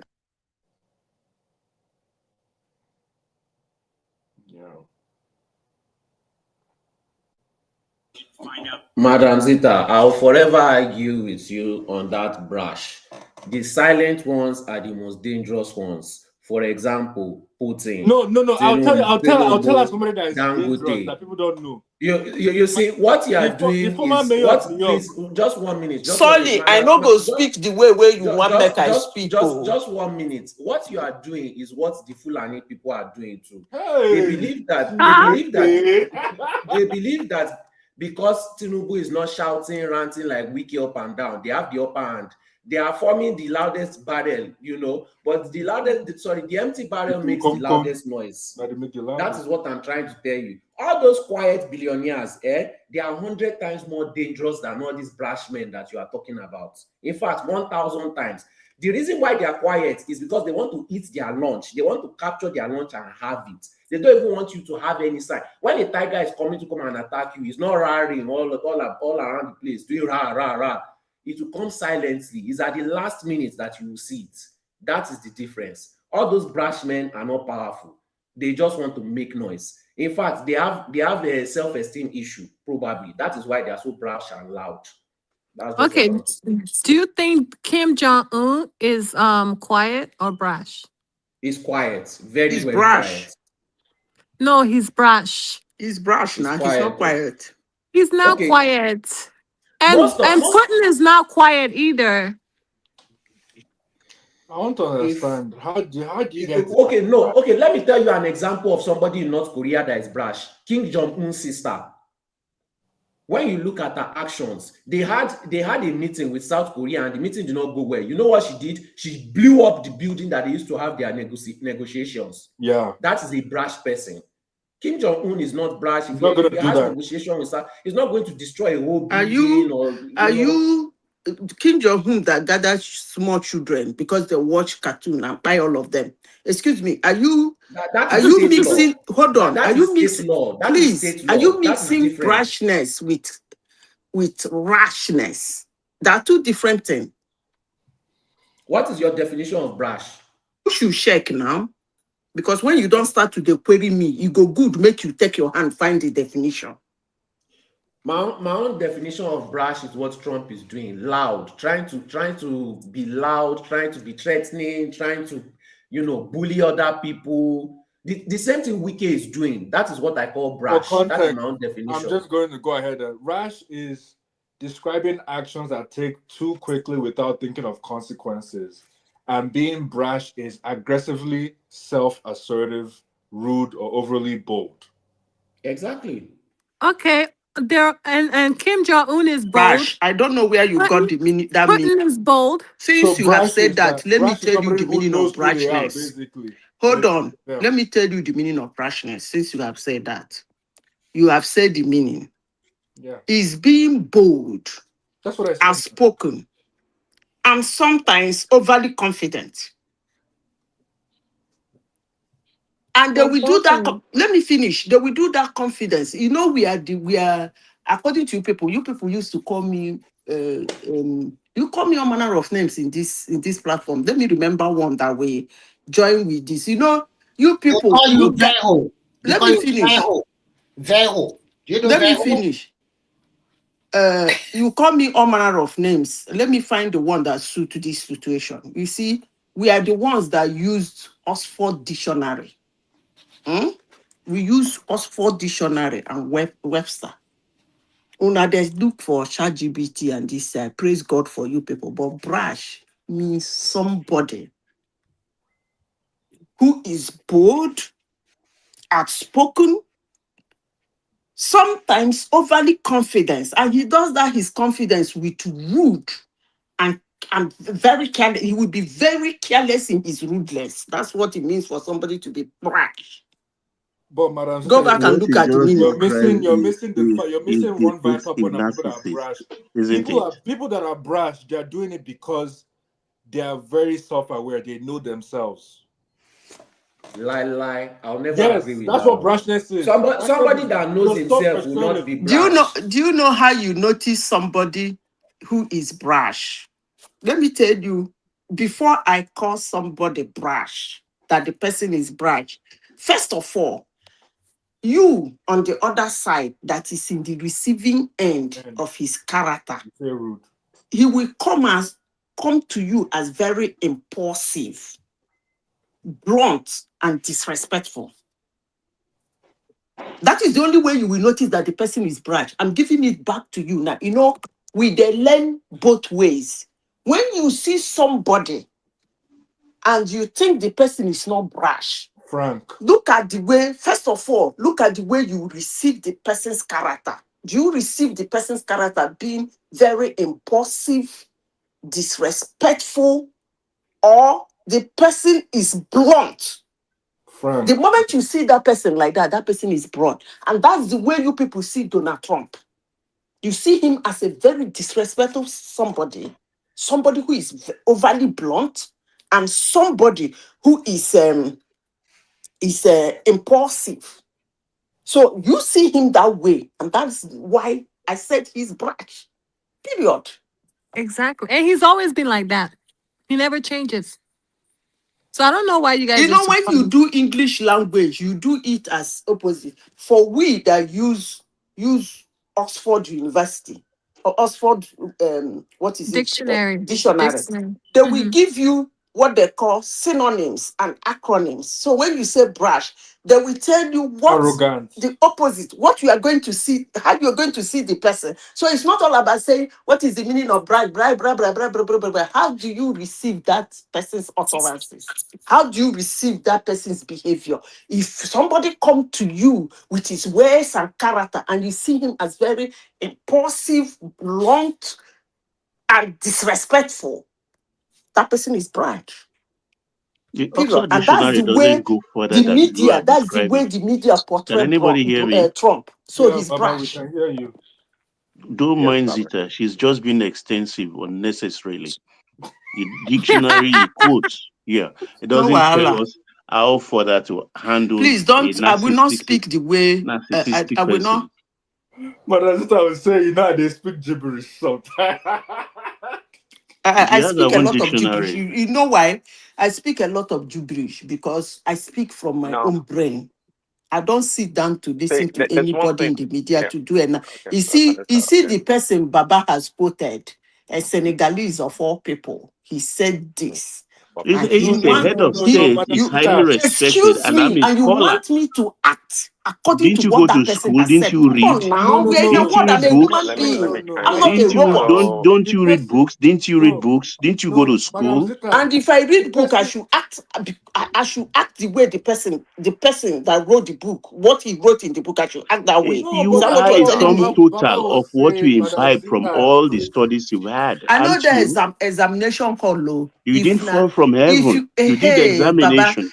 if you gave me an exam in that your Senegal man, I will read his book and write his exam and pass. But telling me to believe what he said and act on what he said, I will No. never do that. It's Madam Zita. The person that said that is not actually So let is me. Wole Soyinka said in response to the Senegalese guy's philosophy around the negritude. It was Wole It's Soyinka that poetry. said that. Yeah. That's see what Madam said talking about. See, there's at least two definitions to most things. Brash. You have the dictionary definition and technical definition, and the technical definition could be the way a certain word is perceived or used in a certain place, country, or region. So a definition according to maybe Trump may be different from what it says in the dictionary, right? But that doesn't disprove that the the definition of brash, as we know it in the dictionary, is incorrect. No, so it's how you apply. I think that what you said is how you perceive or apply a certain word. That's what makes it matter in the context, of course, in which you're talking or you're speaking of it. So, but we can see right now. See, with Trump, at the end of the day, Trump has become what you call a one-trick pony. Now, when Trump was playing his politics nationally, just in America, he was doing well. I supported him. Again, Trump to me is I said I love the man because he's just another human being. It's Hey, easy to read. Let me lie. It's easy to read, and he's not that complicated as a person. He speaks his mind, and I love it for it. That brashness when it comes to speaking your mind is what I love about Trump, right? But not the brashness to the extent of insulting people's religion or trying to exterminate, uh, uh, um, you know, exterminate people's what do you call it, heritage, like he said about Iran, right? So um, But Prince Daddy, you can you didn't have an issue when Trump was talking about the shithole countries. um, you see, if you know me, if somebody's saying the truth, no matter how harsh or terrible that So truth is may be, this one not the truth? What he's saying what, about other religions? like what? No, what did he say? Which is be specific if you know. I mean, him being portraying himself as I Jesus beg, maybe Christ be is careful. true. Oh. Is that true? That is not true. and trying to wipe out an entire civilization, that in itself is abhorrent. That's not. I mean, so there's a limit to things, and that's one thing about Trump. He does not have limits. Again, when he was working locally, so to speak, I Sorry, supported him please, because the people. can you say this thing without saying you love Trump? You said you've loved Trump like 5 times already now. I take it easy, Well, please. and because I love it doesn't mean I can't criticize him, just like I've been doing this Yeah, past few but you weeks. said Yeah, this is what I I can be love about truthful. Trump. This is what I love about Trump. You've said it like 5 times. Like we get Well, it. yeah, Like I'm trying to make my point that I don't condemn the man. I can't condemn him because I have a sense of who he is as a person. you are But stroking again, his ego. when It's not somebody does even here. wrong, or says something wrong, yeah, I can't come against him, like oppose his position on that matter, and that's what I've been doing.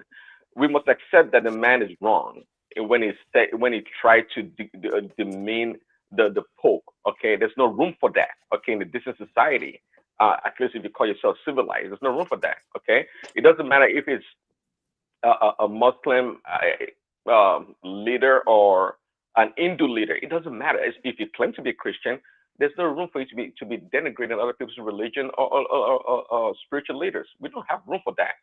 And just like I said before, we don't believe in collective punishment of people. So we don't believe in bombing people, killing women and children because of whatever damn reason. We don't believe in. I certainly don't believe in that.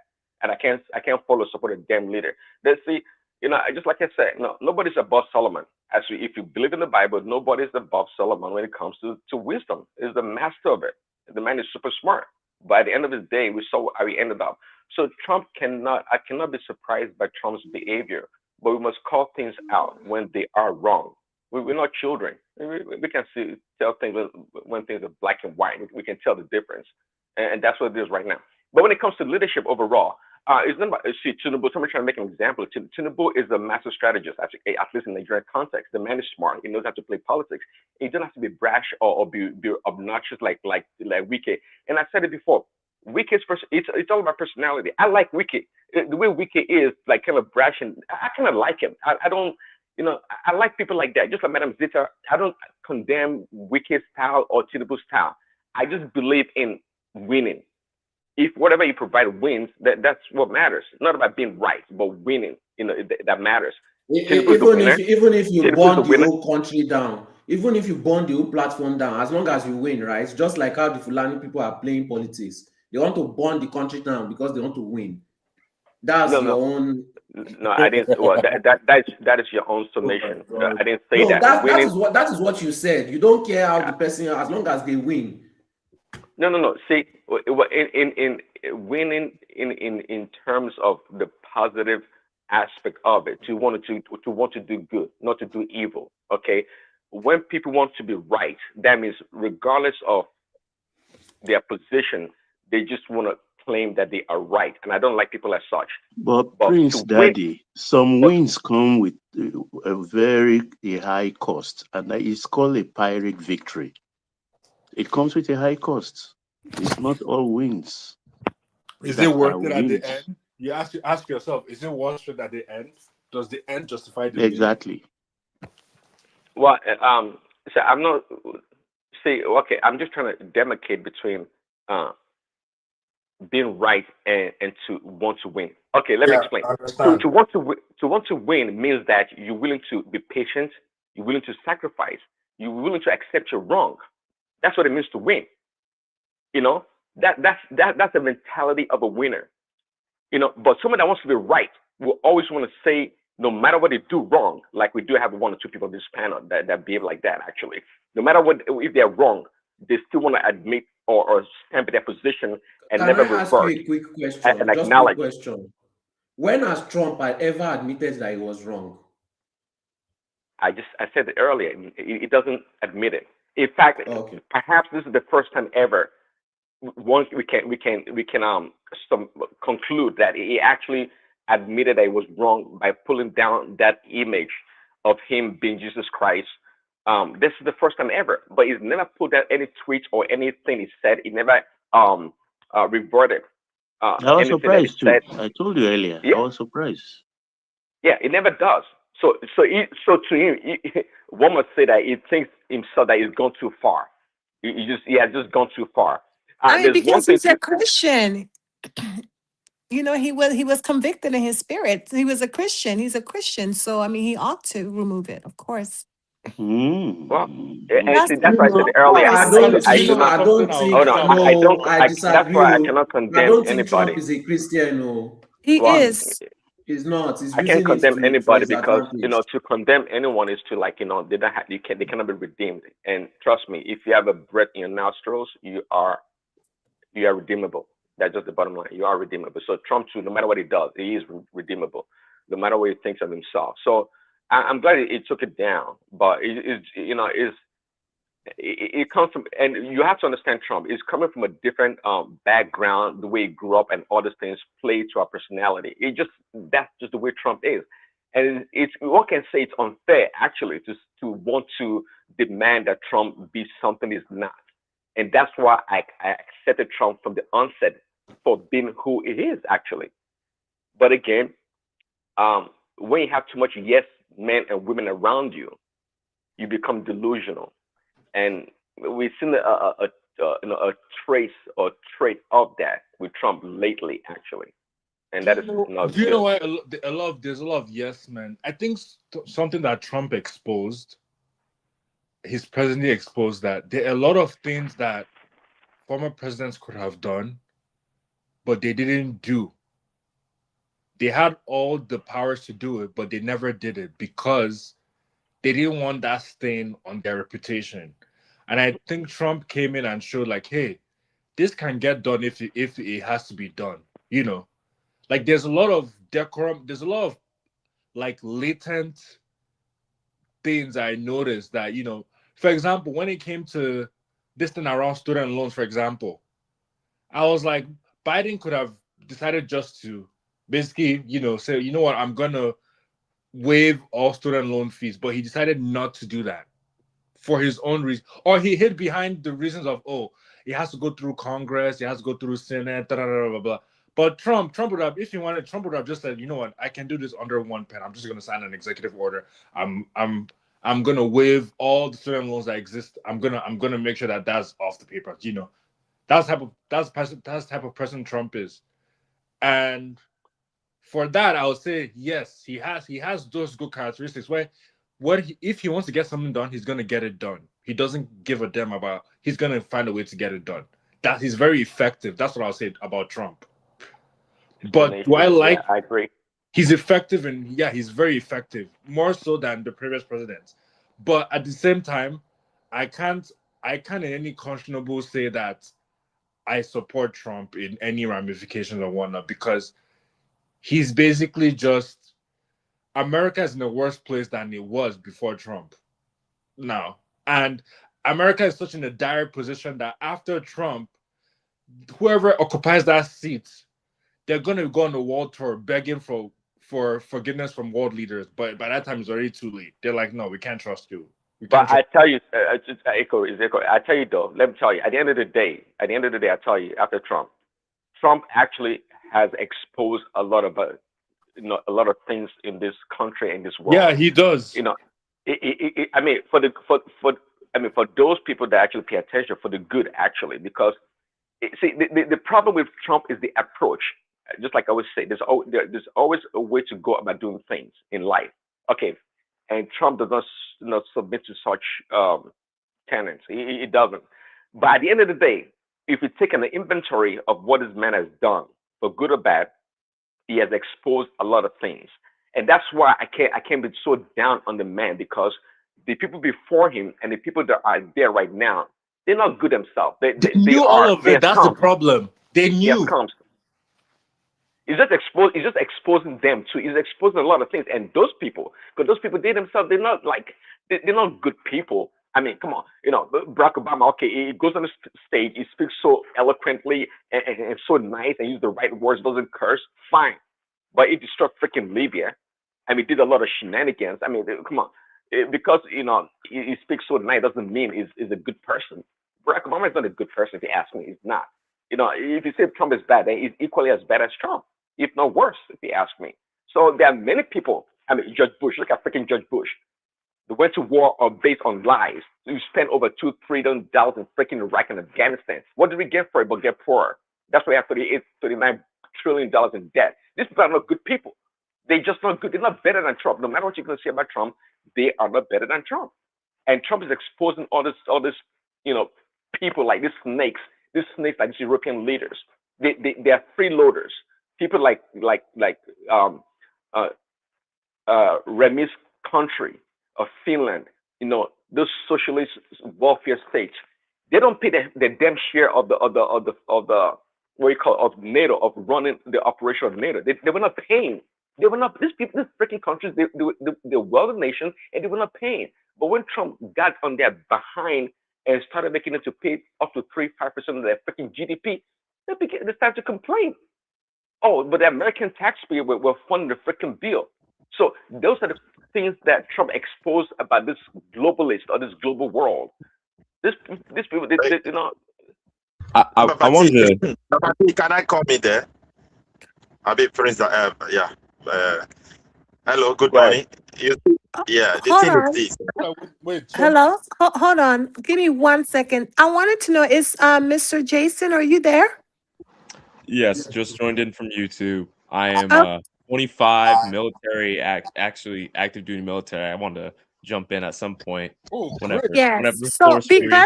because you're new, we're gonna give you that allowance to go first. Document your voice on behalf of one man, and then Midwest, if you excuse him to come in, okay? Yeah, he can come in.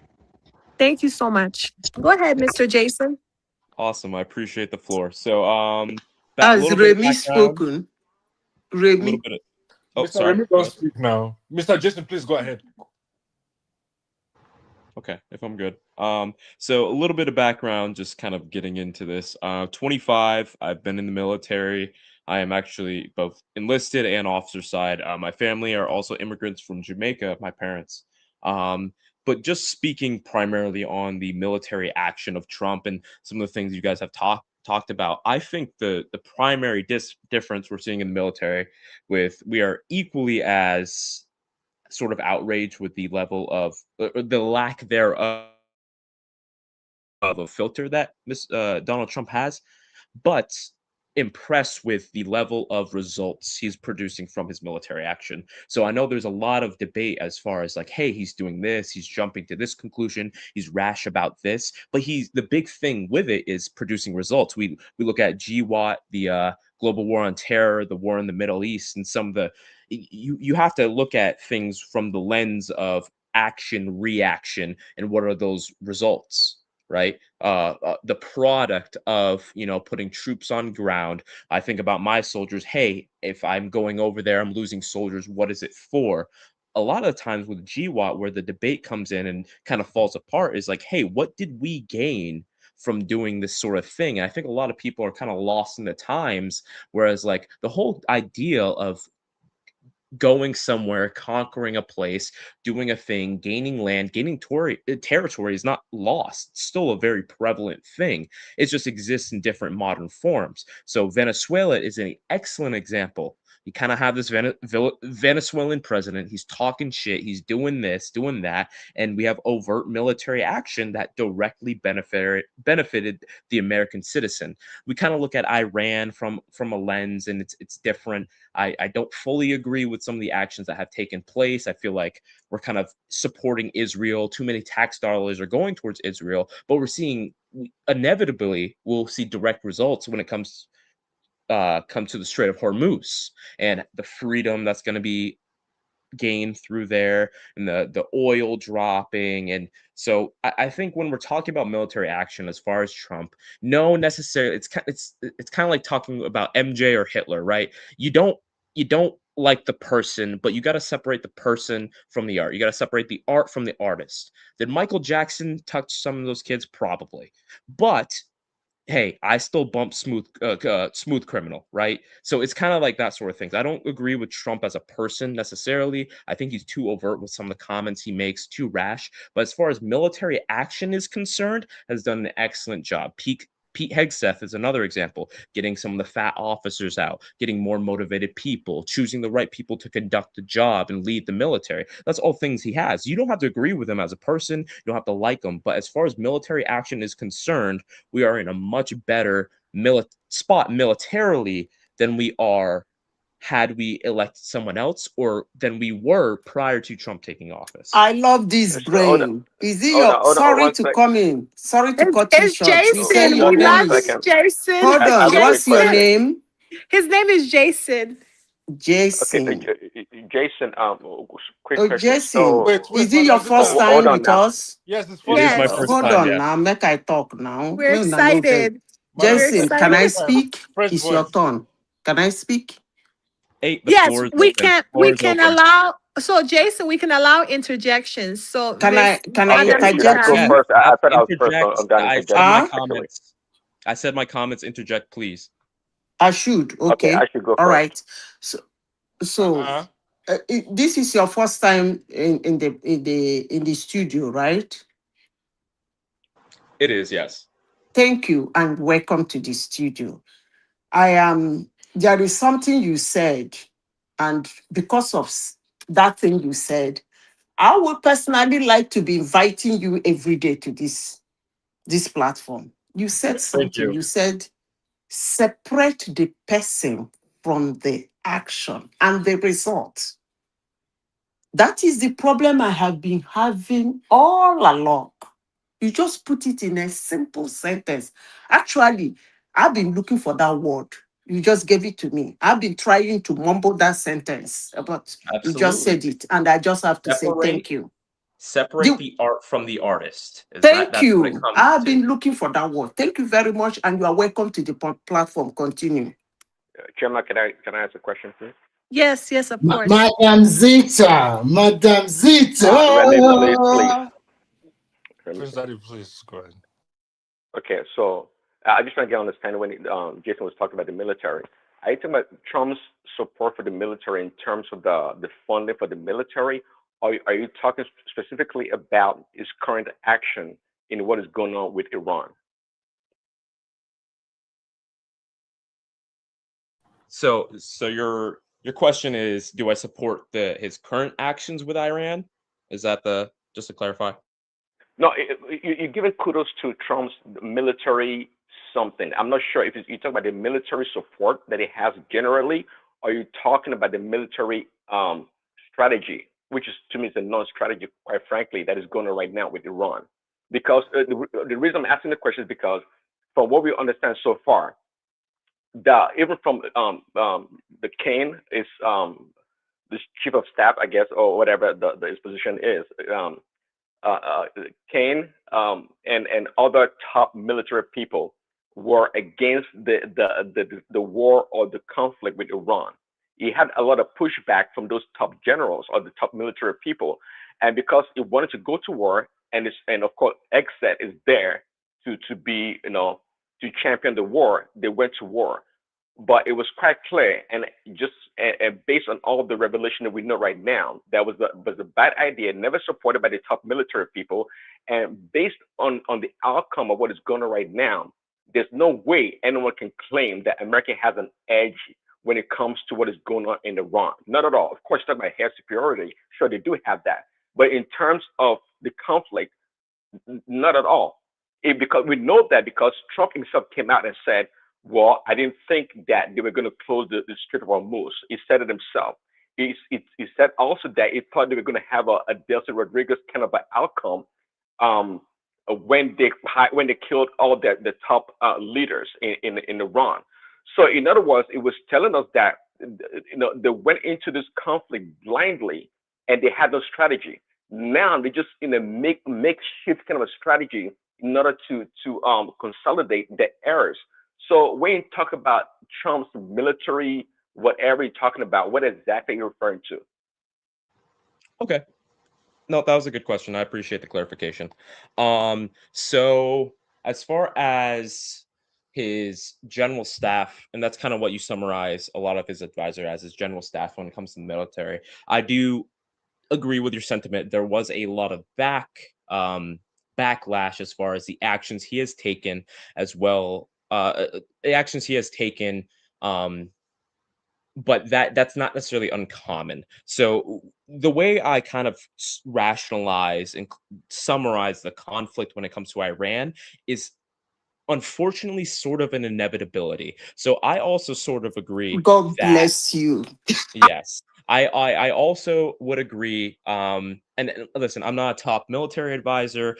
A lot of this is speculation, but there certainly could have been a different route in which Trump has taken as far as Iran is concerned. Personally, I haven't agreed with some of the action he has taken because I do feel a lot of it is on behalf of Israel.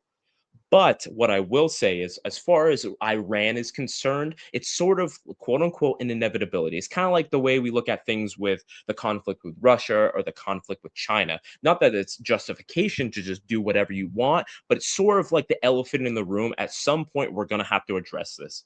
Iran has posed through the past 2-3 decades, I want to say two, I won't say three, well, past 2 decades, an inevitable threat to the United States and the citizens of the United States. Whether it be by proxy conflicts supporting terrorist organizations. I know if you look at like Saudi Arabia or Yemen, for example, the Houthi terrorist organization has taken over half of Yemen. They're moving into Africa. They have a lot of recruiting being done in Africa. And then we see that directly on the home front in the United States. When these terrorist organizations have the free flow and have all this money and support, they go to Western nations, whether it be in Europe or the United States, and they wreak havoc. They do really bad things to people. They do really bad things to civilized, normal people. So I feel like, as far as Iran is concerned, it was an inevitability. Current military action is certainly up for debate. I've agreed with some of the things he's done, not all the things he's done. Yeah, he didn't anticipate the Iranians being as stern, as firm as they were, putting up as much as a fight. He did think they would fold a bit. I know some of the military advisors were like, hey, you shouldn't do this, shouldn't do that. But I wouldn't say he stepped too far out of the reach, right? I don't think this guy is up there starting wars that would never have happened, picking fights where there's no fights to pick. There was certainly a fight to pick with Iran. There has been for the last 2 decades. It's just when. And I feel like the current state of affairs with Israel being attacked and them supporting some of the counter operations against Israel, them supporting some of these terrorist organizations via proxy, that I don't think he's navigated the situation necessarily a bad scenario. I think it would take a ton more education and a ton more knowledge of military action, military history, in order to make a determination whether or not he made the correct choice or the wrong choice with how much he has provoked Iran. I will also say it's completely mutual, right? All the things Trump is doing, Iran's doing back. All the propaganda, the provocation, they're doing the same exact things. So as far as the current state of the situation, I think we're in a much better spot than the media will tell you. There's a Oh lot of yeah. misinformation. This guy, you should be No, coming please, here. can I? No, please, we no, can't like please. You leave should be everyone coming No. here. Okay, No. guys. So Don't when go. Joe Hold Kent, on. when Can I Joe talk Kent, about Remember, guys, sorry, remember, Let's please. settle down. First of all, sorry. let's Hold A on. second, let me settle please. down. close. Okay, Listen, Can everyone. I? I'm sorry. Madam Hold on. Cynthia needs girlfriend Can Okay, already. I come in? Just No, hold another on. second. please. Okay, Let me hang finish on. out. Excuse me. I'm the moderator. Hang on a Yes. Can I? second, okay? Hang on a second. I'm the moderator, and I don't like to come out and tell you guys that. Just everybody settle down. So, as one man would say, all the new viewers and panelists, please subscribe and like the show. Jason, we're happy to have you. And then there's another new member here. His name is Ricardo. So, Ricardo, you can let us know when you're ready to come in. So go ahead, guys. Okay, I want to say Can I? something. Can I? Joe, Sorry. Joe Can I Kent, Joe counter? Kent, hold on. Joe Kent Remy, just retired, okay? na And he indigestion. No, said if there you was don't no want make I imminent interject, I threat shut up to my Madam mouth. America. Zita, calm down. I know Madam you are. Zita, Remy, Calm I will down, not Madam calm Zita. hold Calm down down. because I Madam have Zita, seen so somebody I who can see speaks that like photo in me. your eyes, right? I Huh? know, Madam Zita, just hang on. So I Prince would Daddy, like to disagree. hold on, Prince Oh Daddy, you God, wanted make the to, guy finish now. guys, hold on. Prince Daddy, did you want to make a statement? Yes, brief statement. in terms of the threat that Iran poses to the United States. Quite interesting. Joe Kent, director of National Counterterrorism Center, retired, and in his open letter, he said clearly, because obviously he's an insider person, he has information to what is going on in terms of our intelligence. And he said Iran poses no imminent threat to America. So the way Jason is making it sound as if Iran was right at our door trying to do something crazy to us, but an insider that gets information every day just told us that Iran poses no imminent threat to us, and we know that also from multiple testimonies by um, Tulsi Gabbard. She's told us that Iran do not pose any threat, and nor do they have the ability to develop their nuclear weapons in any time in a short amount of time. We have all this in documented across America's intelligence agencies. So to try to make an argument that Iran poses an imminent threat to America, I don't think that is genuine. There's no document to support that decision at this point in time. Okay, can I come in? Can I come Yes, in? Madam Zita, go ahead and comment. And then I after that, wanted to Mr. do Midwest. something that would have swept everybody's feet here, but I thought of it. No, do it now, Madam Zita. Do it. I beg. Wait now. Una body the hot. It would have been a way I used to be very petty. When I want to be petty. When I want to be petty, I want to drive my words in a way that even a baby will understand what I say. I become Please very kick Madam petty. Zita out. Kick Oh, Madam Mr. Zita Ola out. don't come. Ola, how many times did I call you? Shana 2 times. Leave me alone, no. Now So, that you come, I won't be able to Peter, speak. you are very excited this evening. Hey, I this know, person Because has a made fresh, me. fresh no. voice. Now I No, have I somebody. like Mr. Jason's perspective. Really, really. I Please. don't agree, but I disagree with it. I disagree with it, but I I like think it. he is also biased, of course. Olo, He's please. very No, biased, Una. not also. He's very, very It's biased. when you say speak, you are not biased. When somebody else Yeah, please. puts out his own submission, the person is biased. That's okay. I don't It's care. not biased. I But appreciate the important thing is that I have gotten somebody who speaks like me, and I am very glad. Now, let me say this. I said I wanted to be petty, but I felt if I do it, because Madam Zita, anyway, do never it mind. now. Madam Zita, do it now. Never mind. Do You see, it. Do We it. can accept. We can take it. when you say death to somebody, you see, the problem I have is that, as I said before, they don't want us to think. They think for us. Kent, a CIA officer who has the inside story and knows everything, came out and said that Iran is not a threat to us. Imminent threat, yeah. An imminent threat to us, and you bought it because Kent said it, and he's a CIA officer. Now, let me run the story of Iran with United States, the little I can remember, because my body is boiling. Mm-hmm. In the year 1984, Iran killed 243 Americans. In that period, too, how many? 200 and something in their whatever, what do they call embassy. They held American soldiers, Americans hostage. In that process of hostage, most of them died.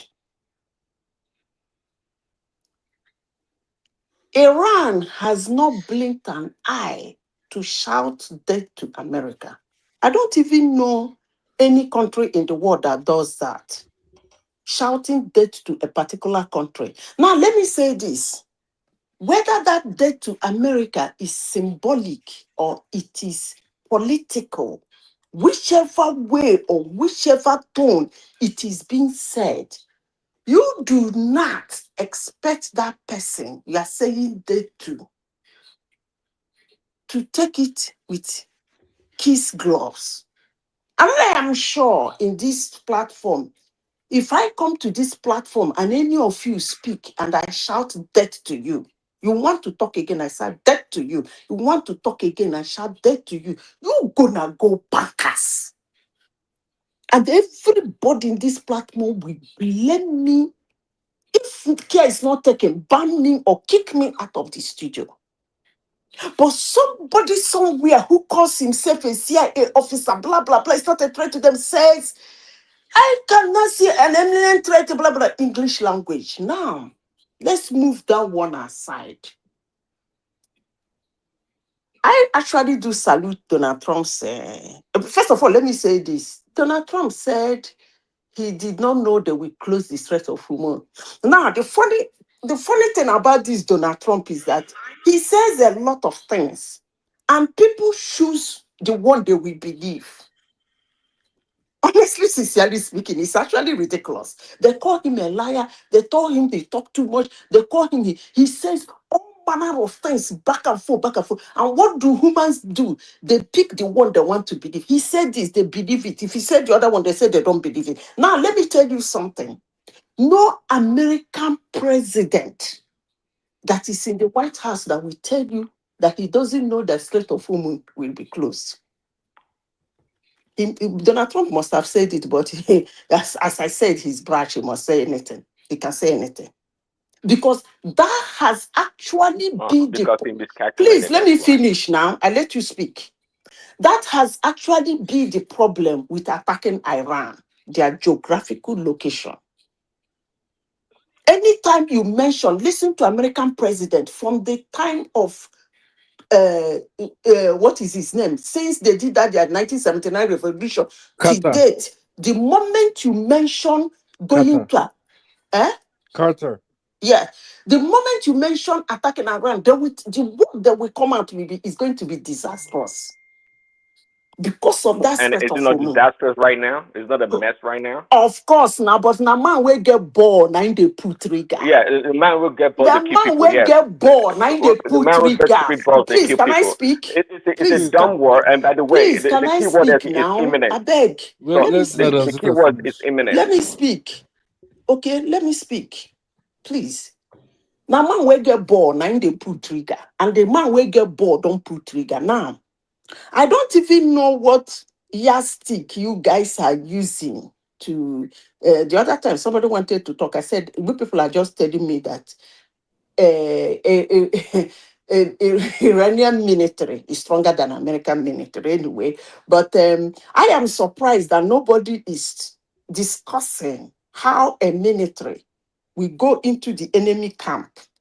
Their person will hide in enemy camp for 48 hours. They go in there, pick him and come out without losing a head. I am sure that so many people in Iran has been died, a lot has been destroyed, but a lot, not even a single cockroach in America here has been hurt. Apart from the military, because the military, when you go to war, military is, if a country is losing their military, that's what they're supposed to lose in their war. You can't count that the country is losing their military. You count it as the country is down. But Iran is losing and losing everything. And still people come here to school. You see, let me say this before I go. Please, give me Shoma. Yes, ma'am. Please, let me take 2 minutes and say this.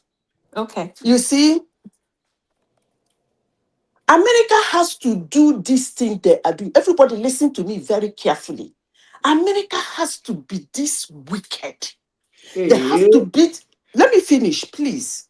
They have to be this reckless. They have to be this mean. There has to be this domineering to give you guys that privilege comfort you guys are enjoying.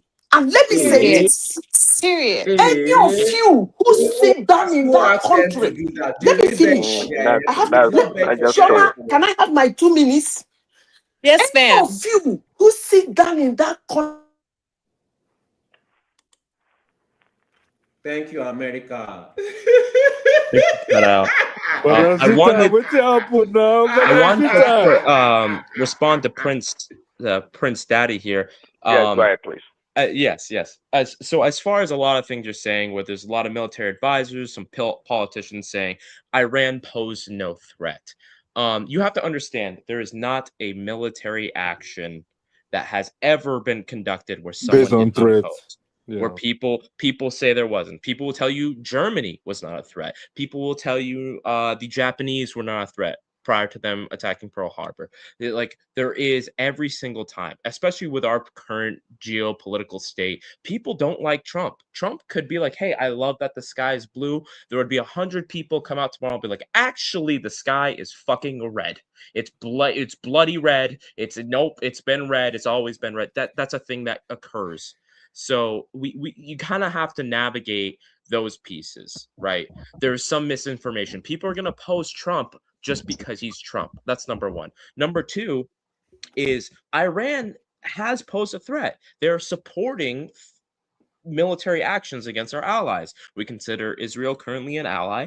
They're supporting those actions. They're supporting terrorist organizations. They're supporting this, that, XYZ blank. I could pull up all of the things they've sent money to and they supported. So kind of as a nation, maybe they don't pose. Guess what? We're the United States of America. No one realistically poses an empirical immediate threat. That's just not a thing. We're the Can greatest I have my country 2 in the minutes? world. What happened? Who kicked No, me out? Madam Sorry, Zita, you may I cut see out. say something? I don't give all of Yeah. on time. Well. Oh, let me finish my two. Shioma. Oh. Yes. So, Permit me. so guys, Moderator, you can navigate. yeah. was- So, guys, her network was disconnected, so we have to give her 2 minutes and be kind, please. But Mr. Midwest after. Please. Yeah. Yes. Absolutely. I want to say this. But what if I don't want to be kind? I want to be brute like the America. Hell yeah, Solly, baby. how much? America first. Solly, how much America money first. do you have? Is it by mouth? Solly, how much money do you have? That was Solly, really how much money? Are you Dangote? Are you not Dangote? That was a good one. Let me say this. America has to be this rude, this arrogant, this devastating, this wicked, this domineering, this hegemony to give you that privileged comfort you are enjoying right inside that country, including your friends. Please let me finish. Including your family well-wishers that troop in and out of America. And as long as you sit in there to benefit from that privilege, they work so hard to give you. Better shut the fuck up. You don't like it, leave it.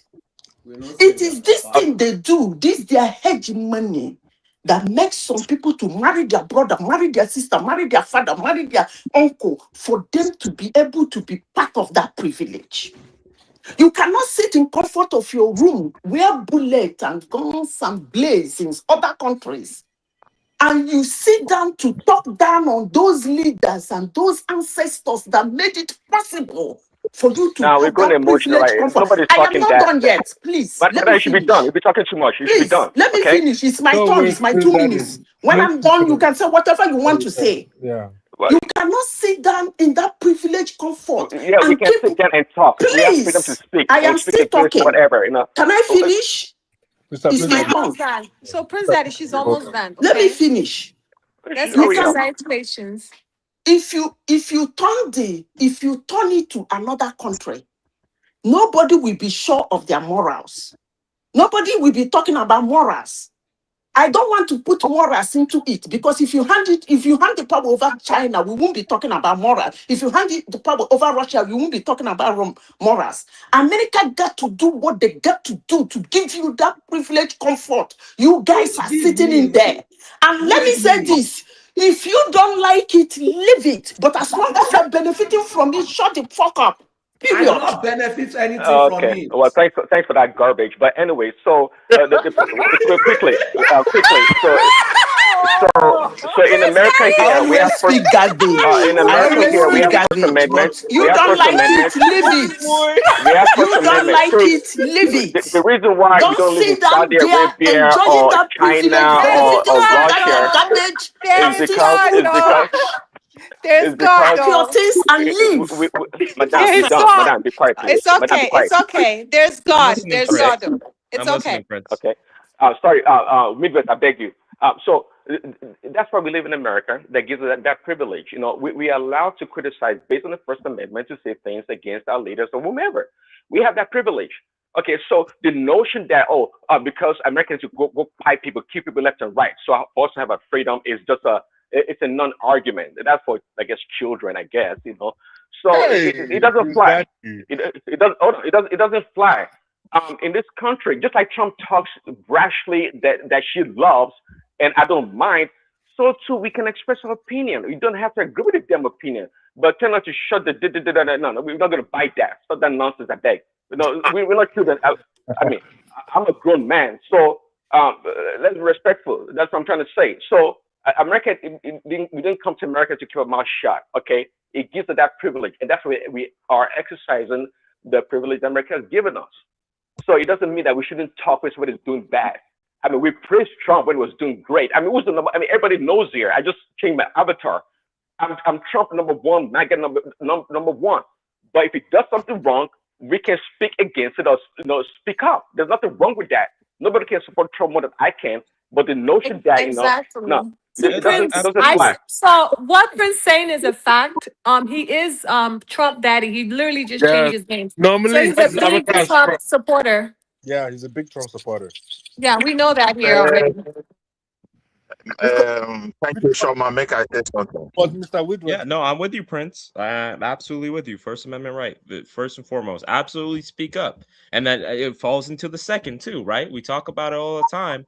But hey, your First Amendment falls right into your second. That's why they exist, right? It's not about just some redneck out in the woods having a They magazine. give you It's about privilege to screw trash defend for yourself. on your Madam benefits. Zita, you said you were finished. Shoma, make I see put smutty there. You know, I thank everybody. You know, good morning to ladies and gentlemen and listeners and viewers across the globe. I've listened to so many speakers here, and I learned a lot. But the thing is, Sorry, who is speaking? Sorry. it's Midwest. Okay, It's Midwest. perfect.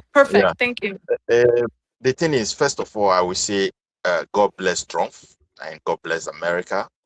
I'm not living in America. Thank you. Which kind of cultism? This is like a cult. Mr. Midwest. This is a cult. I swear, this is a cult. I don't know what they are feeding you in America, but this just sounds like a cult to me. You don't. Mona, let me land my point. I say, may God bless America, may God bless Trump, because I live in Europe. May God bless Tinubu too. Yeah, may God bless Nigeria, bless Tinubu. He's my president, and though I don't love him, but because some of his policies, but at the same time, he's my president. I pray that God give him wisdom and strength to be bold enough to solve our problem. Amen. Just the way Trump is doing it today. And the thing is, if you look at what Trump is doing, I will tell you, the entire European leaders that are opposing Trump are not opposing Trump because of what Trump is doing currently. But God bless you. Because of the kind of fear that they have built for so long, that if we do it this way, we will end up like this. And that is why they all opposed Trump. They were so scared.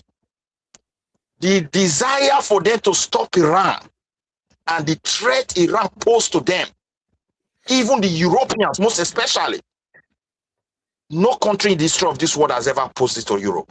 Because one, if Iran were able to manage to build that kind of what I call immune around their nuclear activities, China would have come in and take possession of the entire Middle East. Nobody would be willing to confront the nuclear power. Just imagine a country, Israel attack you, because American presence is in Saudi Arabia, boom, Because America president is Kuwait, boom. They planned this for years. That was the first target. Look, they create different segments of operation and say your duty while you are in existence. If you are in war with America, just destroy Saudi Arabia. You destroy Kuwait. You try to attack Israel. We will be fighting Israel and America, but your duty, this segment of people, just do this for us. The truth is this, my brother. Whether they divide or not, Europe have no choice and America have no choice than to reconcile and do everything possible to manage the globe for everybody, for the safety of all humankind. Have you heard what Spain just did? Yeah. Fuck Spain. I've lived in that place. Who are Spanish? They colonized the entire South Spain. America. Do they have leverage in the world? Yes. What? I've lived with people that don't. Let me tell you, the way those people reason, I love some aspect about them. They don't see the globe. They were blessed to colonize the entire South America. Spain is supposed to be the greatest power, the greatest economy in the world. If you reach Mexico, you speak Spanish. You reach the other side. Highest Brazil, Portuguese. A Portuguese and a Spanish man can communicate and understands themselves to almost 60 or 70%. What leverage do they have? They don't see future. The Spanish will tell you, think of today. Tomorrow is another day. Why the Englishman tell you, save for the rainy day? Spanish, no. So you can see the mentality. So don't use people who don't believe in the rainy day to make an excuse. Spain don't even have leverage. Okay, look at European Union as a whole. I will tell Prince Daddy, you are wrong to use Finland as an example as a free rider for NATO. These are young NATO members, and they came, like Sweden, they came in with robust asset for defense. And even Trump admitted it. The Swedish don't make noise, but they have a lot to defend themselves. They've done that a lot. Hold on a moment. The Finland you use as an example, they have a mechanism to defend their land, and they have been doing it for generation upon generation. They prepare against Russia. They are not weak nation. They believe in the alliance for years. They believe they can defend themselves, and they prepare for it. They don't make noise. They are Scandinavians. So that is one. And the second one, the Spain is just mentioned. Since Trump came in, and Trump has been telling the entire European Union, the entire NATO, look, you people are not spending money. Chinese are growing. Iran is there. Russia is coming up again. It's going to come back with full force, whether you like it or not. And only Spain cannot cross 1% GDP. And you are using Spain as an example. They don't contribute anything. They're just free riders. What do they have? Let's see how far they will go. They challenge Trump. When I entered Spain, I started with farm work because I don't understand the language. They were harvesting only orange and selling to America. They have millionaires everywhere. Don't let us divert. Don't let us divert from this. I cannot push to remove it. Hold on a moment. He removed it. The economy collapsed. They're going to pay heavily. You are moving away from the topic. I don't want you to do that. Yeah, I'm not moving. You can just give me my time. You can come in and say whatever you want to say. Don't distract me. No, don't move away because I want to contribute. You are not the moderator today. So Mr. Ola, Calm down. Mr. Ola, first of all, you're the main one that always digress. Look, hold on. Okay, Mr. Ola, let me just round up with it. The pain I have is that someone is doing the dirty job, but the world cannot see it. I can't imagine Iran with a nuclear weapon, what the world will become. And that is why I support Trump with all my heart. I may not agree with him with everything he's doing. Like what Ishoma said, he called a country, what is it called, a shithole country. You are a president of a country, you live on top of gold, diamond, crude oil, all manners of resources. Post-human, very intelligent people. When you take them to America, you see best daughter, you can point to some country, they have the origin of Africa of this nation. And here you can't even take care of your citizens. Are you not a shit up? When a man is so sincere and he speaks his mind, the world always defines that man as evil. When a man is strict, they call him wickedness. This man means business. He has saved America. The border was so open. Chinese will load kind of people that want to hold America. They will just transport them through land. Mexico inside United States. Iran was doing the same thing, taking advantage. No leader in United States was able to. I thought they could not even stop it. Look at Europe today. When I enter Europe, the security I enjoy is no longer there because people were just coming. I'm an immigrant. I want immigrant to come in, but you should be the immigrant you can integrate, the immigrant that you can that can follow your way of life and system of life, that have to live with you. You can't just open border to people that want to harm you and you don't stop them. So for me, I strongly when the believe. Europeans came to Africa, did they assimilate? Did they not? Did they not? Listen, How did they come? How did they? when the European came to Africa, they came with a different mindset to come and conquer you. When immigrant is coming, and you can see how destructive it is against the continent. So when somebody is pushing into America with a view to come and destroy them, and the border is open, Europe is open, then you will see how you imagine how it could have been so destructive it would have been in the future. So this is my belief. No, your belief is wrong. If the country has good security system, it doesn't matter who comes into the country should be able to handle it. Look at what you are. That's not true. That's not true. That's not true. That's not true. Sorry, that thing you said is not true. Let me just round up. Can I finish? I will round up. No, Let me just round Mr. up. Midwest needs to finish. No, I'm the moderator. Hold on. Let me round up. I don't want. I know many people want to talk. Solly, no. I know many people no, Mr. want Solly, to talk. let Please, Mr. Midwest. I will Mr. round Midwest waited for a long it up. time. I will round it up like this. America is doing the dirty job. Europe have no choice because this is what they wanted to do so long. Nobody was bold enough to take this action. This man has taken it. It's not going to happen. Everything's not going to be well. I agree with that. But at the same time, this is something they have to do, and he has started it, and people should support him to finish it. And at the end of it all, they reconcile and take the leadership. May God bless America, may God bless Trump, and bless his house, and also bless Nigeria and bless Tinubu, our president, and grant him more wisdom to navigate the affairs of the and then, in conclusion, can we now contribute now? Ola, please, let in me contribute. Just give me 1 minute. In conclusion, what you said, who spoke last? No, I don't know. Was it Jason Midwest? Or Mr. Midwest? Yeah. Midwest, you didn't conclude it like me. You don't like it, you leave it. Okay. You don't like it, you get the hell out of the place. Okay, it's okay. So, excuse me, Mr. Jason, did you want to interject? Oh, okay. Yeah. I'll try to be quick. I know I like to talk a lot. As far as Midwest was talking about, I totally agree. Europe is just a shell. It's a shell. They do what the Americans do. Yes, there's been a ton of like, oh, Trump this, Trump that, whatever. Look at the best case scenarios. Look at immigration, right? All of Europe has been like, no, that's wrong. They're doing bad things to immigrants, whatever. Everyone's been criticizing military action that the U.S. has been taking, but yes, they can't defend themselves. They've been relying on the U.S. Absolutely agree with that. You look at general policy, illegal immigration, right? They're like, no, Poland's bad. Poland's not letting people in. Poland. They complain about us. Guess what? They just passed the other day. All right, mass deportation of illegal immigrants. So yes, I totally agree with Midwest. Like, listen, they just do whatever we say. They might be, that's just how Europe operates. They can't defend themselves. They just fall in suit. That is not up for debate. That's just what the Europeans do. They just kind of do what the US does. We control most of their defense. If Russia were to invade one of the NATO countries, we'd step in. They know that. As far as being like the whole conquering thing, I think he brought up a very good point about how the Europeans didn't assimilate, and a lot of the things.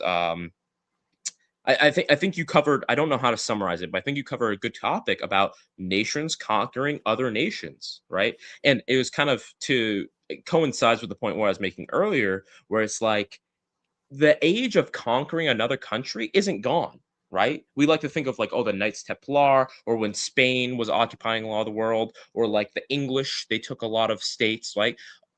A lot of countries across the globe still have the Union Jack, that British flag, in their own flag. Australia, New Zealand, a ton of island nations. This whole concept of going someplace and conquering a civilization, taking what you want in resources and people and money, isn't gone. And it's just reframed. It's a different thing. And that's not going to go away. Nations are going to conquer nations. Borders are going to be redrawn. I think people have kind of gotten to the state Bros, you be my brother. You are talking like you. That's what they do. know, That's still a thing. It exists in different ways, in different formats, right? Because we have Twitter and Instagram. We think it's different. It's still the same. The history has not rewritten itself. That's what nations do.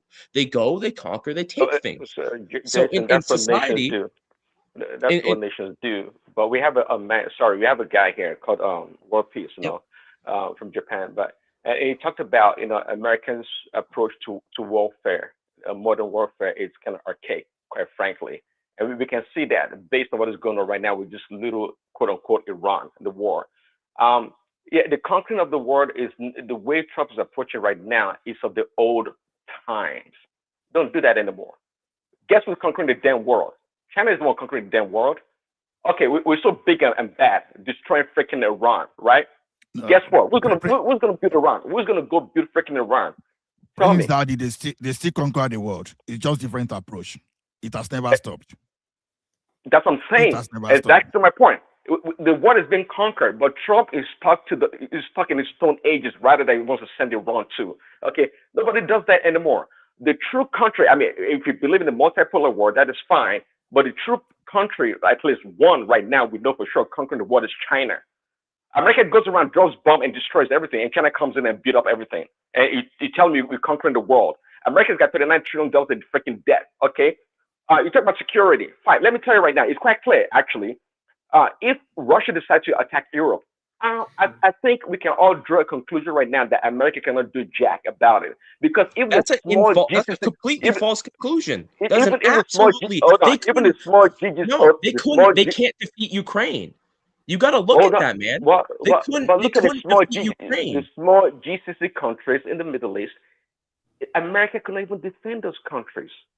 Iran had a free pass to destroy their freaking infrastructure at will.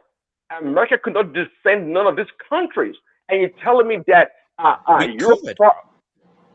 You don't understand. Here's the thing with Iran. What you're not understanding is we have not been involved in direct boots on ground action. We've been holding off for good reason, for great reason. Okay, well, you're a military expert. I'm not. But so, do you think? Do you really think that America can actually engage in a boots on the ground against Iran? Do you think that? Absolutely. Where are you? Like, you can look at our GDP, how much the percentage of our GDP that goes to that. Look at let's just simplify this. Do you understand an aircraft carrier, for example, is a floating city? It is a literal floating city. If you have confidence in anything in your life, have confidence in that military direct action from the United States of America could decimate and is superior to anything anyone else has. Well, that is relative to Iran. Okay, relative to Iran. Run away. Here. Relative to Iran, America, of course, Iran is no contest for America. We all know that. Yes, but if you're talking, but based on Iran's performance against America right now, not having a zero air security or air combat, they're doing very, very well actually. No, they are not. Well, yes, they are. I mean, bullshit. Okay, pause. Let's use the most recent military example. One of our pilots got shot down in Iran. We were able to go in there and secure them. Iran couldn't do that. Let's I agree with you. I do agree with you, but tell me how much it was estimated. How many assets do you think America used to rescue that one pilot? Tons of assets. How much? Yes. Okay. Absolutely. So it's show. And you telling me on the grand war in Iran, America has a chance. Based on, well, I'm not a military guy, but based on some experts at least that I've heard, given Iran's terrain and its mountainous region and whatnot, America has zero chance. And I know, unless we're trying to commit suicide, that's the only way we're going to go into Iran. Okay. We have zero chance of going into Iran. And I don't believe we're going to do that anyways. If we did that, it's going to be a massacre. Well, I think we all know that's going to be a massacre. See, there's no need to try to debate. America spends $1 trillion. Now they want $1.3 or $1.5 trillion for the military budget.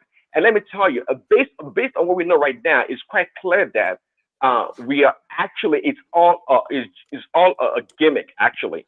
Because right now, Yes, based on the inventory of missiles or defense equipment, we don't have enough of them.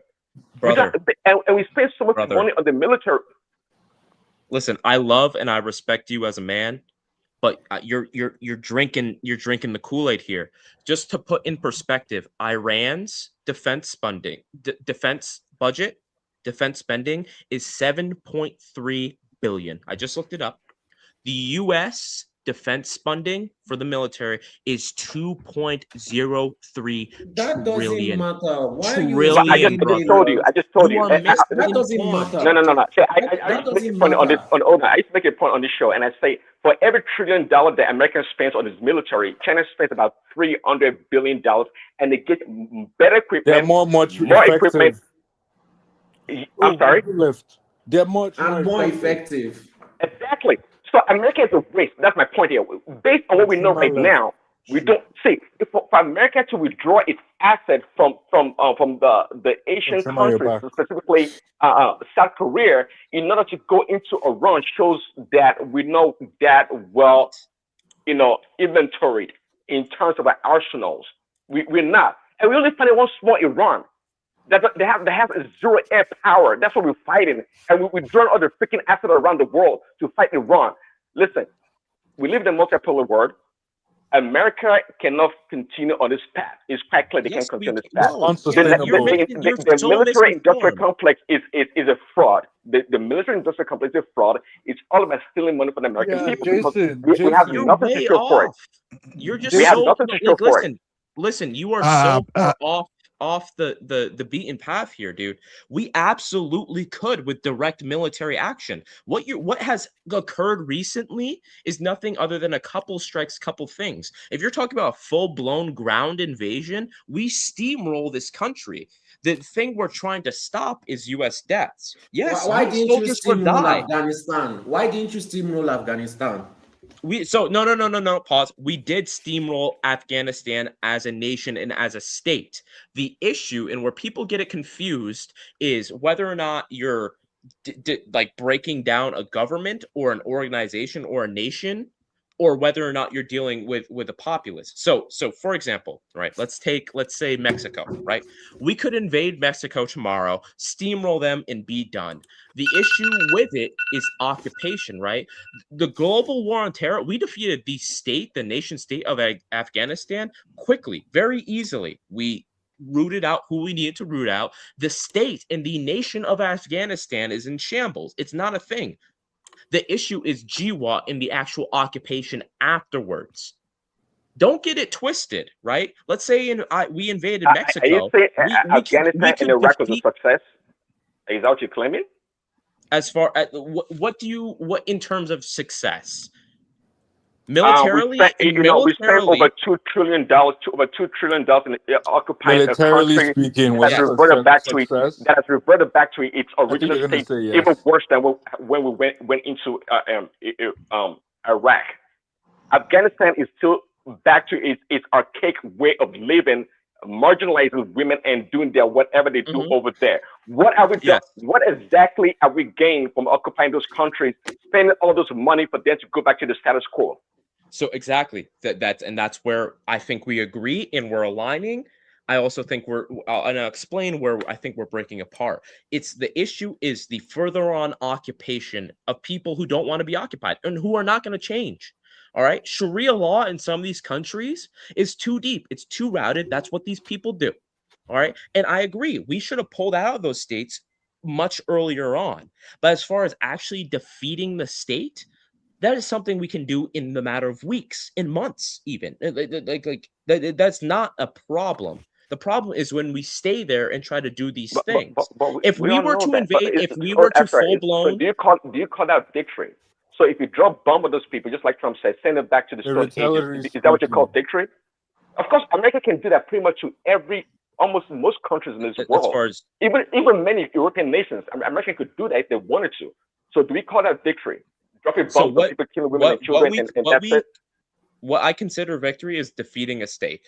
Iraq and Afghanistan, we defeated a state. It was victory. Where we lost or should have pulled out, right, is the after effects, the trying to invoke democracy in places that simply are not going to take up democracy, right? I agree. But to say that we would be defeated by Iran or we can't take Iran is grade A BS. But They just don't, I don't have didn't it. say, well, actually, I did say on ground troops, well, on ground troops, if you go into Iraq, you're going to lose. You're going to be destroyed, actually. I'm saying that for the record. If you go on ground troops, simply bombing all the bridges, the hospitals and schools and killing little girls here and there, I don't call that victory. I think that's almost cowardice for the most part. Dropping bombs on innocent people is I think. Can I speak? Yeah. People like coughing about where we are now. I've been quiet for a No, long Mr. Allah never talk. Oh, Mr. Allah don't they listen. Go ahead. I mean, I've been quiet. Okay, go ahead. After you. Now, Prince Daddy, let's just have balanced argument here. Yeah, you know me very well that I said when it comes to Trump's, I would love to have him as a Nigerian president. I've said that so like don't start another one again. I can't have this is a cult. I've said this several times now. Yeah, This is a cult. Prince Daddy knows. Hold on. But as an American president, I think it's too irrational to be, and it's too, it's someone that does not have that sense of responsibility for power. You understand? I'm not basing him on Iran, but I will talk of his allies like Canada, like the way he's treating the United Kingdom and the NATO. You understand? But that of Iran, for my bias, do I think we should allow the country like Iran to get away with so many things? No. Nah. Because don't forget that this country, when we talk of America, American has history. And some country like Iran, Iraq, and all those things, they have history too. Now, like what Madam Zita used to emphasize, say, when someone is saying there's to Israel, for example, does that country sound like a good country to you that you should allow to fester, to develop, and become bigger and start tomorrow? No, I'm not in support. Now, but like what he did in Venezuela, for example, do I support? No. But what he's doing in Iraq, you will be shocked. I'm biased. I don't say anything wrong. Knowing the history of Iran, I don't care. They should be tamed. Country like Pakistan, like all those people that have the tendency of building terror ode, now you should not even don't let them germinate. Just stop them right there. Because if these people get that capacity, everybody that is talking of that is sounding politically correct today, you won't like it. Because see, why is it that the Western world are losing their power today? It's just because of political correctness. You are not looking at the danger. Iran is a danger to the entire global system. Israel is also a danger to the entire global system as well. Hey, wait, just not to interrupt, I'm gonna pop off for the night. I gotta get up in the morning and go to my military job. Please, we need you to come back to the next one. Please come back. Come back, please. Please come back, okay? Okay. Can I quickly chime in before you go? Hey, before that, I'm gonna hop off here. Leave. But before that, hey, great conversations, right? Whether we agree, disagree, these are conversations we should be having. I appreciate everyone tonight. Jason, please come back. I'll try to come back. All right. Please, please do come back. Yeah, thanks, Jason. Come back. Okay, so I'll just give me. Y'all have a blessed night. All right. You too. Take care, Jason. Thank you, Jason. Mr. Allah never finished. Mr. Allah never finishes. Mr. Allah. I know. So, I just want to quickly. Remy, don't interrupt you now. Okay, I'm listening to you. Okay, you mentioned some countries that you allegedly or you boast with your full chest that they are sponsoring terrorism. If you are talking like that, what about the information we know that Israel is one that support Hamas initially, and you call later, and then even the Osama bin Laden you are talking about, and even Saddam Hussein you are talking about, they were 100% supported by America to do whatever they are doing to their people or whatever until things get sour. So sometimes, please, I want to. Okay, I'll talk now. Ola, talk now. Let me catch you. I hear you. You understand? I've said something that in this world is all about survival. You understand? It's about the survival. Hold on. It's about the survival of the fittest. Now there are some bad guys. They are moderate. They are considerate. You understand? Now look at it this way. There are some that you've done nothing at all. They just want to suppress you and conquer you. But there are some you do something before they actually move. Now, let me give you an example. You see countries that have been terrorizing, but now building military capacity. You don't want them to go ahead at all. That's the situation with the country like Iran. No, this is your bias. Hold on. This is your bias. See, of course, I said the word is not fair. You are saying it's bias. I'm telling you, I'm biased already. And the French do it, it's okay. I guess because they have white skin. But if you're brown or black, that's terrorism, right? Because there's no country more terroristic in this world than the freaking British Empire. The Western countries. The Western country. Okay. Do you want to go to what the Belgians did in freaking Africa? Listen, so you have a way of narrowing your definition of terrorism or terror. But these people,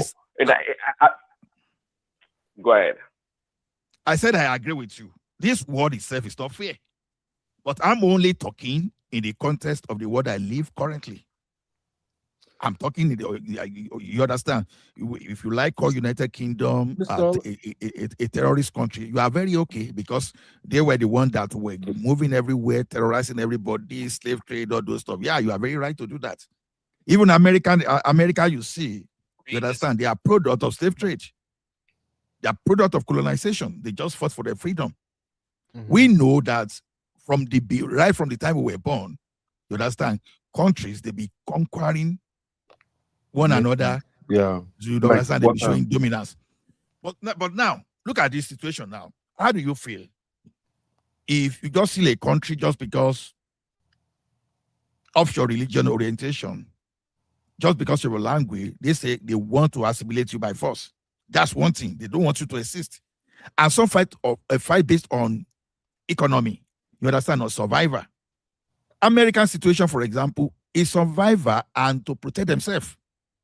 Whether you like it or not, you may say this, okay, ask yourself, when you start building military capacity, what is that? Why are you building military capacity?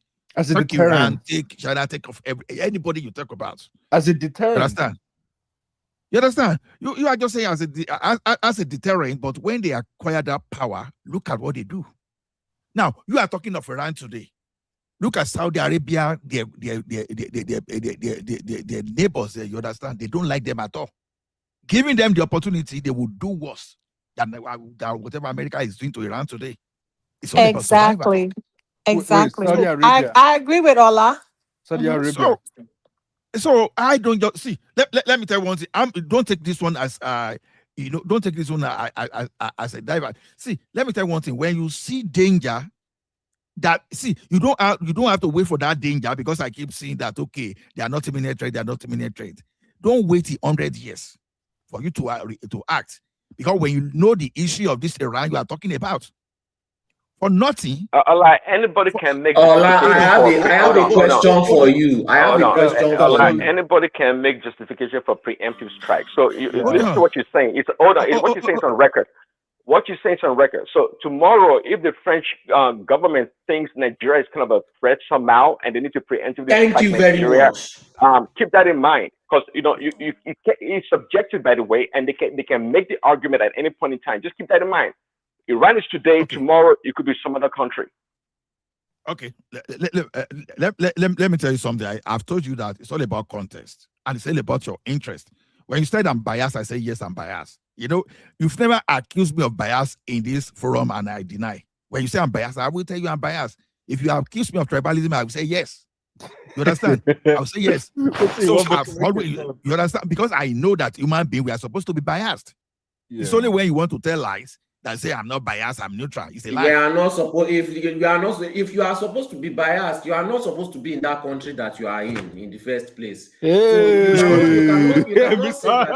you cannot say that human beings are supposed to be biased. You are benefiting human being by nature are biased. Don't deceive yourself. No. No. You cannot be benefiting from unbiased systems and be saying that human beings are supposed to be biased. Just because I don't even understand what I was talking about. that is why you ran away from Nigeria. You ran away from Nigeria because Nigeria was biased. I'm lost. No, Mr. Allah never run away. Now, don't mind him. Now, what we are saying is this. You are not in Nigeria, so you ran away. Now, hold on, guy. Hold on, guy. Now, Ola, you have been talking now. Let me make my own contribution. Let Ola finish now. Let Ola finish. I want to hear his counter. Now, the thing is this. You see danger 100 years ahead. You tackle that danger head on. No. Don't forget that American has been victim of terrorism. They've been victim of slave trade. They've been victim of human rights abuse. Gross one. You understand? One of the worst in history. All those things are Hold on. America is a victim of slave trade, you said. I think it makes of course. Of course. Now, what's America meant for? Were they not slave? They were taken to America. You understand? Is that not supposed to be territory for them? Allah, did you understand what you just said? Victim of slave trade. I understand. Well, okay. Why did they fight for independence now? Mr. Allah, you won't blow Italian up, oh. Victim of slave trade. No, let me make my own contribution. You just want to talk. Let us finish one topic now. You don't miss Yan. You don't miss Yan. Okay, continue. You just want. Of course. So? Of course. It's a product and victim of slave trade. Maybe it's a slip of tongue. Maybe it's not a slip of tongue. It's not a slip of tongue. Okay.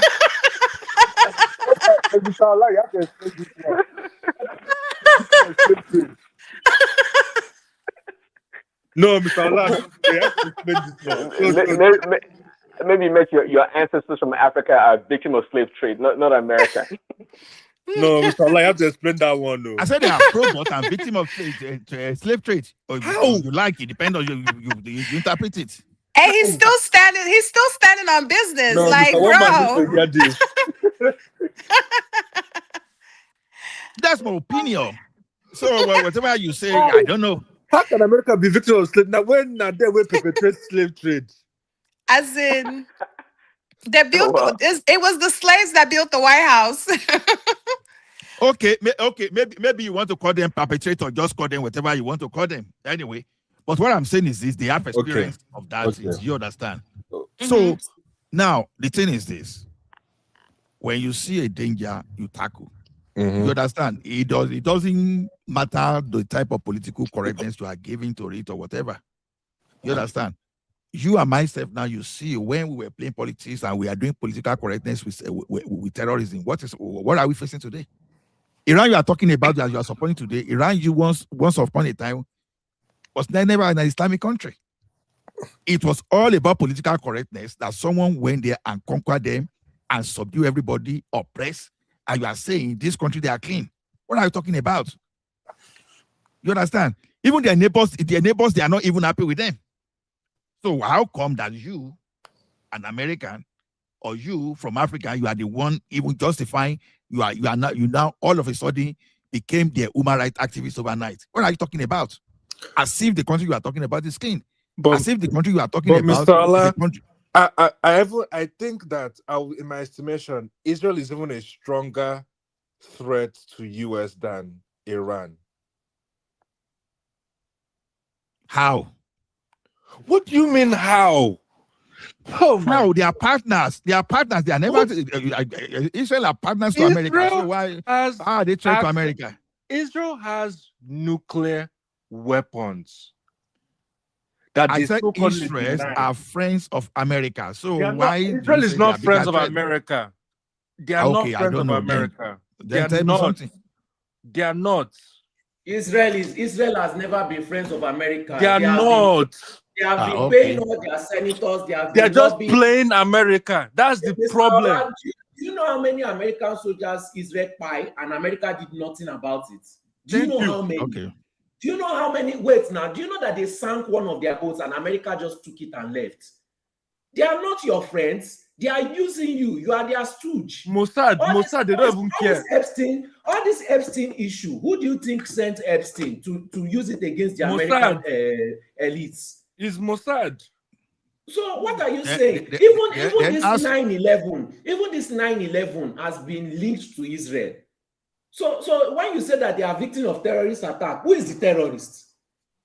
That's why I said Israel is actually of greater threat than Iran. People think Iran is of greater because of this idea of religion. But when you actually deep it and actually do the proper research, you see that Israel is a bigger threat to that whole Middle Eastern region than Iran. I hear you. So I've said my own. Yeah. I've said my own. So Mr. Remy, okay, Remy, say your own now. Remy, go ahead. Okay, hold on. Mr. Remy, yeah, your time. Mr. Remy, go ahead now. What's it wait for? Mr. Remy, what did happen? It's connected to my Bluetooth. Oh, you did for car. Yeah, okay, I'm ready now. Okay. Actually, I will look at it this way. I think Iran is facing two countries simultaneously. You must give kudos to them. Mm-hmm. Facing the big, mighty America and also facing the big, mighty Israel. Two countries at a go. And they were able to use their missile. They were able to defend their territory. So you must be, let's just assume that America is not involved in this crisis or war, whatever you call it. Do you think Israel can defeat Iran? I don't think so. And when you are talking about terrorism, and when you are talking about using nuclear bomb, only one country has used that nuclear bomb in this entire world, and it's only America and the Japanese. Do you think if it's not Korea that is fighting Israel today, do you think America will join?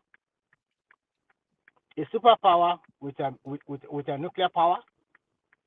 So I think care must be taken. When we are talking about terrorism, both of them, we can equally argue that both of them sponsor terrorism, indirectly and directly. Why are we finding it so difficult in the Sahel? If not because they took out Gaddafi, and if not because they have external forces supporting them. It might be Iran, it might be UAE, it might be America, it might be Israel. So that is why they are fomenting crisis in Africa. So to me, like I always said, I see two evils. It depends which one do you like. Ola have pitched instinct in the one he likes, and at the same time with Madame Zita. But to me, I see this world this way. No matter how much the violence, no matter how much you pie yourself or you kill yourself, you are still going to come to that round table and discuss. So if you're a right-thinking person, there's always a solution when you sit down and you discuss everything. What is the interest that America will gain in this war? Because it clearly shows that Iran too is not fighting alone. It clearly shows that the coordinates they are getting from Russia and the military support they are getting from China. So I do not see any end to this crisis if America continues. Unfortunately for the Iranians, their terrain is mountainous. It's a place, it's very difficult for you to fight against them. Thank you, Mr. Remy. So if America is going to go all out on ground troops, that's what I wanted to tell Jason, but I think no, it's not going to be easy. And from what I read, as we're talking now, China is also sending their warships to protect the strait. If they are protecting the strait, that means they are also in support of Iran. So are we going to see, because if care is not taken and people are showing their muzzle, we are playing with third world war. And if it happens, I hope even your Africa do you think is safe? Protected Where do you want to take all the refugees from Europe? They will also go to Africa. Yeah, they will. They should not come anywhere. Tinubu no go allow them. Tinubu no go allow them refugees. Tell me they go to your country. Because I'm here in this country. Sometimes some of us were also afraid. Yeah. Sorry, some of us we are also afraid here. Is it Ola that is speaking? Who's watching TV? TV? That will suffer it first. Hey, you don't even know my voice. What's he say? Can you? Who is Somebody watching on TV? I his beg TV. mute to. So Remy is speaking, right? But there's somebody is, watching TV that's disrupting his voice. I'm looking for last trouble. Mind me. So You are before I not going to get continue, my trouble because I'm tired already. Before I continue on a lighter note, Madam Sida, congratulations. Today About you what? found your voice. Just listen. Today you found your voice, and I can see that excitement. So you can fall in love for the second time. You said what? You found your can fall voice. in love. You can fall No, in love for the second Shoma time. and Madam Zita are doing competition on Fall Jason. in love second time. Who is winning? Is it Chioma? Because Chioma was just giggling, laughing. She was enjoying it, and Madam Sita was on top of the world, loving Jason. I don't know. Giggling Macagini. Shoma has heard about his boyfriend on the platform. No.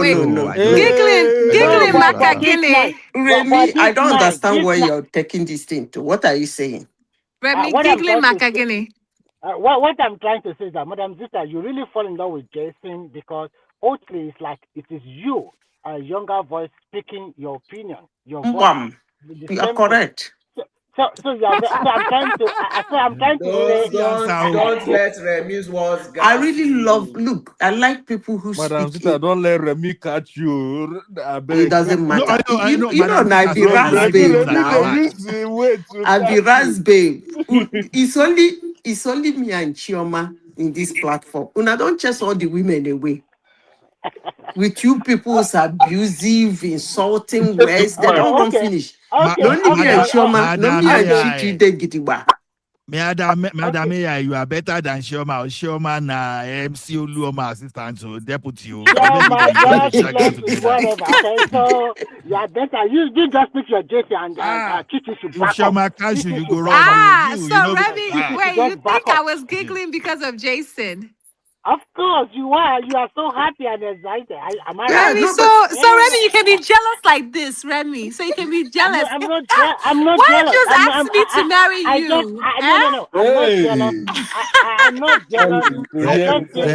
Remy, you don't enter one chance. You never know anything. I am not jealous, but I think you just want unnecessary to snatch the boy away from Madam Zita. And I like the way you start coming forth.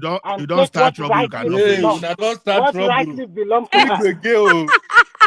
You don't start trouble. You cannot. Belong to her. So belong to who? But honestly, Madam Zita, I really like that Jason guy. I like him. They like him. No, I like him too. I really like how he articulates himself and how he presents matters. He spoke very eloquent. Yeah, eloquent and elegantly. Because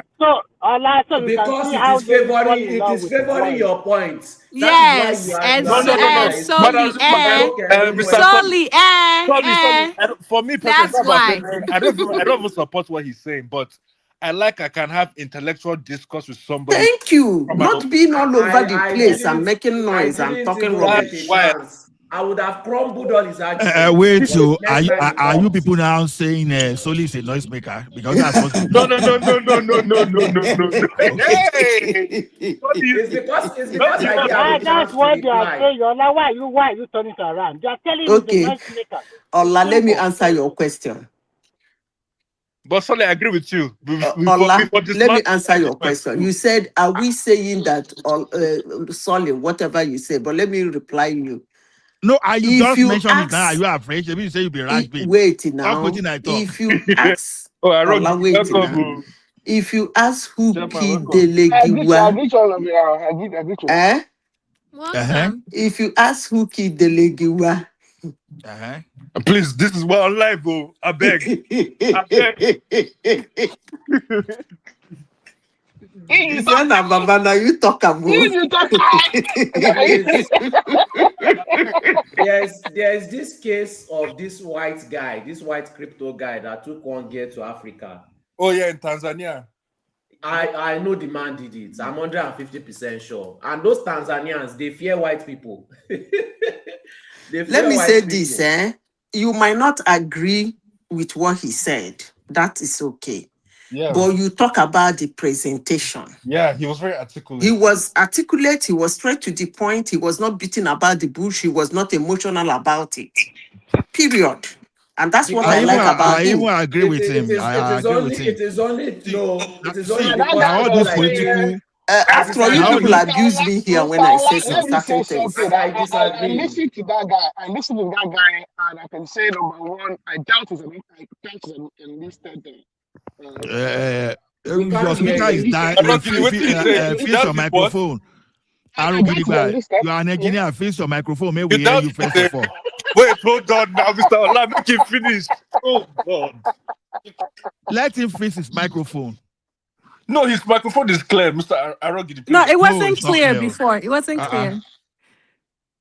But we could hear him, but it wasn't clear. Okay, what about now? Okay, perfect. It's good now.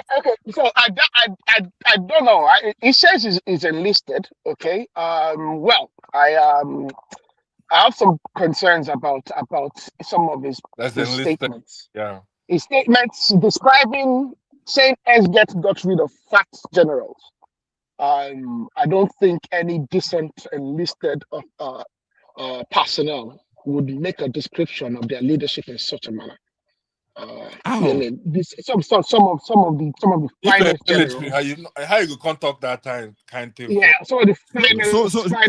You don't hear Mike. So you don't hear Mike talk. You don't hear Mike talk. Mike, they're military. So, Mike, yes, now Mike's serving the military. So what are you talking about? Sir. He's not. This man says he enlisted and is active service. How can you be active service and describe some of the officers, people that you report to, the most senior people in the command? Okay, we are talking about more than 10, 15 senior officers. Past generals. Generals, 3 or 4 star generals have actually resigned. I don't think he's talking as someone that is active. He was active. No, doesn't mean that. He said he's active. He said the first statement he said is that he's an enlisted and active. And I doubt he's an officer. He's an officer cadre because I don't think an officer cadre person would be so reckless. To look now. No, but we don't know his name. You can look it up. Yeah, that can be stood on him. Well, he's going to come back, so we'll get better understanding. I understand. He's a young officer. He's a giant. He's probably a hot blood. He's making statements. I doubt he's actually ever been deployed, okay, to front line. Because if he's ever been deployed to front line, you definitely will not be saying what he's saying. Because he's talking about throwing bodies to the front and throwing bodies to the meat grinder. Why you they talk like say you did some bizarre forest like this now? Your microphone is sounding like go radio. No, I did hear. Stop this thing, Mr. Rogini, please. No mind that, please. No, let him speak louder. We want quality. We want quality conversation. Come closer to the microphone. Don't start again. I don't want to talk like Jason before Choba starts to start falling in love with me as well. Hey. I heard that. So I love the guy's tone. He's very calm. He actually unsettled Prince Daddy. Prince Daddy seems to be Prince Daddy got angry. No, Prince Daddy got angry at Madam Zita. Madam Zita, you people should have admitted and revoked Prince Daddy's MAGA credentials with immediate effect. Because Madam Zita, Prince Daddy handled the situation very well. Very well. He did. I know.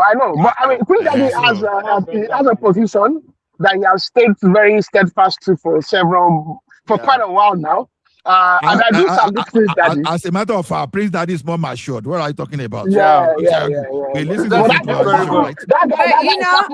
I heard the nervousness. I heard the nervousness in Prince Daddy's voice at some point. No, that's how Prince Daddy talks now. That's how he talks. That's not true. He was not nervous. We listen to this. No, that part when he started having to tell him that he's a Trump, defender and he's a Trump daddy, No, that's how Prince Daddy talks. Prince Daddy feels betrayed. He's a Christian, okay, and now there's Trump just desecrating Christ in such a manner. And also to Madam Zita's statement that popes are not political. That's a lie. I know that. I was telling her. Anyway, announcement. Prince Trump is Everyone not a wants to Christian. marry Chioma. Is Chioma polygamous in nature? Trump called himself a Christian. He's So not a I think what you're Christian. So saying- let's forget Yeah, about but that. what are people saying? We've moved away from that, but I want to address this idea that popes are not political. They are very In fact, political. popes are the most political The individuals Borgias. in the history of Europe. Yeah. Okay, they've decided who is the kings of Europe. Literally, almost all the wars that have been fought in Europe, all the conflicts that have been fought, the borders of Europe have essentially the been borders. decided. Even just the borders. When you look at the European borders And the right now, money as that a they concept, carry, the money it's the Vatican carry, determined by the actions of the Pope. Even the Protestant Church. Okay, the Anglican Church. The only reason the Anglican Church exists is because of the popes. Pope. So the idea that popes are not political, I don't get where it comes from. Pope John Paul has probably been the most definitive pope in the last 100 years. The man was extremely political. The man involved himself in a lot of the conflicts. The man involved himself in negotiating. The man was negotiating with Saddam Hussein. Do we forget? Remember. The man was negotiating with Abacha. Abacha, yeah. Do we forget? This man was a man that was deployed everywhere to try and settle a lot of conflicts and a lot of the issues there, political issues around the world. So the idea that popes are not political, I don't know where we get that from. Are they measured in their statements? Yes. Are they political? Absolutely. So I mean, and at this pope, I don't know what statement he has made that's made him political. All he has said is he's ensuing for peace. Popes, we know popes that in the last one, I mean, Pope John Paul was an individual that believed in multi-religious society, and he promoted that actively. Yeah. So the idea that popes are not political, I don't know where we get this from. The Pope is a leader, a global leader of conscience, a very important one. And I think what has happened is the popes have continued in that light. Okay, I know some individuals are concerned about liberalism in the church, but even at that, I don't really consider the Catholic Church to be particularly very liberal.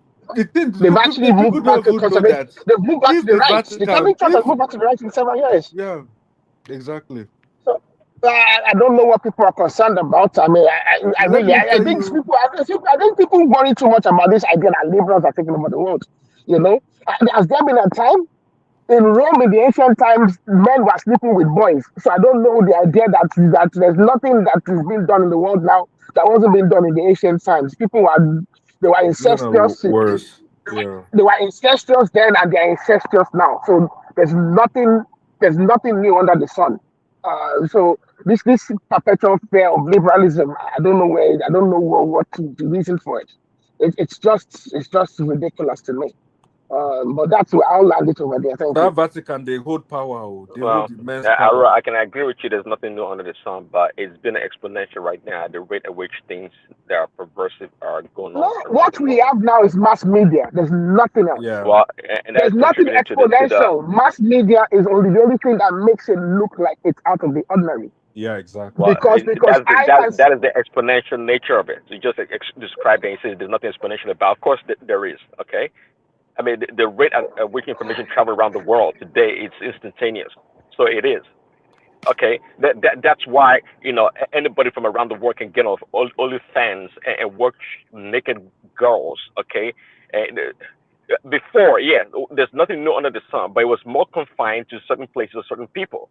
But now it's for every Tom, Dick, and Harry when it comes to this kind of lifestyle. The ultra right wing ideas are also exponential, and they're also being shared with using the same mass media. Okay, you should the argument. I'm not disagreeing with you so on the that. idea that liberalism is benefiting from mass media. Both liberal ideologies and conservative ideologies are spreading around the world at an exponential rate. There's no doubt about that. Yeah, so you can't argue that they cancel each other out then in that regard. I don't need to be in America to listen to TD Jakes or one of these other church it's just the way the world is, and I don't worry too much about the world. Things are going to sort itself out. This is not the first war we've had. This is not going to be the last. Conflict is just it's in the nature of man to have conflict because the resources are finite. They're not finite. So I mean, I love what are we that thing fighting you about? said. What thing? Who is attacking me again? Nobody. No. What? No, you said you love that thing. He said. I said what thing? I I'm not said, he attacking you, said Madam Sister. conflict. He said conflict is a natural thing. It's a natural Yeah, thing. Okay. I love that just thing we are because, human. We yeah, are going to you fight see, over the little that we have, and there's a Yeah. lot less of it, and there's a lot more of us these days. So okay. the Yeah. conflict is going to increase. Equilibrium. Let me say this. Let me say this, please. If you will give me, can I interject Please you? go ahead. Please go ahead. Yes. Now go. Go Can now. I interject you? Absolutely, Madam Sita. I'll be pleased if you do. Go ahead. Okay. You see, most sometimes I'm not somebody who usually get angry.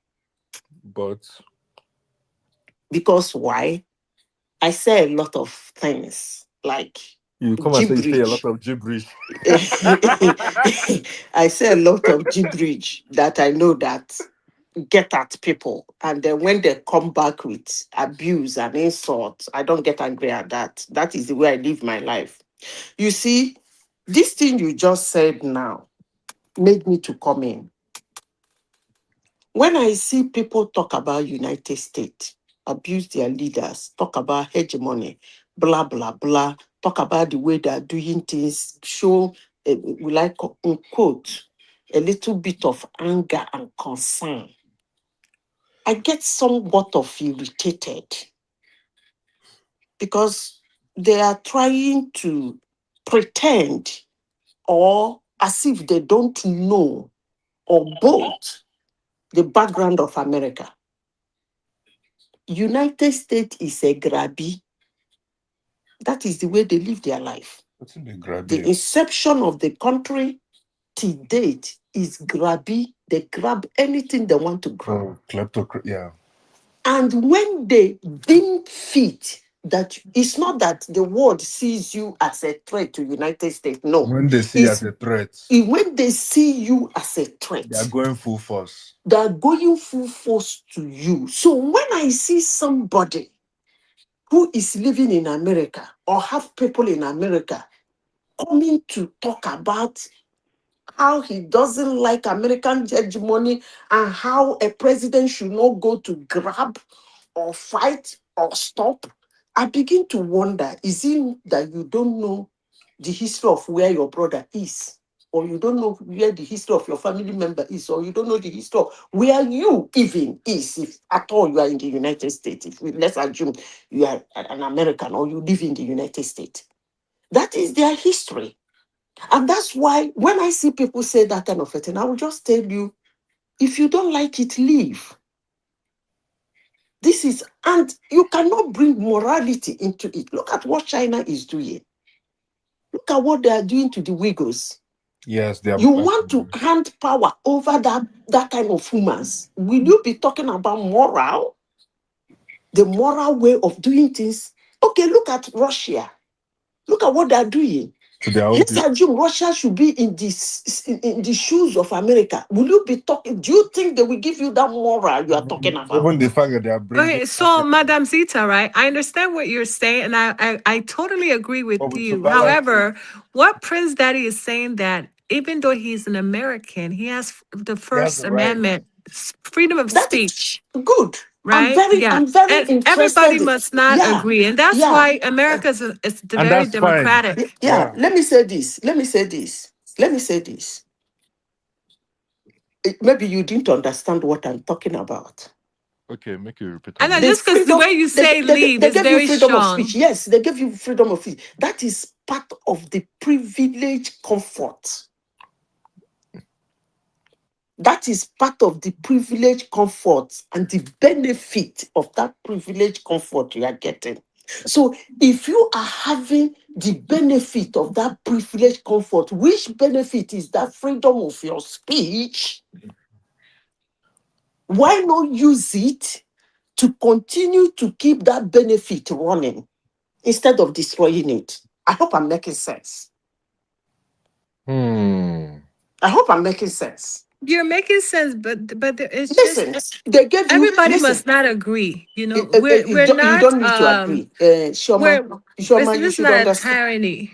Shoma, you should understand me by now. When I say things, I don't necessarily need anybody Sorry, to this is agree. not a communist I'm country. That's what I I'm mean, not. not tyranny. Yeah, it's not tyranny. It's not tyranny. Yes, But or a communist. do you remember the Igbo adage that says "Ebe onye na-eri ka ọ na-afachi"? Yeah. When Good. somebody, yes, it's So true. that's exactly what I'm talking about. They gave you privilege, comfort. You are benefiting from it. One of the benefits is that freedom of speech. That freedom of speech, I believe you should use it to make sure that the benefit continue running. Because the benefit of that privilege, comfort is not only freedom of speech. You are benefiting a lot of things. So if you are using one of the benefits they gave you to destroy the nation, that means you don't deserve to be there. That's exactly what I'm saying. Where you eat, are you getting the point? You hold your ground. You hold your ground. Hold But your Madam ground. Zita, wouldn't you say that as somebody who is an American, right? If you love your country, right, you shouldn't be afraid to say the things that are not good in that country. Exactly. Okay, hold Exactly. on. To that Hold end, on. yes. Hold If on. you It's Come good to on, I'm correct. if you coming to truly that. love your country, right, you Hold should It's be on. good to able to say the things that are correct not things good, that Hold yeah. on. Yeah. Hold on. Hold on. Let me say right? this. Let me explain to you. When it comes to local policy, what your country is doing locally, You can do that. and it is affecting you. I repeat, it's affecting you. You can do that. Well, in a Oh, serious hold conversation, on. you cannot be Can I confined. You finish? cannot be Because confined. no Hold had on, but now your you talk. question. You can't be confined Hold on. to It's expressing your affecting opinion you. on the local politics. And It's say, affecting. Can I Prince speak? Daddy, wait, hold on, and then you reply. See, you people have been talking. I just came in No, because madam, please go ahead. because this guy made a very interesting sentence. That's why I came in. Yeah. So it's affecting you. You can speak about the policy. You say, this policy this man is putting is affecting me. I don't like it. Why would he do it like this? You get angry, you say whatever. That's normal. But talking about your country's hegemony, laughing at the dollar falling, laughing at the military that they're not making headway, laughing that another country is doing something to hurt your country is actually despicable. But Madam Zita, Americans are worried about the military. They okay, are So worried about the let's military. let let me Prince chime in. Daddy respond Sorry, go ahead. Okay. briefly, Madam Zita. So it's always nice to be, I guess, direct. And I heard my name mentioned, like it matters, anyways.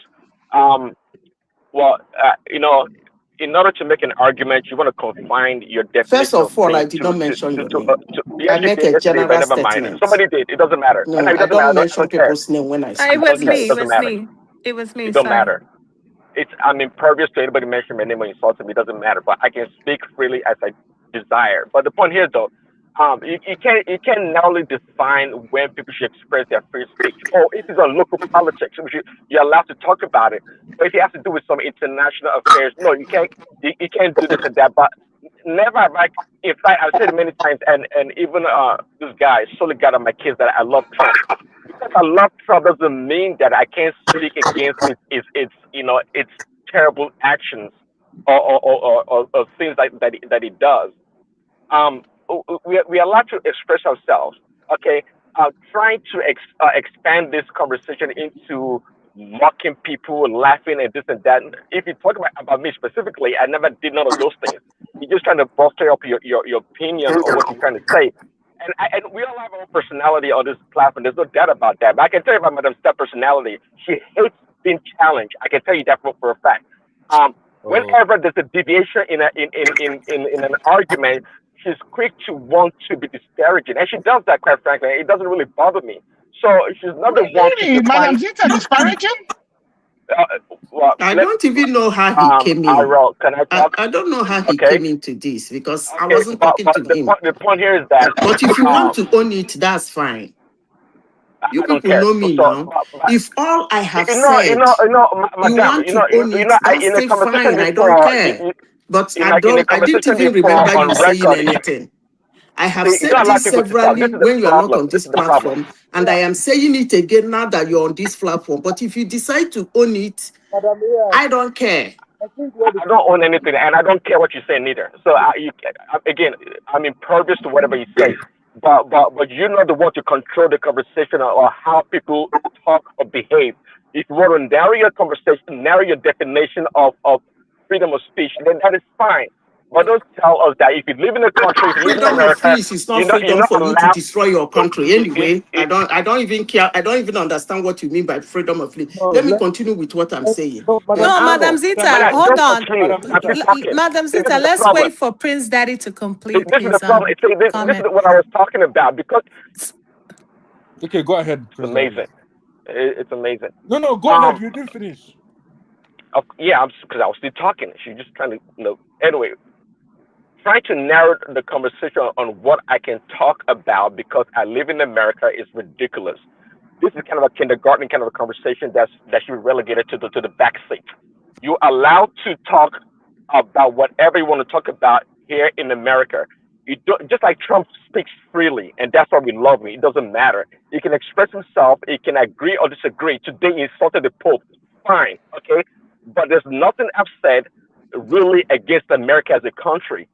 I am American first. I don't think I'm MAGA anymore. I am America first. So I can say whatever I want to say in support of America in the direction in which I see fit. Now, if I'm wrong, then that is fine. And that's what we're allowed to speak in this country. Okay, nobody's trying to be emotional about it, trying to say, you don't talk about America, or if America is fighting a war against another country, you should always support America. No, we don't do that. We do not do that here. We speak freely. I mean, after all, the disastrous war, the war against Iraq, right? I kind of supported it actually, but today, certainly by documentation and record, we know that that war was based on false pretense. I was one of the people that supported it, and there were some people like Piers Morgan, for example, and other people that were against the war. But based on what we were sold, I supported the war. Okay, today I don't support the war with Iran. Right? Does that make me un-American or not supporting America? That's BS. Who talks like that? That's just ridiculous. That's a ridiculous argument. Nobody's making that argument. So in America, once again, we can talk freely. You can support an opinion or disagree with opinion. It doesn't really matter. It doesn't mean that I'm right anyway. Just like Jason came on this platform, and most of the things that Jason spoke about, I cannot don't agree because he has his own biases, which is fine. We all do. Okay, but he expressed himself freely, and that's okay. It's kind of crazy for me to say, well, Jason, you're not supposed to speak like that because you live in America. That's ridiculous. Speak freely. I enjoy this conversation, but it doesn't make what he said right at all. I don't agree with most of the things he said, actually. Okay, so again, to wrap it up, we speak freely. You can express your opinion. It doesn't matter, and nobody has a damn right to want to confine or constrict your opinion on a certain local issue rather than any matter that you desire to speak about. So Prince Daddy, quick question for you. Don't you guys have conflict of interest? Because I know that both of you and Madam Zita, you have dual nationality. And when it comes to the Why issue would of you say that on America, national on live now? Why is Can it? I continue with what I'm saying, please? Okay, no. I just want to ask a question. No worries. Yeah, go ahead, Remy. Remy, don't start Let again. me ask my question. Let's assume, just assumption, that America is having a fight with Nigeria and they are bombing your people down at home. How would you handle such situation? Because it clearly shows that you pick the one that's suited because you live there more. So I understand you can pick them ahead of your country. I'll be against that too. So That was a very good question, I'll be Remy. against that too. If they bomb Nigeria, I'll be against that. How far now? Remy, that was a very perfect. That was a good To question. that question, sorry, there's always a reservation to. I mean, see, I don't believe in indiscriminate bombing. Okay, Yeah, we have some exactly. people on this. We have some people on this panel that talk so. I mean, I don't have to describe it. That it's okay to carpet bomb a nation and destroy and kill people because of disagreement. I mean, to me, that's barbaric. Number one. Number two, as a Christian, we don't believe in collective punishment. We go after the criminals, the people that commit crimes. We go after them be that of the terrorists or people that fight people. You fight them too. Prince Daddy, hold on. Prince Daddy, let us leave it. Let us address this Remy question. I don't know what Remy is talking about. Okay, look at this way now. I'm a Nigerian. If Trump woke up tomorrow and start bombing Borno, Nigeria. No. Stop it, Mr. Remy was not specific. Mr. Remy was not specific. Don't let us do that specification. Don't let us be specific. We are talking about. We're talking about Nigeria. We are talking about Nigeria. No, we are talking about Trump picking up. Last December bombing. Because if it was last December bombing, it didn't bother me. Allah will be okay with bombing Borno for sure. He'll be okay with bombing Borno. It's okay with bombing every Fulani. As long as they are not and they are Fulani, it's okay with it. Exactly. I don't believe in that. I believe in going after the terrorists, not just bombing people left and right. Look at the type of question let me ask. Look at the type of question let me ask. You understand? Are you saying Trump just woke up and start bombing the place without his own excuse? What are you talking about? You understand? That's the premise. Is that impossible? Is that so impossible? Is that impossible? He has not done it. So don't just come with hypothetical question. Why are you against my hypothetical question now? But that's the hypothesis that Mr. Rich puts forward now. I don't like that. Don't shut me up. I just don't. We're not shutting you up now, Mr. Ola. Have fun now. The question is this. Let me ask, if Trump woke up and start bombing Nigeria tomorrow, there must be a reason. Now, he woke up and start bombing Sambisa Forest, start bombing Mandara, start bombing Sokoto. You are telling me that no. Mr. La,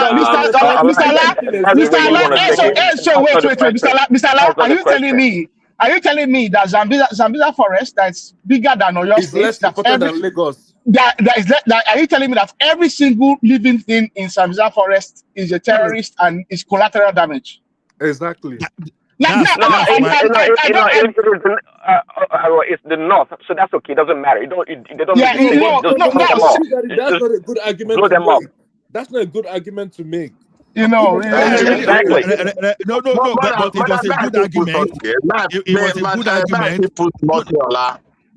Ola, America don't need to bomb Nigeria. Let it just come to my state and promise them American citizens. We will fight Nigeria and join America. And if you do it in your place, it will happen. So Nigeria, we will be bombarding ourselves. So don't think America need anything to bomb us. So I don't think so. Let us be honest. The funny thing is this. If they go to Port Harcourt today and say, all people here, will you willing to be an American? The funny thing is this, Remy, I don't even know why Remy asked that question. Rhetoric question, and I wanted to answer. Remy, I don't even know why you asked that question. I don't know why you asked the question. That question is petty and ridiculous. But Remy's question is asking about patriotism and divergent interests. That is what his question is. Excuse me. I don't even know why. That was a good question, Madam Zita. No, it's not a good question. It's petty and ridiculous. No, it's not petty. Listen, let me tell you. Okay, go ahead, Madam Mayor. Why is it petty? Oh, wow. Make another talk now. Make I listen. No. Let me talk. Anyway, you don't understand. That's okay. You can answer the question. I mean, if you the question anyway. You can answer the question or don't answer the question. The question was pretty straightforward and direct. If Trump or America was bombing Nigeria, how would you feel? That was a simple direct. Well, let's Nigeria in this case. Well, okay. They bombed Nigeria before. We're talking about indiscriminate bombing, for example, Praise Daddy, look. If Nigeria government is shouting death to America and is the greatest national item that we know, and we have attacked their embassy, let's say Niger is their good friend, we threaten to wipe out Niger, and we're producing short-range missiles. We developed a long-range. We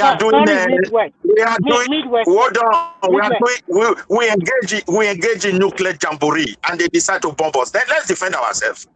If we have the power. That is not my question. That's not the question, simple. Mr. Midwest. My question is simple. Most of us, if you have a dual nationality, that your first country of origin is from Nigeria, and wherever you find yourself today, you also have their You own find passport. yourself, You can yeah. even have 3 or 4 or 5.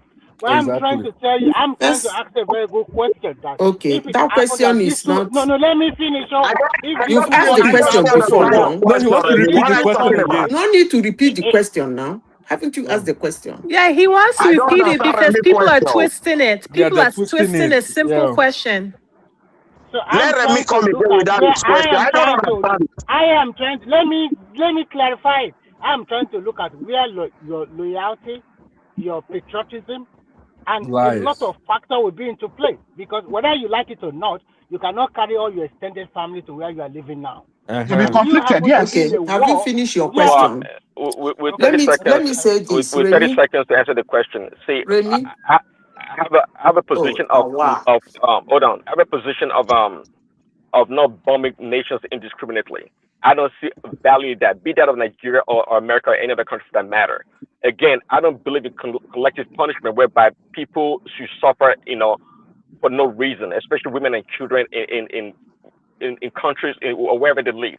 A good example of that would be, at the onset of the war in Iran, the bombing and killing of children in In little school. girls in schools. I don't support. Based on whatever damn reason, I don't support it. So let me conclude by just saying, look, I don't believe in that. I believe in diplomacy, and I believe that, Yes, hey, Daddy, there were collateral damage. It was not intentional to bomb the Yeah. children. That was not the uh, plan. it's not your family If that member, so that's okay. collateral damage was to your Everybody, children, how would you feel? exactly. It's collateral damage. Of course, collateral damage. Whatever. Because it's not your Who cares? children. Yeah. Who Yeah, cares? exactly. It's I just a bunch agree I of with appreciate you. I brown I and appreciate the agree Iranian with reality you. kids. of Who cares war. about I'm them? They not just giddy. I collateral agree damage. with you. Yeah. Yeah, Okay, thank you, thank you. Let me support Prince Daddy with that statement. I agree with the reality of war. It's not And that is collateral why Thank you. war damage. is that's why war is something that we should actually steer very Can far I away ask? from. But Yes. one thing about Yeah. it is I think it's very, very ungodly, and it's very inappropriate That's the moral for aspect of it. anybody to be very quick to just say collateral damage, Yeah, because that exactly. is not you. You That's could not be you. the Yeah. That is highly individual going insensitive. about. It's highly You insensitive.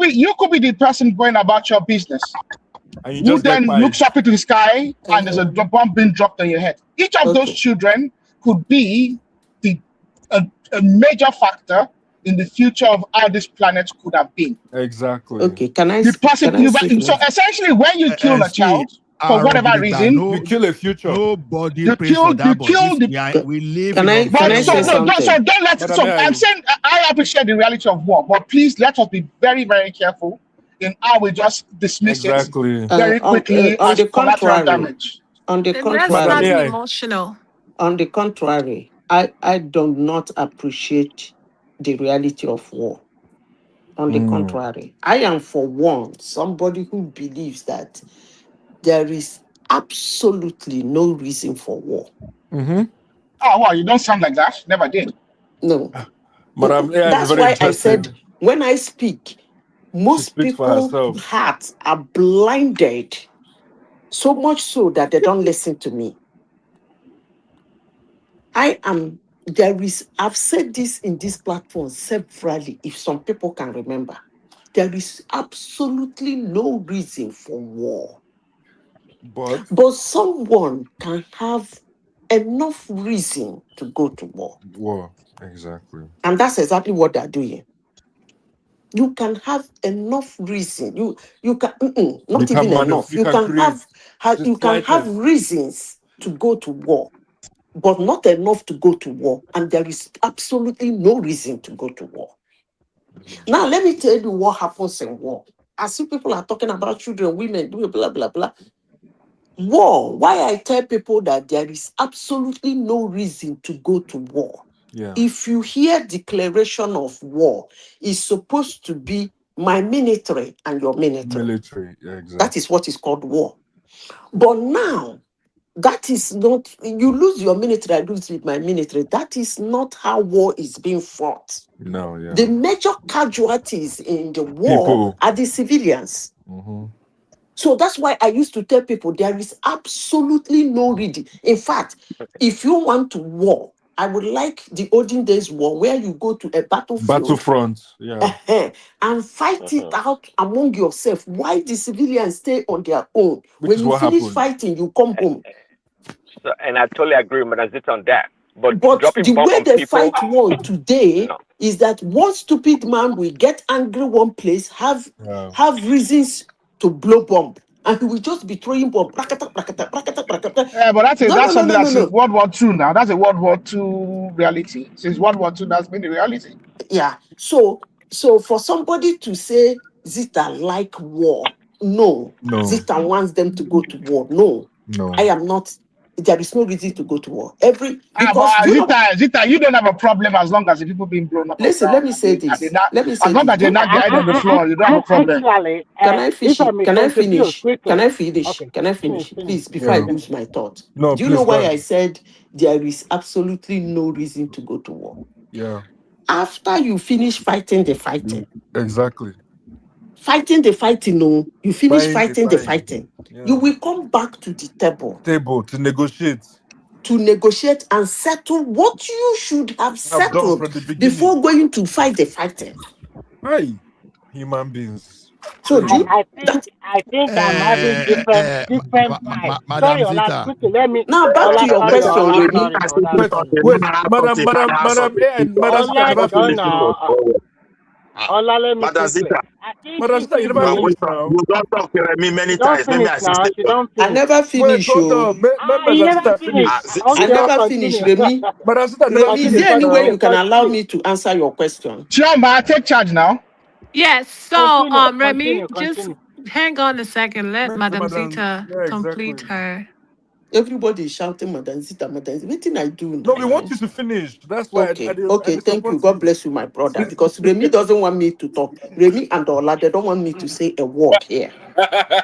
You they look for trouble, Abi. If not be soon, I day here now. Ola for don't kick me out. I don't they do for a lot trouble. So, look for my trouble. So, Remy, there is difference between native and naturalization. I don't know if you are holding a naturalized citizenship that you acquired. There is difference between that and where you are born. Who is making that noise now? Make that noise. Aaron, are you? You guys put your mic on mute, guys. Yeah. So now, Aaron is just a fake engineer. if you go to naturalize, you pay what they call legal allegiance. So if you don't keep to that legal allegiance, trust me, you will lose that naturalization. In an instant. So that is the difference. As a Nigerian, you are a Nigerian. Waka, go to passport office. Bring your local government. Do you have your MMMA or WWW? They give you your passport. You are a Nigerian, and naturally or legally, they believe that as a Nigerian, you should pledge allegiance to I it. think you are twisting the question. That is not my Hold question. on now. No, wait now. Who will I support? Then you go. You ask No, Remy, me. she's on point. She's answering No, your question. I'm trying to talk about conflict of interest between the two. Yeah, but you know That's what I'm she's asking answering you now. she's answering it now. All this story, we don't need it. Remy, let her answer it. She's answering it. She's Remy, answering it. Remy, let her answer. She's even giving you. I'm answering you now. You said when the two countries have conflict, which Yeah. one will I support? Because now she's talking about indigenous, being native natural. So I'm trying to tell you that She's breaking legally, it down in depth. somehow forcefully, You must choose. you are legally bound to support the country you acquired their citizenship. You have only two options: either to support them or you lose the citizenship and go to your country. Oh, where is this stated? Nah, I think that's made up. Hold on, When it comes to America, I don't think it is so. Okay, When it comes to America, it is not so. Actually, that is true. Madam Mira is correct. Okay, let me finish. Let me explain to you now. You have dual citizenship. What does? Let me use the military. What you saying is very let true me for American let me use the military. Let me use the military so that you people will understand what I'm talking about. When you have dual citizenship, you can join United States military, right? Yeah. Let's assume that Nigeria and United States have war. What do I call it? Conflict. And then you run as an American because of Nigeria. your dual citizenship. You go. Madam AI, please, they hear us. Madam AI. Which is going to the realm. You don't know Hold that on. now. Going to the realm of discussion. Ella, your jazz too much. Mr. Ella, your jazz too much. Please calm down. Ella, your jazz too much. Your Guys, jazz please too calm down. much. Guys, please calm down. The Lord has So done guys, please. It would be nice to keep. It would be nice to keep the question to ordinary people, ordinary citizens. I think Madam Zita was going to the realm of desertion if you were in the military. I don't think that's right. No. But that's the question that Remy asked. Now she was doing very well. I think she addressed it very well. She narrowed it to the military. No, I'm listening too. I already know the one listening. Okay. But the military is the. I think she was just trying to dance around the question. I think she did well. I think she did well. Might he answer the question small, eh? No, hold on. Basically, okay, Remy, let me explain to you. Let your man talk, I beg, now, moderator. Yeah, thank you. So, Remy, basically, she's breaking it down in depth, as in which country that is not do what I you meant. Let me which clarify country something. is your allegiance to? You get what I'm saying? That's So basically, she's definition. indirectly trying to say that Prince Daddy skipped. No, she's She was indirectly trying to narrowing say the that question. No, it's not true. No, she's Remy is right. hold She was on. narrowing So the hold question. on. AI is back. Yes, Hold on. So she's indirectly Where saying did I that stop? Prince We are Daddy talking missed the about military. swearing-in ceremony. I said, let me repeat myself again. Wait, Madam Zita, one question. Prince Daddy, did you go to the swearing-in ceremony for your citizenship? Yes, I did. Okay, then never And you mind. didn't pledge allegiance. That's what I'm you are- saying. You see? I played allegiance. Okay, thank you. That's all I like to hear. What Okay, does let that me mean? say this. Let me continue with Allegiance what I'm not to saying. speak. Allegiance not to express my opinion. Was that it? I beg, make we end the live soon. Okay, Okay, Remy, I'm gonna end it here. Remy, if you look at United States citizen Constitution,